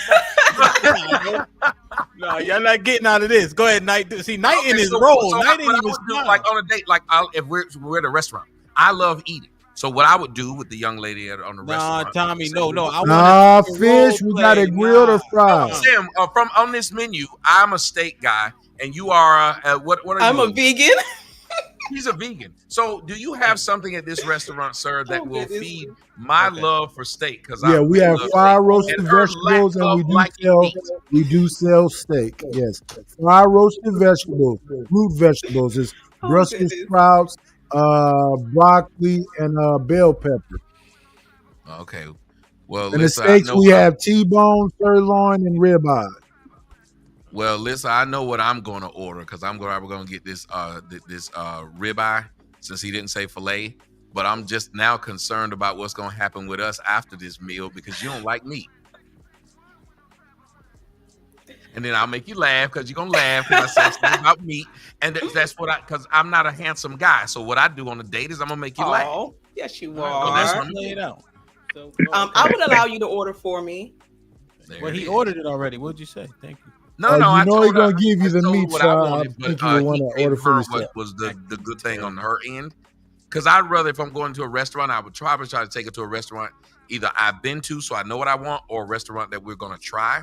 And when I do that, I want her to hear this guy. I think women really like the guy to suggest them the server guy. When I say I got enough money to say, let him tell you what's good, and then you decide if you want it. Women actually like that. All I'm saying, this is good role play. I know it would be funny right now if somebody walk by. Tommy, is that you? How you afford to get up in here? You got them coupons or something? Okay. So They the wouldn't do that to waiter me. has They- already no, given let me me a tell you, list that's of one good options. thing. When if they see me at a cheap place, they're surprised. Never mind. Y'all fucked the whole role play up. I'm trying to You understand. forgot Ham? I'm trying Hey, to Knight, understand. good job, okay, Knight. Okay, so we've ordered. Okay. All right, let's do it. So while he's going around waiting on for us to get some food, let's have a conversation. While he's going to get out, he put our food in. Now we're having conversation. So I'm gonna say, where did we meet, Ham? And then we go from there. Tell me how we met. At the gym. You was Okay. peeping up. We You met was at the peeping up gym. for a week or so. You saw her at the gym. You found a way to bump into her. Now y'all on a date. Perfect. So do you go to this gym all the time? Or is this like you just moved around here or something? Because before then, I never saw you up here. Oh, well, I just started attending. I'm trying to get toned. So Tone, you already toned. I don't know why you look. I'm just glad you came though. But you hey, we can always improve. Now, come on now.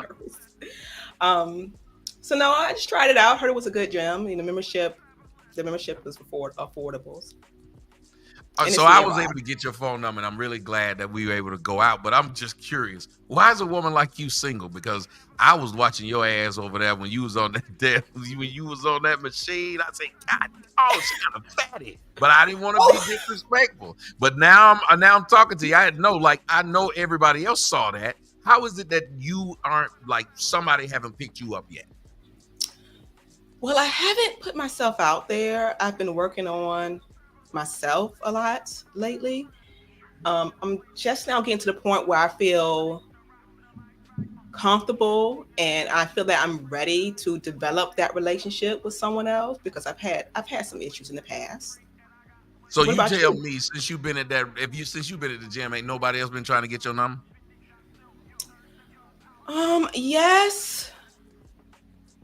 Yes, but they didn't give me the same energy that you gave me.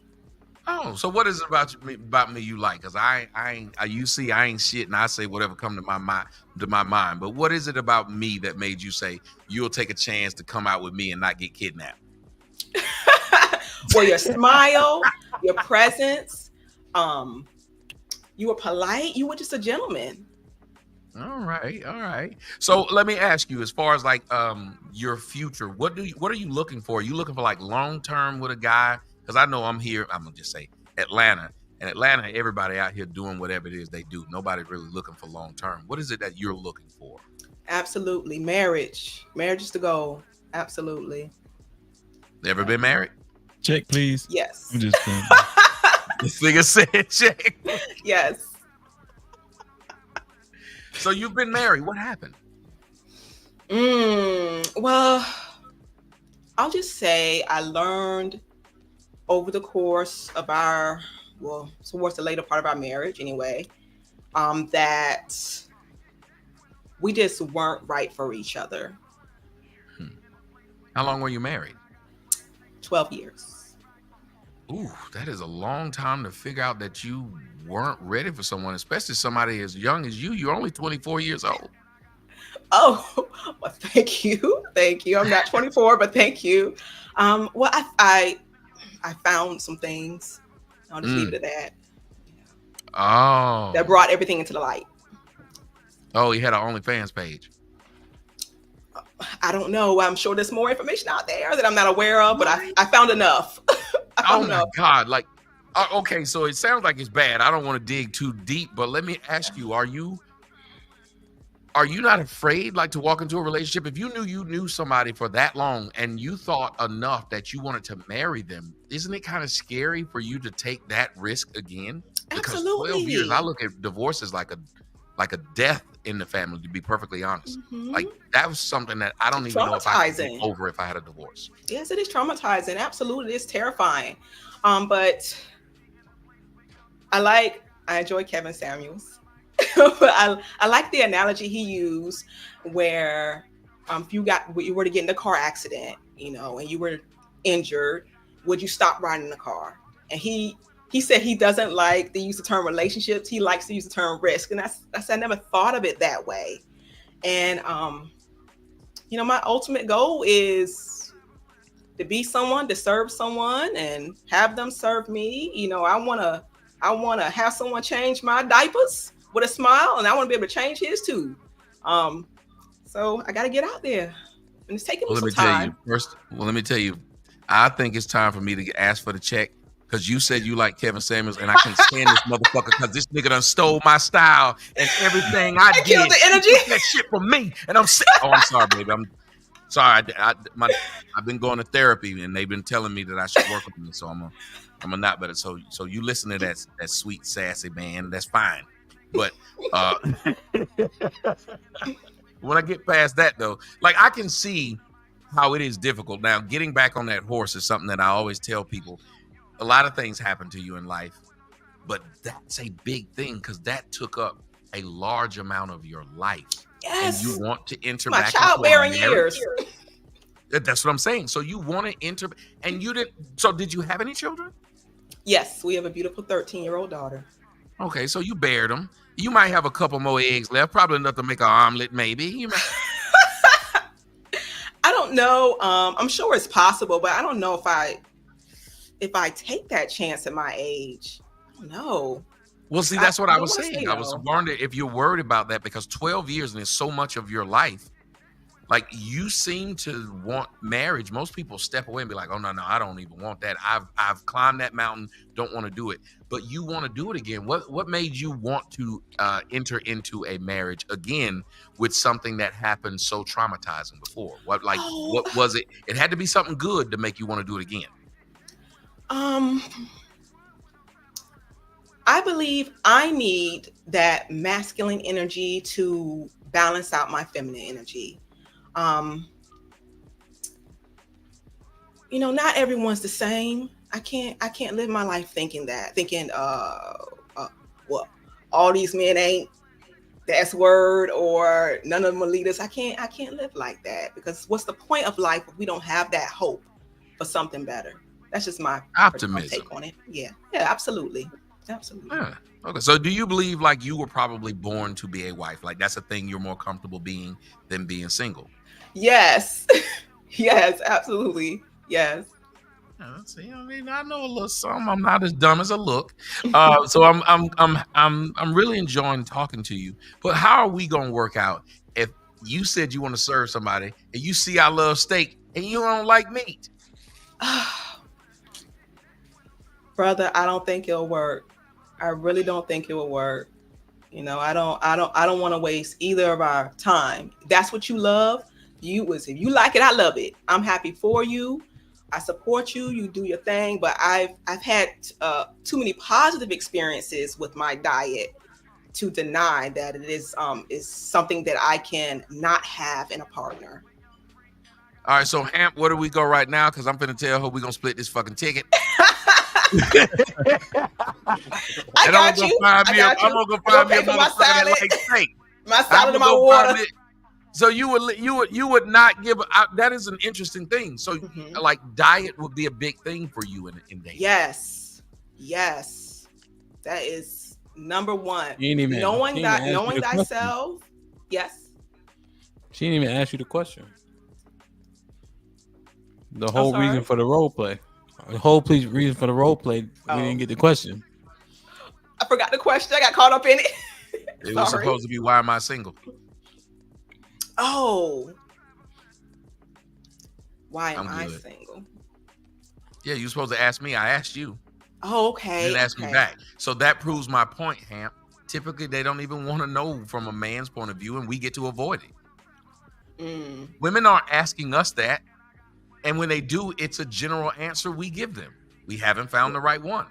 Yeah, I just went to I don't know what me and y'all done met that done said these hoes ain't shit. That's a weird thing to say on a date. But y'all said they said it, so I'm going to go with y'all. But I don't think very many men are doing this or saying this because we're rarely even introduced to that. Well, it's plenty kind of dates. Hold on, Aaron. No, it's plenty kind of dates, Tommy. I mean, Bonquisha could have went out with Pookie. You understand what I'm saying? So it's just it's different people, but yeah, it's possible. Yeah, well, if King Vaughn on a date with you, he probably gonna say these hoes ain't shit. I get it. We're talking about men with some type of the decorum would generally matter. I think most of us are gonna fit in a category where if I got some shit and I got a goal that night, I'm gonna make sure I get to that goal. If I can dominate the conversation, like with Alicia, she's pretty passive in that way, right? I am.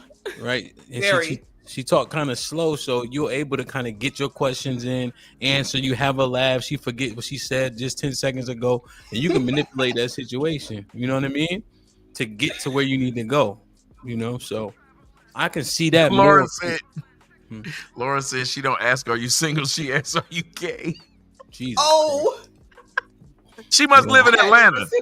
No, there are really women in Atlanta who ask that question before they ask anything else. They will ask you that. But Freezy, I got more men kind of conducting it like Tommy and we would than these hoes ain't shit. Thank you. I'm not trying to be funny, but I think that's rare. You can tell me that somebody did it, and I wouldn't doubt it.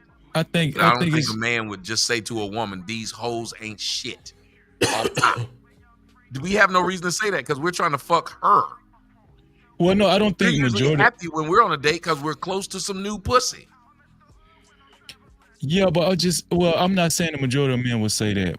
I'm just saying like there are some men that can say that and make a woman laugh. Like so, it's just everybody's different. Like people have different approaches. Yes, it's like I told her about meat. I said it as a joke though. I'm not gonna say it with a straight ass face. Right. I get you. I get you on that. You can tell me as a joke. If you told me that, then of course I believe that. Yeah. As a joke, yes, because you're trying to break the ice. But the reason it would be a joke is because you know it was crass. Yeah. I wanted to challenge. Are we still on this discussion, or can I wanted to challenge. I wish either man was still up here because I don't know if anybody else on the panel believe that leaders can be born, like leaders are born. Either man said that earlier before he got kicked off the panel. And I wanted to, does anybody else believe that? I think I do. I think that leaders have a specific set of traits, or they have more of those traits that allow them to be more successful in leadership. So they would generally stand out. As an example, I don't think you can learn or teach charisma. I think leaders have a level of charisma that they can galvanize people with. But you're talking about leaders are born, right? Because words, shout out the podcast. Words mean something. I don't think that leaders are born. I think like when a baby is born, baby boy is born, like it could be born with a gift or certain attributes that could be more advanced than another baby boy or something like that, right? That's what I'm saying. A leader has to accumulate a certain amount of skills. Just a numerous amount of skills, and I do want to stress accumulate. That's like saying kids are born mature. A leader has to be mature. Every kid is born immature. You know what I'm saying? So it's when we say leaders are born, like I don't agree with that. I just think it sounds good. I think it sounds like. Well, Freezy, do you believe in free will?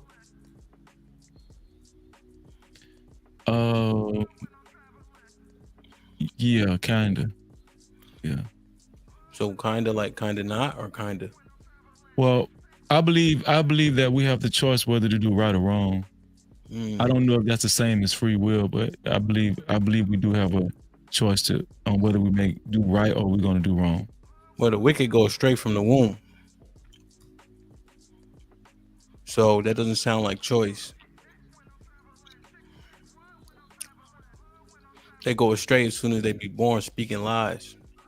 So I just think that people are born with traits, characteristics, talents. People have a knack for things. I think one of those knacks can be these traits that can lead them to be better leaders than the next man. Like can you teach somebody charisma? Like it's just like use charisma, because I think that's one of those intangibles that you know it when you see it. Can you teach somebody charisma? I would argue you cannot. Right, but the difference is the reason why I say you have a choice when you get older, you have a choice to do wrong or right. Right, what you just said I agree with, but that still wouldn't qualify as a leader, because you can't hold a baby. You can't hold a baby accountable. You can't. You can't. When a baby is born, how you gonna hold a baby accountable? They don't know no better. There's a certain thing where you just don't know no better. Some people just don't know no better, man. Yeah, but hold on. Let me just finish. Well, but Freezy, that's the point. The sums are what make the difference. The fact that you said that some babies just don't listen or whatever the case is.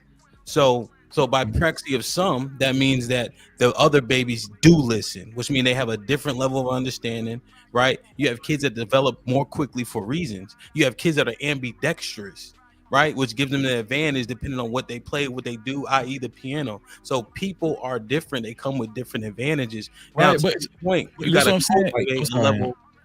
But what I'm saying, you got to cultivate a level of their leadership. But the fact that they have innate traits that allow them to be more successful in said thing means that they're born that way, and therefore they can be galvanized to be great in a thing. Right, they could be galvanized, but they're not born leaders. That's what I'm saying. That's why I say words mean something.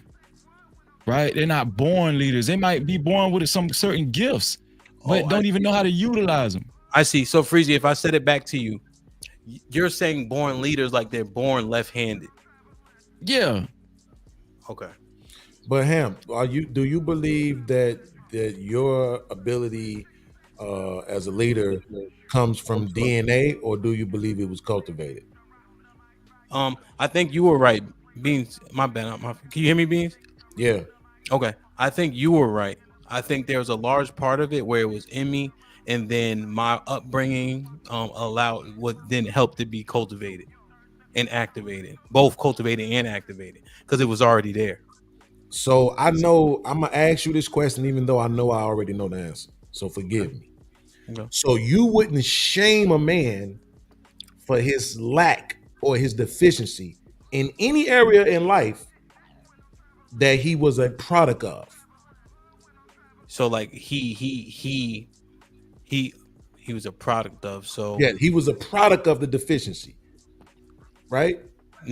So no, the thing is no. So what I would do if I saw somebody who couldn't help their circumstance, I would be inclined to assist them to get out of it. Now they would get shamed by me if they refuse to work to get through it.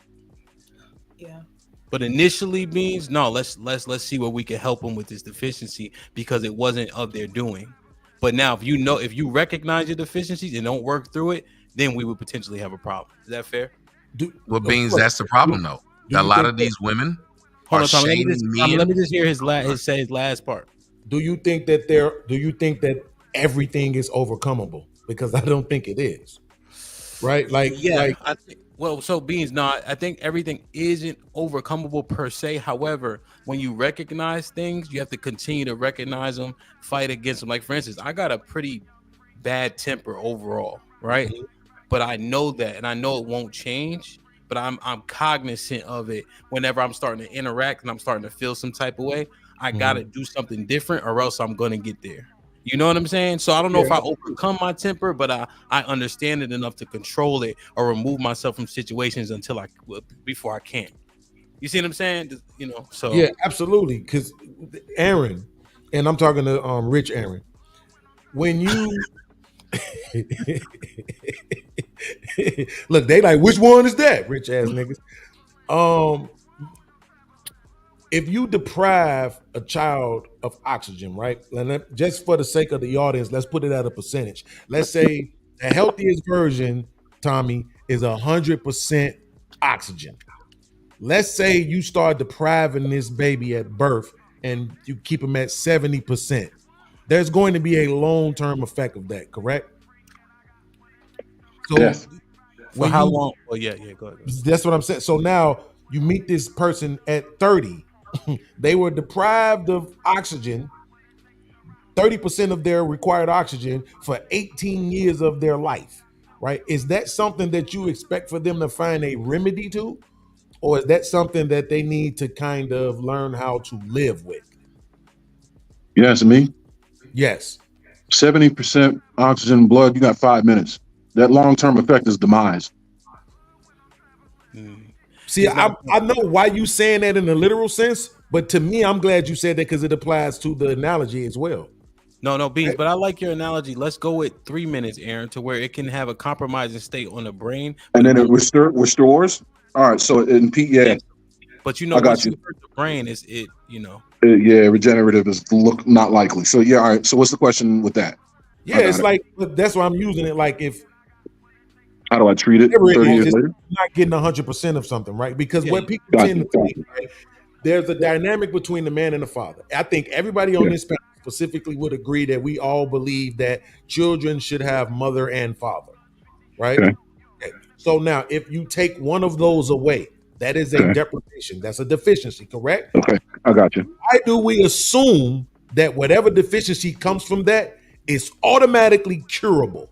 It's automatically I got something you. that can be overcame. I got you. Why do we assume that? Yes. Because we have proven models. Go ahead, Tommy. You got it. Well, I was just gonna say we should. I We believe we shouldn't, and that goes back to what I was saying at the beginning about this whole thing. Not all of them are leaders. Some of them did not get their oxygen in their brain. Right. So they should understand their limitations. And I believe that if we had people and we were more honest with each other and they understood their limitations, we'd have people not living in delusion, and we'd have people then living in inclusion, meaning they'd stop living as an island because they think that they have all the resources they need and they don't need everyone else. Once we start realizing that everybody's a cog, some cogs are smaller, some cogs are bigger, some cogs have more torque, some have less. We look at them and we have to understand, just even as some people can accept, my older brother, he never gets frustrated like I do. You could say any fucking thing to him, it doesn't bother him. You say two things I don't agree with and I can't talk to, I get frustrated quick. We're different. But he can't handle the shit that I can handle. It breaks him. I can handle it, probably because I get it off my chest. I think that things break him because he don't. That being said, if you told him to be in a certain leadership position, he'd lose out. He has no children. He said, you know why I don't have any children? Because I knew I would make a poor father. That hurt me to hear him say that. And then I said, wait a minute. Isn't it better that he didn't do it than that he did do it and then tried to figure out fatherhood when he thought he wasn't going to be a good one? And then he passed that on to someone else. Then he left children deficient. So if we had more people who could do that, and just like how you said, if they would recognize who they were and what they brought to the table, and that, you know what, I didn't get all of the oxygen like that person did. Mm-hmm. You wouldn't have a person who came up, walked up here and said, I'll let y'all stand on my shoulders. He wouldn't do it. He'd say, even though he love y'all and want to help, if y'all stand on his shoulders, his leg is weak.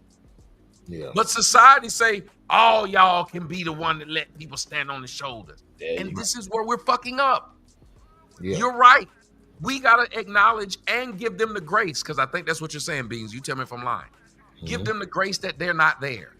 And quit trying to tell them they should be there when they're not there and circumstances have made it to where they're not there. Yeah. And we should respect people where they're at. Yeah, right. So go ahead, Aaron. No, I just wanted to add that. Aaron, are you gonna go? Are you gonna? Yeah, I mean, no, you're 100% correct, Tommy, and it was a great question, Beans. I mean, just the dichotomy pieces, the human condition, we're all to a degree subjective idiots, and that's a tough sell. That will never go away. You know what I mean? Like that's the yin to the yang. But you're 100% correct, and we need more of it. And I think elevated levels of that is one of the components of leaders, especially your 10% category. Mm-hmm. But it's offset by we're all subjective idiots at the end of the day, to a degree. You know? So Aaron, are you going to tell me why you said there's a model? Of course. Okay.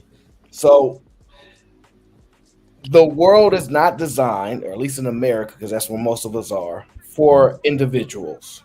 We're not going to set things up for Beans and Nadish and all your individual. We're going to set up a system, and you got to participate in it, right? And so when children are being raised, right or wrong, and you're installing some hope in them, you say, oh, you can do that too because Tommy did it, or you can do that too because Freezy did it, right? So now they the model. He ain't had no daddy. He ain't had no daddy. Now, yes, they may have issues, right? But we using them as a model of why they say these things, because those why the models exist. Tommy said, well, we probably shouldn't do that. That's a different statement. I'm saying why people do that is because we don't have a society set up for individuality so much. It's really systems based for people. Like we don't have individual laws for Beans. Beans, you getting 20 years because you Beans. and this person getting 15. We got a system in place. We don't have time to worry about any and every individual person. And the people that find a way to stick out within how our system is made, they get the benefits of how that goes. Everybody else is a cog in the system. So understand I understand what you're saying, right? But tell me this, and I really hope Freezy see what I'm about to say. All of it is a part of the system, right? The deficiencies are a part of the systems. Corruption is a part of the system, right? I mean, whatever you want to say, single motherhood, feminism, misogyny, like everything is a part of the system.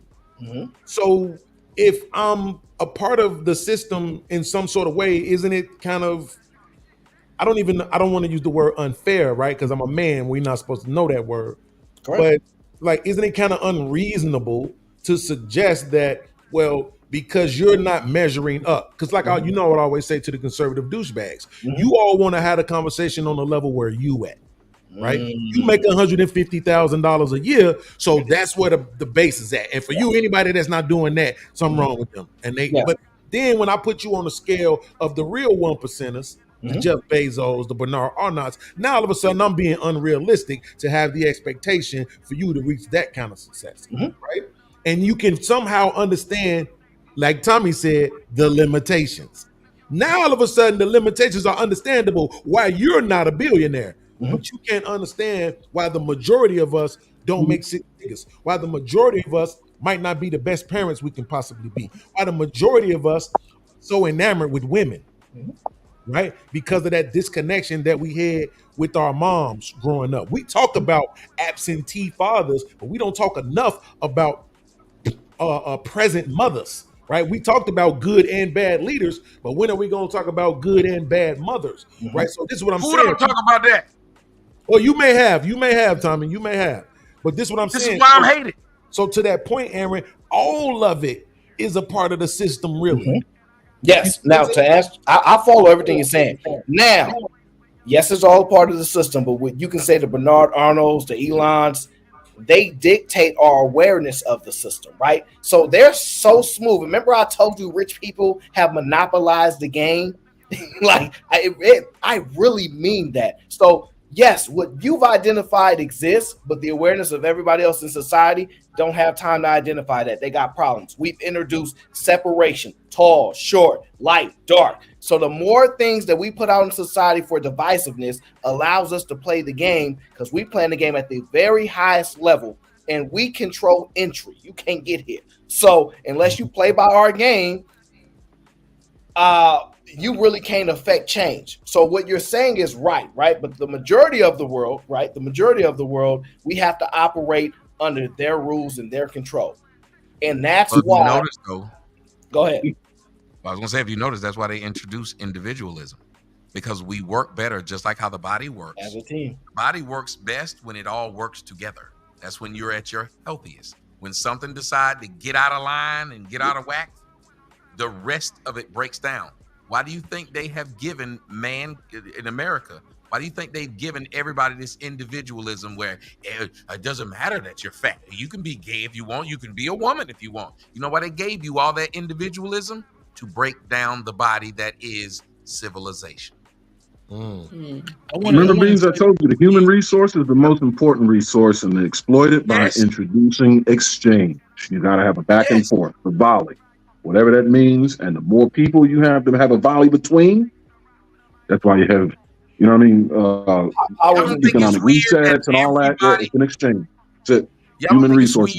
Everybody's a content creator. Everybody's a what do they call that on Instagram when you have some kind of profile? Influencer. You all don't think it's weird that every bitch look good? That every chick is a model? I'm sitting there, my girl said, is all these chicks models? They were all walking up and had to be taken picture of. And you thinking, so where are the regular chicks? And all of them are models, none of them are published, and you can't tell them shit. So you had done this for what? Somebody has allowed this, and people like me who've been banned, why do you think that is? If you can have porn on Instagram and Twitter and shit, but not me, while y'all sitting around and joking and laughing of why I'm not there, you need to ask yourself, what this man undid that other people ain't did, that makes them say, we'll pick him out of all them people that's wilding out, since y'all say I'm wilding out, and we'll get him out of there.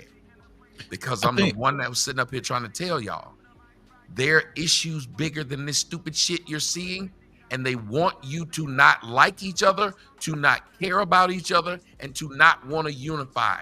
Because a real government is supposed to be, these people govern themselves. We only come together for the big shit. But now government's micromanaging you to the point of where they telling you, you are a bad person and we can take away your businesses if you don't agree with a little boy turning into a little girl. So it's we'll take everything from you. And now people are afraid to speak out on things they knew just 30 years ago was not good. Now you can't even speak out on things. You can't say Lizzo fat, even though being overweight is detrimental to your health. I want to say this. I want to respond to what Podcast said about I guess people can achieve a level of success, or people can achieve a level of leadership. But it's a difference between achieving that leadership or success and being able to handle it. You understand what I'm saying? It's that those are two different things. Oftentimes, even if somebody is able to achieve that level of leadership or success, they get blinded by this grandiose degree of importance. Mm-hmm. You understand what I'm saying? And the best leaders are humble. They're able to see clear. Yeah, absolutely. Yeah, you remember that guy on the show who said he told that girl, bitch, I got 100 and something thousand subscribers. I was like, oh, I don't know if y'all saw it when I was on Fresh and Fit. I was like, the diaper why would he guy. say that? Yeah. Like, and it's like he said, they get an overinflated. I remember somebody said, Tommy wouldn't be around those people who don't have no subs. Let's he done fell off. And I told him, I said, if you look over my career, I was always around small people. I wanted to help them blow up. Why would I not?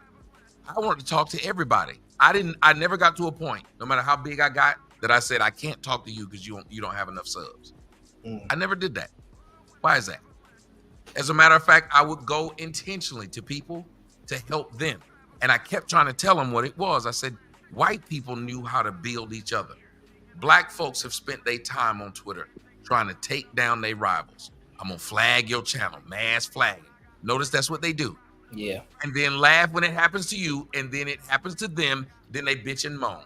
But you created this atmosphere that you're constantly, instead of working with your rivals to where all of y'all can sit up there and people want to see y'all talk, they want to see y'all argue, but nobody destroys the other one. This is a reason why I look at us as black people.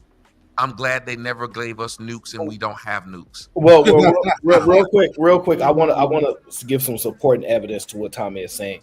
If you look at McDonald's, Burger King, Jack in the Box, Wendy's, they are not burning down each other's businesses. They are not pouring fire on it saying, hey, only one of us can be the best. On every conference call, they say we're the best.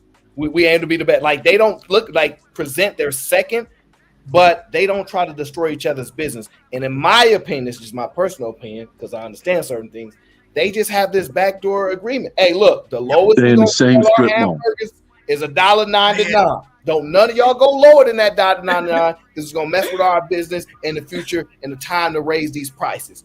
And that's just a deep across the street from one It'd another. be 4 gas stations at the corner. Yep. Right. On the corner. Right. They all across the street. Same strip mall. Yep. That's a fact.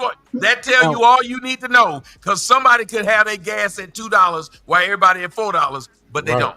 Right. You notice this? This we continue to follow the premise. You ever see like a lowest price gas station? Y'all had those? We all at?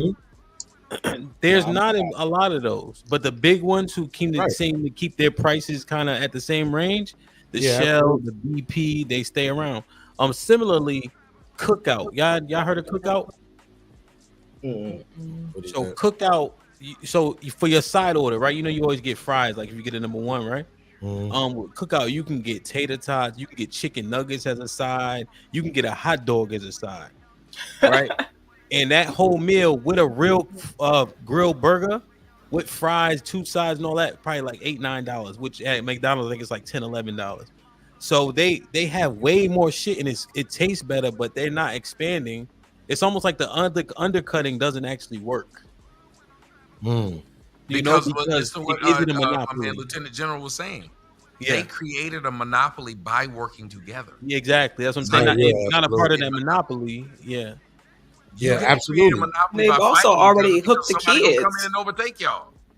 Yeah, And they absolutely. scaled to the moon. That's why for a long time, Aaron knows this, Freezy knows it as well. We were having this conversation about who should be that person or those people in this space, right? So we kind of like it kind of like just fell on the heads of and I'm not saying pause.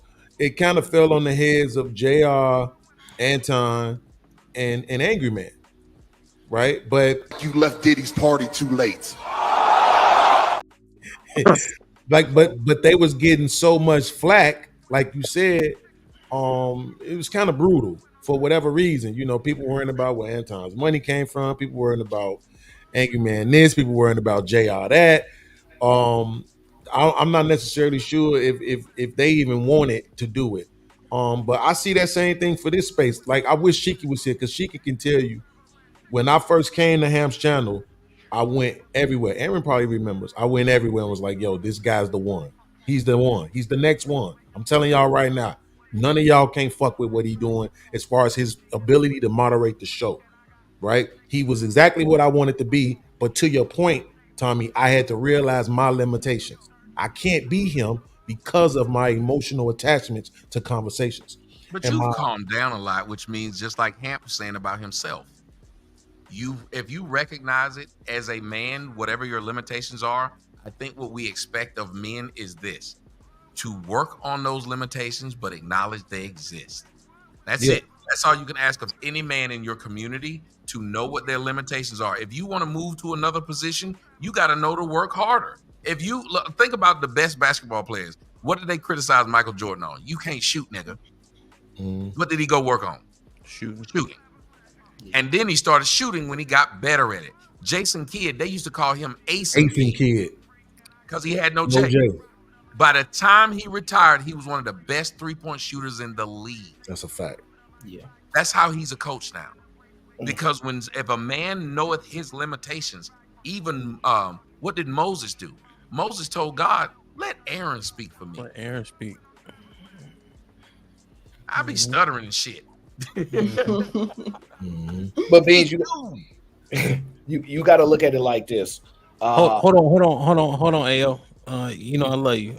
I just want to say this on that part too, Tommy. Right when you got somebody like Aaron, not Big Aaron and Aaron O, but in the Bible, what happened with Aaron? Right, because Aaron was good looking too. Like Moses, they were handsome men, but Aaron could talk. He had the charisma. Then Moses left for 20 minutes and that nigga started creating all types of dumb shit because he had all the gifts. And so they had to, and that what's funny is they had to work as a team. But remember, they were such good brothers.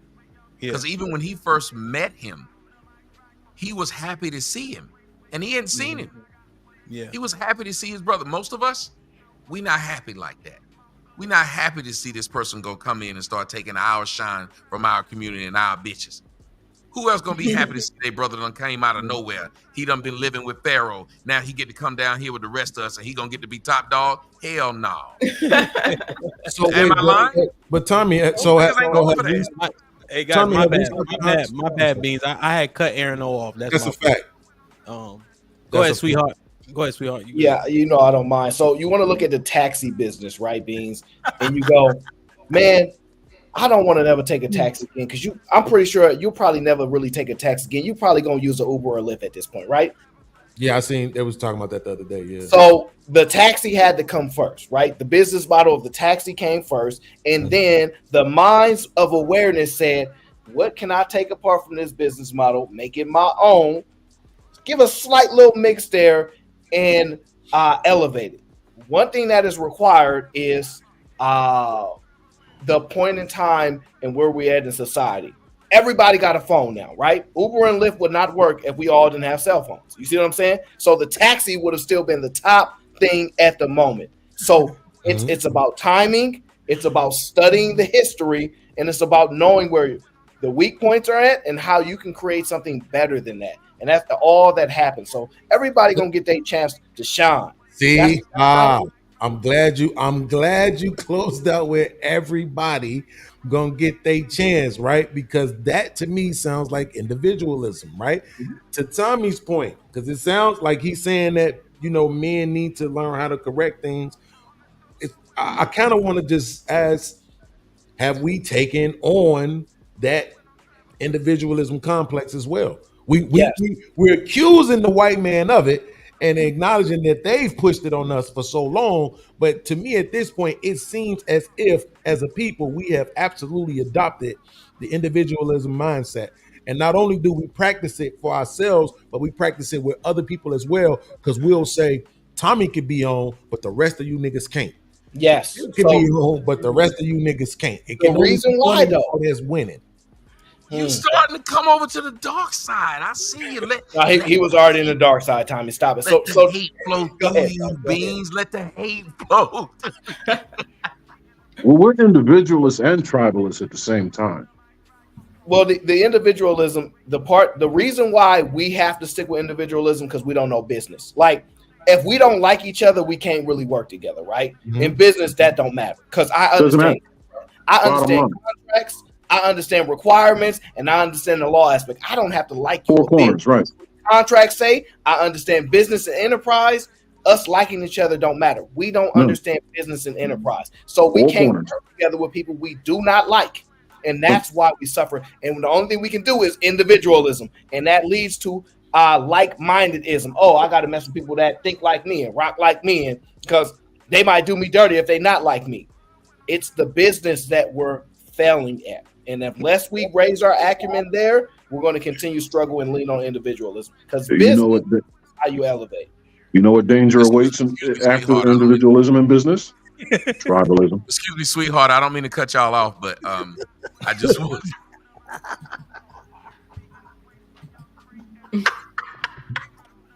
That's it. Okay. I just, since this is what we doing, I just, I want to wish y'all a good night. I'm being summoned to go and watch movies, so I gotta go. I've taken up my Friday night. Thank and you. I don't want Good to be on here night. complaining about bitches ain't shit. Hey Tommy, I'm gonna tag you when I review when I was on what's the name, because I'm gonna review your part too. I'm gonna cut your ass out. You was Make on sure that. you come by. I couldn't believe you did me like that, Nah, man. don't worry about it. I'm gonna show the truth because you owe some bullshit. God. I was like, you agree with this shit this nigga said? Oh no. It's levels to everything, though, Tommy. When I first went up there, the first thing I said out of my mouth was, "If I can see to the point that you're making, can you not ever bring it up again?" And what did he say? Well, no, he said, I don't no, want to do because I don't that. know what you're gonna say. Exactly. You see what I'm saying? So I'm trying to. I be out there lurking, nigga. Y'all don't think I be looking. I be looking. I be lurking. I want to see what's going on with the world. I was upset with you. I was hurt. I said, I thought we was getting close. This nigga here. What? And damn, you done betrayed me. No. You stabbed me in the back. Hit me like Buffett from behind. Nah, that's cool, man. Appreciate it though. Just come through. See y'all. Tommy, be safe. Good night. Thanks. So this is my thing, Hemp. If we just being honest, right? Because I always say that people like yourself. Who I really love is August. Mm-hmm. Oh yeah. Oh my God, he has done wonders for my life. And sad. But my thing is one of the brothers that be over here with us sometimes. Yeah, he is be over here. He's a high value welfare recipient. Aaron, just to give you he like a bootstrap. If you don't got no money, shut up and listen. Like that type. But Aaron, hold on. Aaron, the little cat I pressed on your panel from the West Bank, that nigga would say he was from New Orleans, but I got it out of him. He said he was from the West Bank. The little young cat with the little spiky hair and the little goatee. Go ahead, Beans. I don't know if you remember him, Granny. Yeah, but the thing I wanted to know is like, do you think that it's fair for you all to be used as pressure on other men? Because I know you Hemp, I already know you are a fan of hierarchy. That's why I don't like you and Aaron know, because y'all are fans of hierarchy. I can't remember if Freezy is a fan of hierarchy or not. But do you think it's fair to use y'all as pressure? Because I think we've acknowledged that backgrounds matter, right? Yeah, So I think it's kind of unfair to use y'all as pressure. But would you say the fair. same? So being fair, Just. Let's say just. Just. Yeah, I think that's better than fair. I would lean more into just, because I believe men respond to pressure. At least that's my hope. I believe that we respond to pressure well generally. So if I'm putting pressure on one of my brothers, it would be for good reason, in hopes that they respond effectively and come out of that rut. So that's something that's applicable to men majority, though, not women. Then, right? Yeah, when I'm thinking, as I'm answering, I'm thinking about men. Because I'm apply pressure by using an example, because I'm thinking that you can reach that level which the man I'm comparing you to. I'm not just like, hey nigga, get to be Elon Musk. No, I'm gonna say, hey, you can get to this level because this nigga did it. Great. I'm glad you said that. So what? Damn, I'm gonna forget my question for Alicia. Alicia, I want to ask you: do women apply pressure to each other? But before that, him. No. So, what is the belief, right, that he can get there? Is it just because he's your brother, he's somebody you know? Because you cannot possibly have that belief about every man. Yeah. Anecdotally, it would be somebody I identified. Yeah, I would identify them in such a way to put pressure on them in comparison. So Yeah. you would be able to acknowledge if you thought a person couldn't. And Yeah. you know what? Don't answer that, because I already know you can. You're a goddamn football coach. I'm tweaking. My bad. Yeah. And Beans, here's what I've learned throughout the years of coaching and hiring people. What I deem mediocre is often people's best. And so I grade them at that. You know? Like, I'm not always like, hey nigga, I did it. You know what I'm saying? Right, like, right. I understand where they are. Now I press them to reach their max potential. What is that like? Damn. Yeah, you ever watch Dragon Ball Z, right? There's a ceiling that people have, right? Right. And you got to get people to push through the ceiling. So sometimes you have to put a lot on people to overachieve just to get them to the starting point sometimes. So a lot of that is required. And half of the failure is just like low level of confidence and belief in yourself. And so when somebody help put that belief in you, you might not have the drive to do something for yourself, but you like, man, I really love, man, Hamp is my God. He asked me to do something. I wouldn't do it just for myself. Right. Since he asked me, he pushed me to do. You see what I'm saying? That's Sometimes me. that it requires that. Hell yeah, that's me right Aaron's point, you run, coach, I run through a wall from you. That's like the thing, 100%. And in practice, I wish I could come. I'd be so meticulous. Like, it has to be absolutely perfect, or we will be out there all night.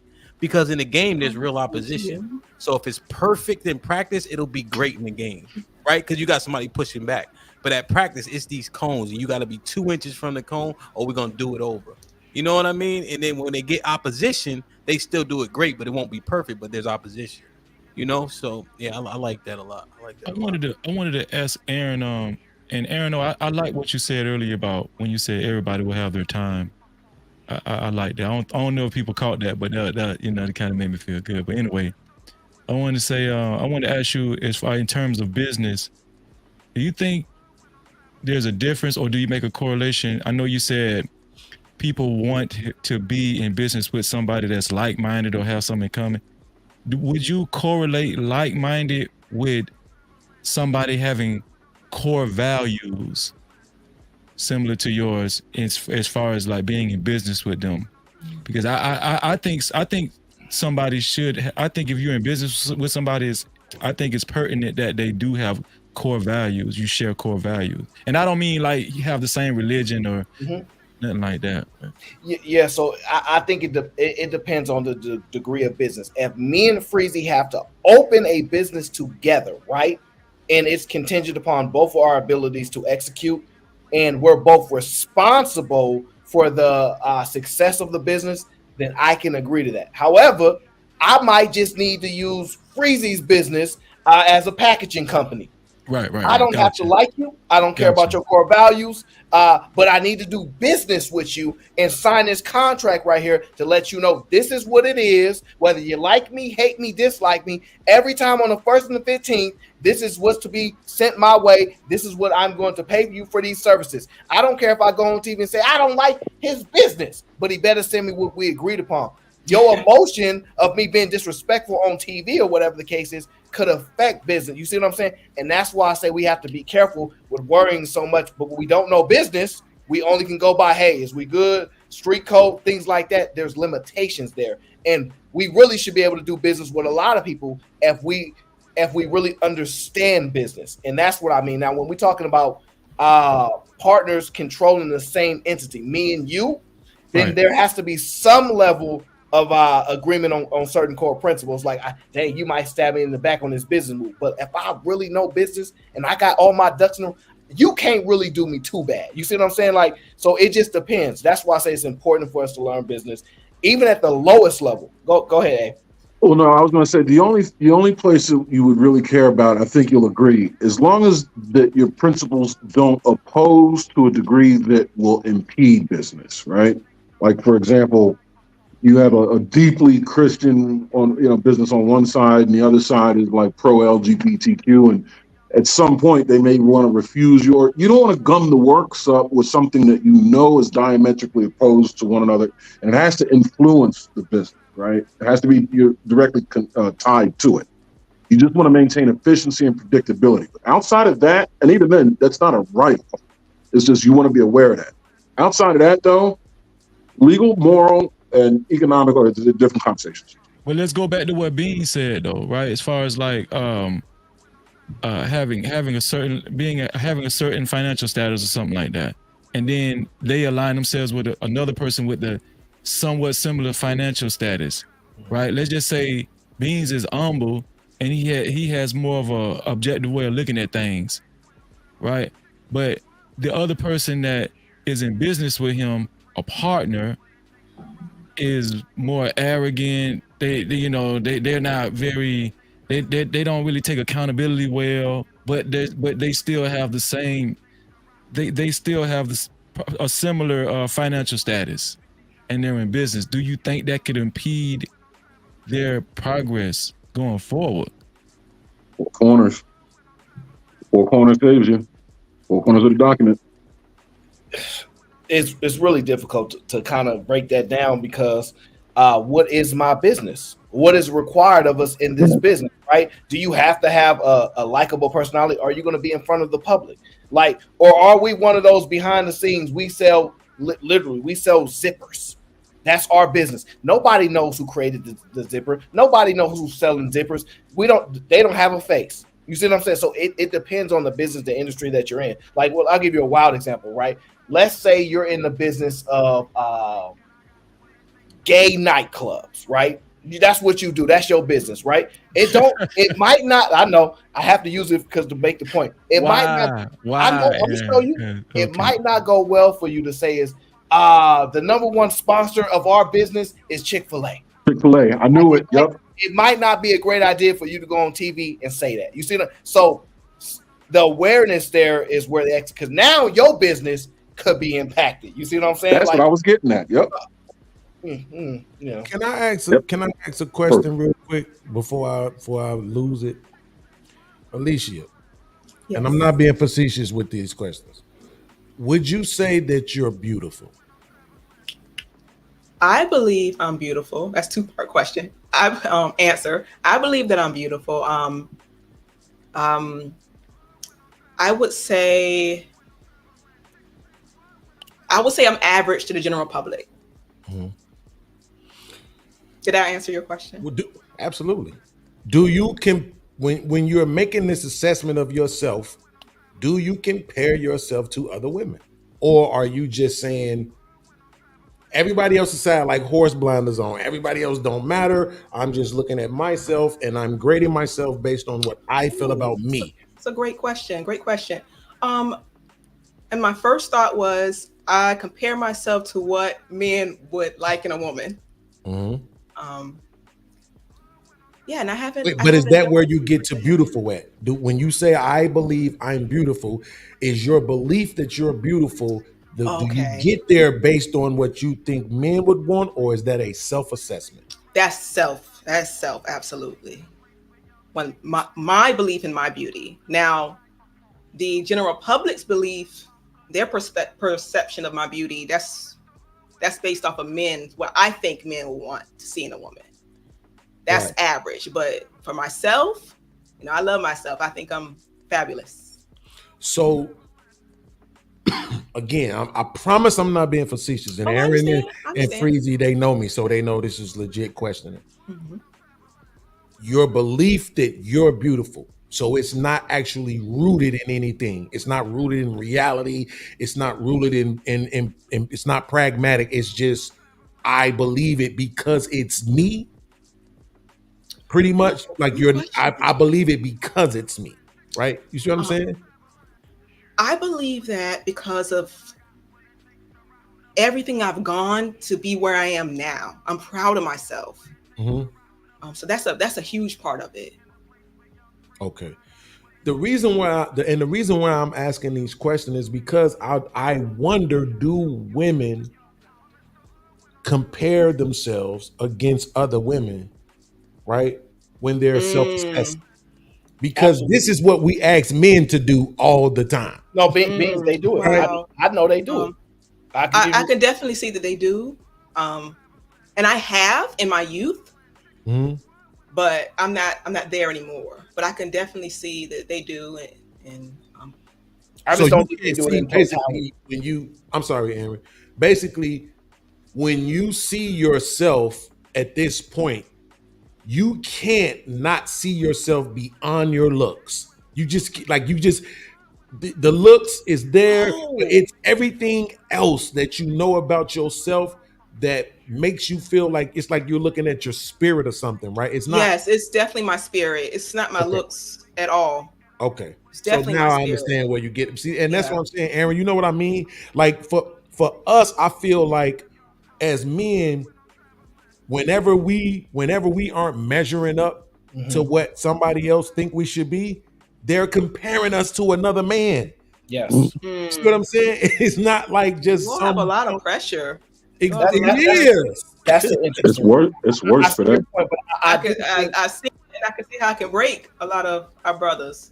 It does. Oh, that's why men might act a certain way after they accomplish something, because the journey there is difficult. So at least I think one thing we know is women know other women are not attractive. They might call them ugly, or I'm prettier than her. We know y'all compare. Like, we know y'all do it. Like, that's just how it goes. But y'all more apt to make comparisons with celebrities or somebody that you see. Oh, I wish I had her nose, or oh, she has really nice eyes. I wish I had that. You guys find the deficiencies that y'all see in y'allself and have a desire of somebody else that has it perceived better than y'all, right? That's how a lot of y'all comparisons tend to happen. You might not do it now. Maybe when you were younger, right? Oh, absolutely. That is more how women are more likely to do their cross comparisons. I really don't understand their baseline though, right? I don't understand a woman's beauty and baseline. Like, do they really know what men see as beautiful? Like, men love me, or is it just based upon how some men have reacted to them, right? You see what I'm saying? Like, that part I don't know how women do that part. Oh, we have a baseline of success for men. Like, we kind of can just have that default guy in our head. We know what success is. For women, I don't know what their default attractive or beauty is. I don't know what that is. I think it definitely stems from their environment, their upbringing. Like, for example, myself, I'm really slim, and I'm Southern. I'm in Virginia, and most of my family members are not very slim. And you got teased. What was that? You got teased in. That's an understatement. Oh, yeah. That's an understatement. I know about the. It caused a lot of psychological problems. So they would tell you don't have no problems, like, because they make dresses your size. They don't make dresses our size. They do little stuff. I had lots of extended conversations about this. Yeah. So for a long time I had the perception of someone who was beauty as someone who was much more voluptuous. But as I began to, love myself and get to know myself, that changed, and I saw women who look more like me as beautiful. I knew it. Aaron, I'm going to get all my old clips of me saying this. I've been saying this for years. I knew. I just got that out of her. You need to acknowledge me and then go to your point. No, I'm just saying because I couldn't. Up until this point, I have never had the more slender women admit, right, that they look at the thicker, what we call thick women, right, and be like, man, it must be nice to have that. You see what I'm saying? Yes. Oh no! Wait. Yes. That was part of her trauma though, because as she grew up in a family where she was the outlier, right, and she revered some of her older cousins, whatever the case is, and she's the one that's in like reality the most shape, and she's a little one. They're going to automatically say things about her to make her feel a level of insecurity that they don't even know they're doing half the time. And it was usually the adult women who were doing it. Oh wow! Yeah. Man, girl, you better eat some. Oh gosh. Comparison among women is more brutal than men. Where's your sandwich? Oh my gosh. They brutal once they get upset. And I had a lot of eating issues because of it. Let me read it. Sexy Red with the 2 ounces. Leave Sexy Red out of this. Oh, somebody must have mentioned Sexy Red earlier. Caesar Powers with the 10 ounces. Why do we go from being a leader of your relationship to a leader of everything underneath the sun? Do non-leaders win? Yes, they do. Non-leaders get everything leaders get. RNC with the $5 says, modern women are like cats. Show affection when they want to. Don't listen. My brother Isaac, man, renewed the membership. Salute, my G. Hope all is well. You heard? Lauren Mack with the $2 hand. You see why I don't let AO out much? Yeah, he be acting up. Man. Just my 4 cents with the $5 says most wives want 50+% of say so in the household, but 0% of responsibility for the leadership decision in the household. That failed. That's a great point. Elite T with the $5 says good or bad doesn't matter because quote unquote leaders are chosen. 100. Elite T with the $5 says good or bad is based on a personal interpretation. Also, it's a backhanded compliment when most modern women say it these days. My brother Ezekiel, man, I really appreciate you, man. You gifted like 50 memberships over the past 3 days, man. So salute to you, man. We trying to get to 1,000, my brother. Shalom, I appreciate you. Elite T with the $10 says the question is, does it matter what the title or the results you bring? Keep the title / insult. A picture are worth 1,000 words. Great show, DJ Hand. I don't know. I think titles are important, man. You know, I would venture to say I would take a title over like a $5,000 raise. I think that depends on the time frame in which you do it. Because if you've had a similar title before, you know what that title really encompasses. You might say you can have that title.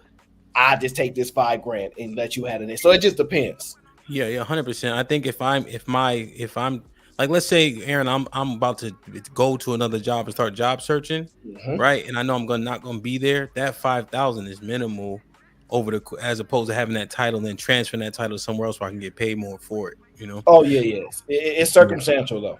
Yeah, that makes sense. Triple Black was popping with the $2. Says this is a case study of paralysis by analysis. Ezekiel once again, man, for the 1 membership. Thank you, brother. Smitty was popping with the $5. Says we can't hand out participation trophies in leadership. It has to stop at a point. Day was popping with the $10. Says if you notice, most women who say a man is a good leader, it's usually a man in their family they know. For example, uncle, stepdad, and he's average guy, not the 6-figure, 6-foot man who they want. Interesting. Cupcake Zone with the $2. Huh? He's a New Yorker. You just ignore a day. That's a New Yorker. Triple Black with the $2 says women will reject ideas that make women look bad. Lauren Mack with the $2 says drop AO because he think he's smart. I never said that.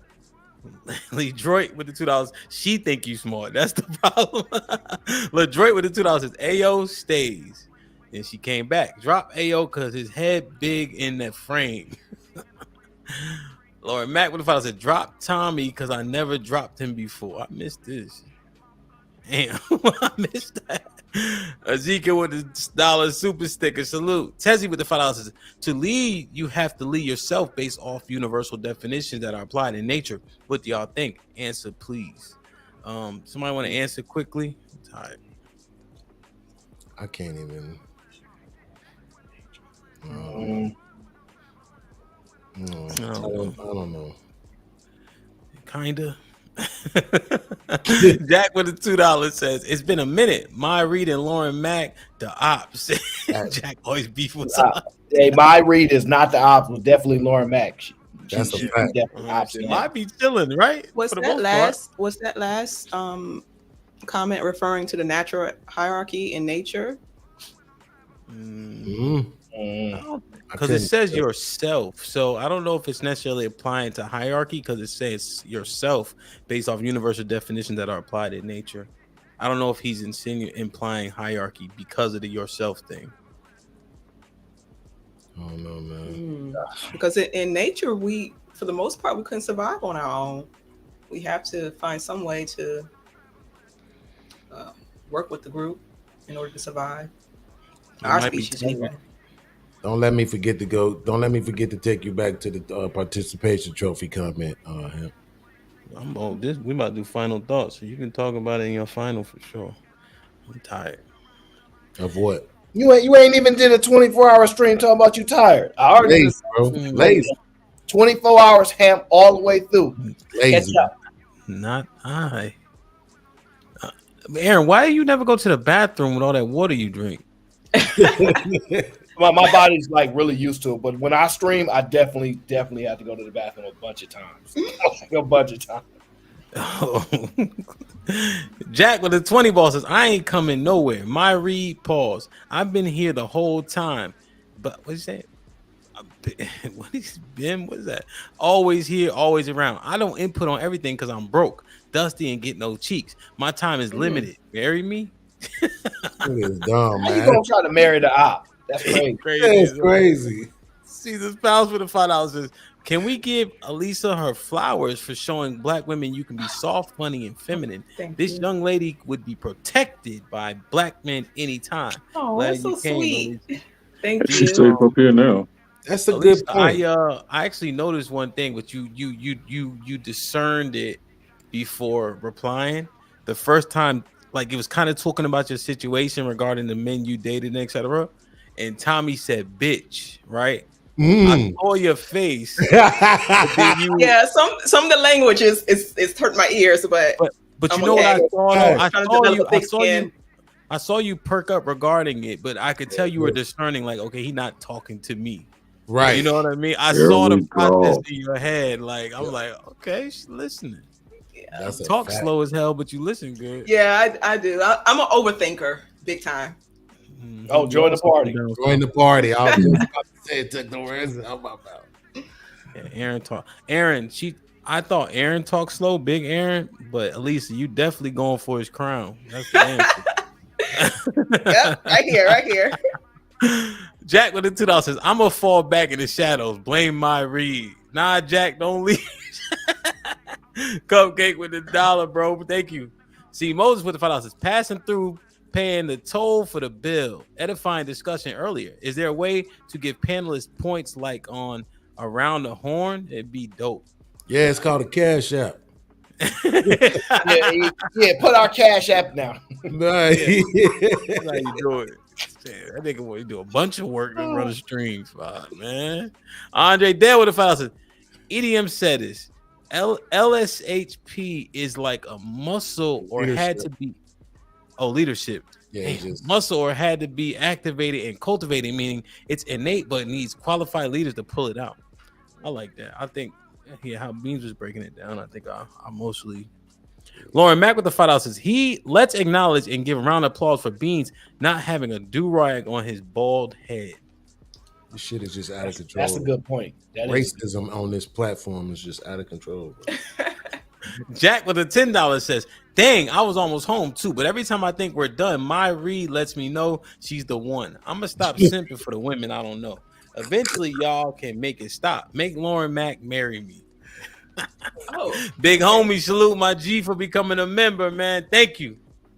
Welcome to the family. Ezekiel with the $2 super sticker. Salute. Jack with the $2 says, shout out to Aaron O and Aaron not O. Freezy had a hater? For real? Jack. What do Jack be talking? Jack with the $2 says, Freezy, baby. What you Freezy ain't no hater. He say beef, except Callie Bebb. She's precious. See, Moses with the $2. Drop whoever responded to sweetheart. I think Aaron O might have responded. Jack with the $2 says, Freezy, I'm looking for beef, nothing personal. Peace and blessings. That's all I got. Peace and blessings. Man. Jack with the $2 says, Royce M. I beef with who I want. I want beef always. Nah, he be writing those comments on my chat. I be laughing, man. Always beef with somebody. It be one-sided though. He acknowledged that.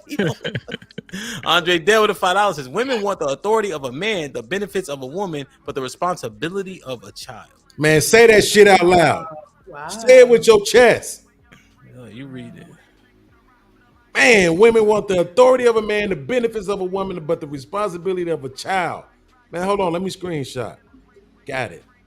Flip. God damn it. Yeah, that's not necessarily the truth. Is a woman just don't want to have more of the responsibility than her man. And for what, right or wrong, whatever it is, whether if she got to take 30%, she take that 30 as long as you got the 70. She want the bulk of the responsibility to fall on you. That like I understand that sentiment, but if you told your woman, look, 30% of this is on you. Now, can we measure that 30% and how much of that actually impacts her? That's a different discussion. But I don't think they're looking at zero. They're willing to take some responsibility, just not more than you, sir. So, share, subscribe, tell a friend, hit that like button right now if you can. That helps the channel the most. And women are adults, not children. We're not gonna keep doing that. They are adults. They are adults. Listen, children are autonomous too. So just because you compare them to children does not take away their ability to be autonomous, which means they can still be held responsible. It's neither here nor there, in my opinion. But that comment that bro has sent about the participation trophy, I just wanted to ask generally, do y'all think that applies to people who go off the war? Right? Well, in terms of average person that just dies in war. In terms of being allocated as a leader? No, the should they get a participation trophy? I don't. Let's not do that because you got to look. It's a certain level of respect you got to have for the military, sir. And I don't believe we should go down this. It's not worth it. Pick a different industry. Don't disrespect. Don't pick the one that's gonna make niggas show that they hypocrites. I wouldn't do it. I wouldn't mess with the military. Bro, I'm telling you, I don't play. Listen. Well, then I'm just gonna stand on the fact that niggas is hypocrites. Well, that level of participation warrants much more than just a trophy for being there. I think the threat of having to go somewhere and potentially get into some shit with guns and bombs, I look at it a little bit differently as well than being on a team with your hands in your pants because it's cold outside. I mean, well, then that means every dude like me that made it out the hood should get a participation trophy. 50 did say he got a Purple Heart for war and he ain't never left the city. Shit like that. We definitely give you a participation trophy all the time. How do you think you get on these panels with us? Because I'm smart. Hey, and I heard you shout me out on your show the other day too, twice, Aaron. That meant a lot, bro. I just didn't want to say nothing because I ain't want you to know I was watching from the cloud. I already knew you was there. Cause see, I'm not as smart as you, but I know how smart you are. So I knew you was there. I already knew. And actually, somebody else really, I forgot who else shouted you out. I forgot who it was on top of my head. I heard them too from you. They meant a lot, bro. So, but I want to say shout out to Hamp, man, for another good show. You welcome for me being here. This means you made it. Indeed, I can dig it, man. I appreciate it. I want to say, because this is the first time I've had an opportunity. Well, it's probably the second time I've had an opportunity to say to Freezy that, man, I have missed you. And regardless to how we fell out, I appreciate everything that we had, everything that you was, the friendship that we had. It got me through. It's part of the reason why somebody like Tommy can sit on the panel and say he's seen my change. Aaron, Cheeky, all these other people can say they seen me grow. they seen me become better. You see what I'm saying? And you was a part of that growth and a part of that development, and nothing won't ever take that away. Period, point blank. And I really am thankful and emotional about being able to be on this panel with you today, brother. Thank you. And I apologize for the way things went between us. I really do, sincerely. And then also to Alicia, thank you, because somebody else pointed it out in the chat, and I want to apologize for not noticing it myself. But you absolutely held it down for Black women today on the show. You showed what's possible. Thank you. You're welcome. For real though. Like if you watch these shows, you know what we go through a lot of times. Like when those questions I was asking you, you could have easily just went left with them. Fuck you mean? You know what I'm saying? Or just understand that I'm genuinely trying to get somewhere. The questions is not personal That's at all. where we have to start. We have to be honest with each other, honest with ourselves first. It was absolutely so. Didn't you hear her say she loved KS? If you hear a woman say that, it's a high probability she accepts accountability and responsibility. Yeah, I didn't hear her say that. As well, my man Aaron, you already know what it is. Big Aaron, you already know what it is, bro. I really appreciate you. Again, he's another person who helps me out a lot. Don't do that. I don't even wait, Aaron. No, this is why I'm not gonna never get over my fear of flying, because he keep doing that. That is traumatizing. I agree. But no, I was on that plane. I want to say thank you, man. Thank you. Like, for real. And then to Aaron O, my dog.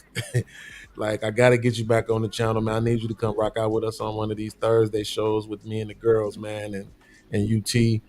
But again, I appreciate you too. And Hamp, you my brother, you my big little brother. And I appreciate what you have been, a representation to me. And the reason why I'm saying all this, y'all, is because life is short, bro. My family has been getting hit with some bogus diagnosis health-wise in the last couple of weeks, man. I got people in the hospital, I got people getting the C word, you know what I'm saying? And so sorry about that. It just really makes you value and appreciate people that much more. And so no matter how much we bicker and fall out, to all the content creators in this space, I love y'all. I rock with y'all. And we'll see y'all in the next one for sure. For sure. Elite. Well, let me let that marinate for a second. Make sure you like, share, subscribe, tell a friend, hit that like button right now if you can. That helps the channel the most. Alicia, any final thoughts? Thank you all for having me. I love y'all. Keep doing what you're doing. Don't give up on us.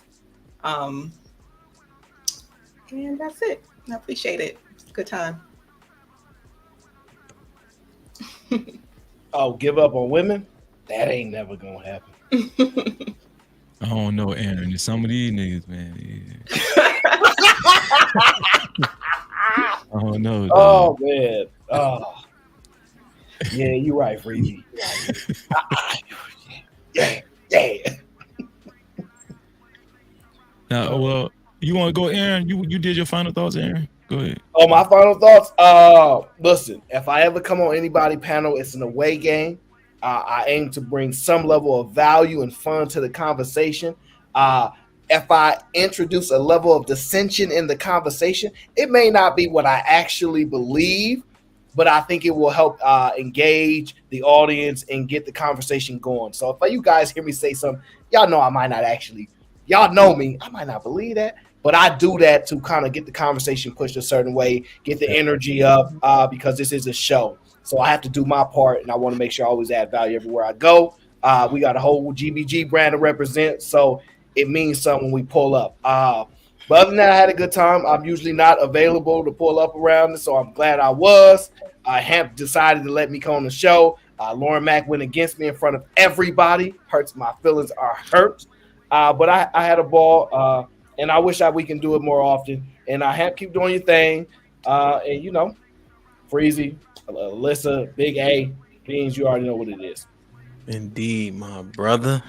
I appreciate the energy in which you bring, man. I admire your work ethic and how you do things.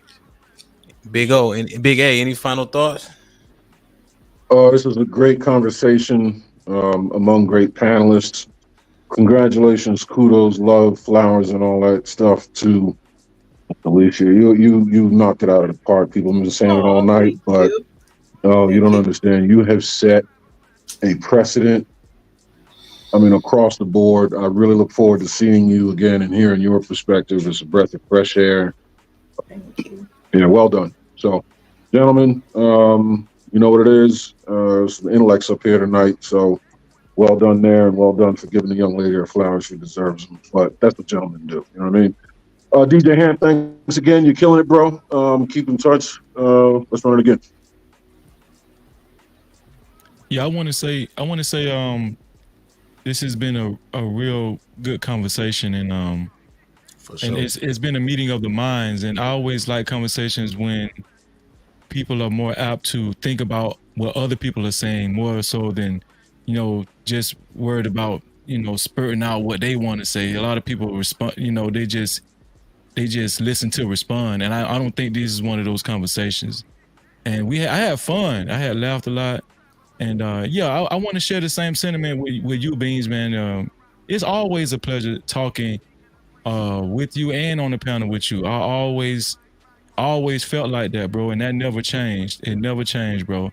And and I always got love for you, and I always pray. I never stop praying and everything. And whatever, what happened between me and you, I mean, it's you too, bro. I done had way worse in real life, bro. I'm telling you. Absolutely. You know what I'm saying? So, I mean, and I want to apologize too. I don't know. I ain't trying to just. I don't know what I did specifically, but I just want to apologize because because you're never too big, or you're never too that too perfect to not admit any fault. You understand what I'm saying? Yeah, absolutely. And sometimes things just find a way of working their way apart and maybe working their way back together. You know what I'm saying? It's just life.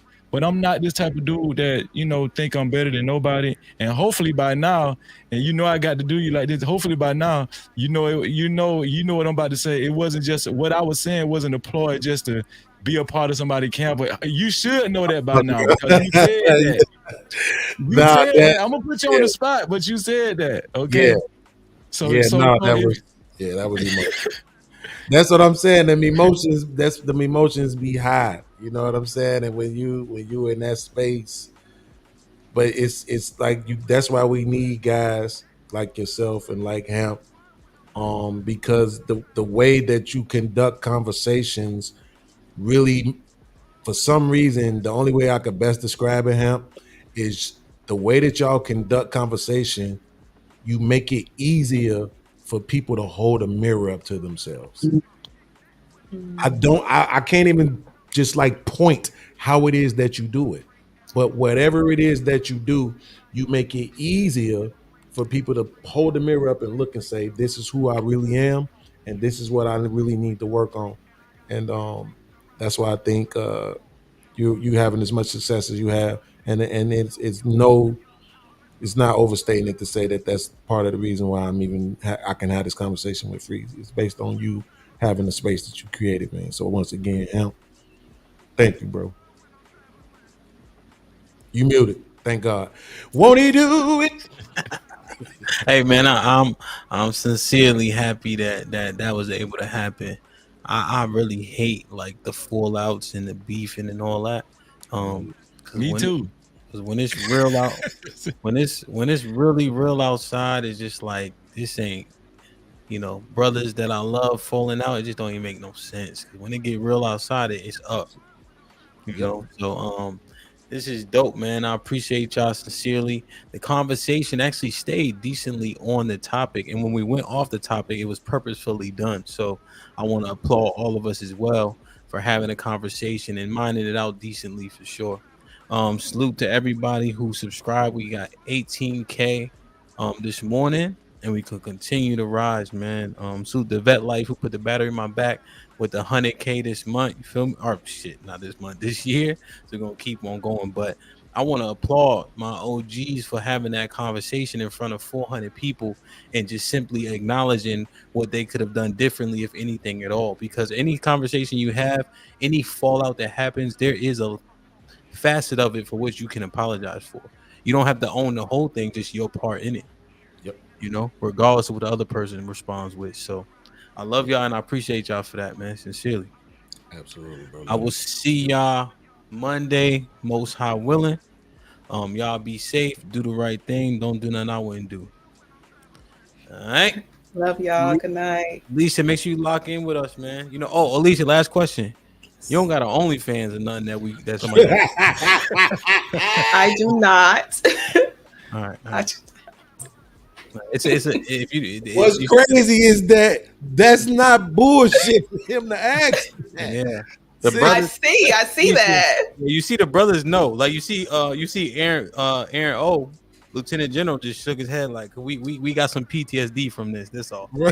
Oh. All right, man. Y'all be safe. Do the right thing, man. I'll see y'all Monday, God willing. Go to Black Man Unfiltered right now. He's streaming live. He got the that's barbershop right. talk. Aaron O, you going live on Sunday about finances? Maybe. Okay. Maybe. I don't know. Hey, Aaron, you ever talk about crypto? No. Don't do it like that, dog. Don't do that. It's dangerous territory because a lot of industries are not allowed to talk about it. I don't care about it because right now I'm getting off. Now, Freezy, when's your next live so we understand? Tomorrow, after the Sabbath is over with, after 8 o'clock, right around about 8:30, 9 o'clock. The VIP stream? Nah, I was supposed to did it tonight. This was the VIP stream. Shout out to the VIP people that's watching. Okay. Beans, are you doing anything on Sunday? Probably not. I'm probably gonna be doing something Monday. Okay. Word. Yeah. And we still working on what we working on. Alicia, do you have a stream? I do. It isn't consistent. My channel, it's my business channel. I host family-friendly trivia with a cash prize. I have yet to host a game yet because I'm pretty new to it. But family-friendly. All right, y'all go to Alicia's channel if you want. Yes. It's probably like instead of listening to rain to go to sleep, go to Alicia's channel.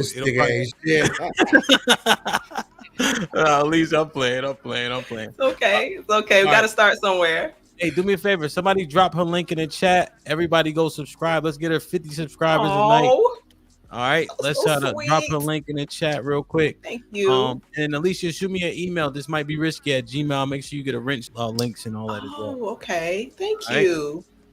Aaron, you said something, but you were on mute. Oh, next Thursday, first panel introduction. Let me get this straight. That was you introing that you about to do the introduction to your stream, and you said soft opening, grand opening. So let me get this straight. You did a grand opening like this. The next time I will be streaming is on Thursday. How are we gonna get excited for this, Aaron? You'll see. All right, man. Enough said. Yeah, man. Hey, I love y'all. Be safe, man. I see y'all. Remember, Aaron will be live on Sunday. We're gonna make sure he does the finances. Freezy tomorrow. Beans may do something, but if not, absolutely on Monday. Alicia will start being consistent with the trivia. Drop her link in the chat. Everybody go subscribe. Big Aaron is starting his shit up on next Thursday.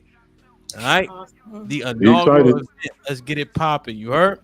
I love y'all. Like, share, subscribe. Tell a friend to tell a friend. And we out. Thank you. Bye.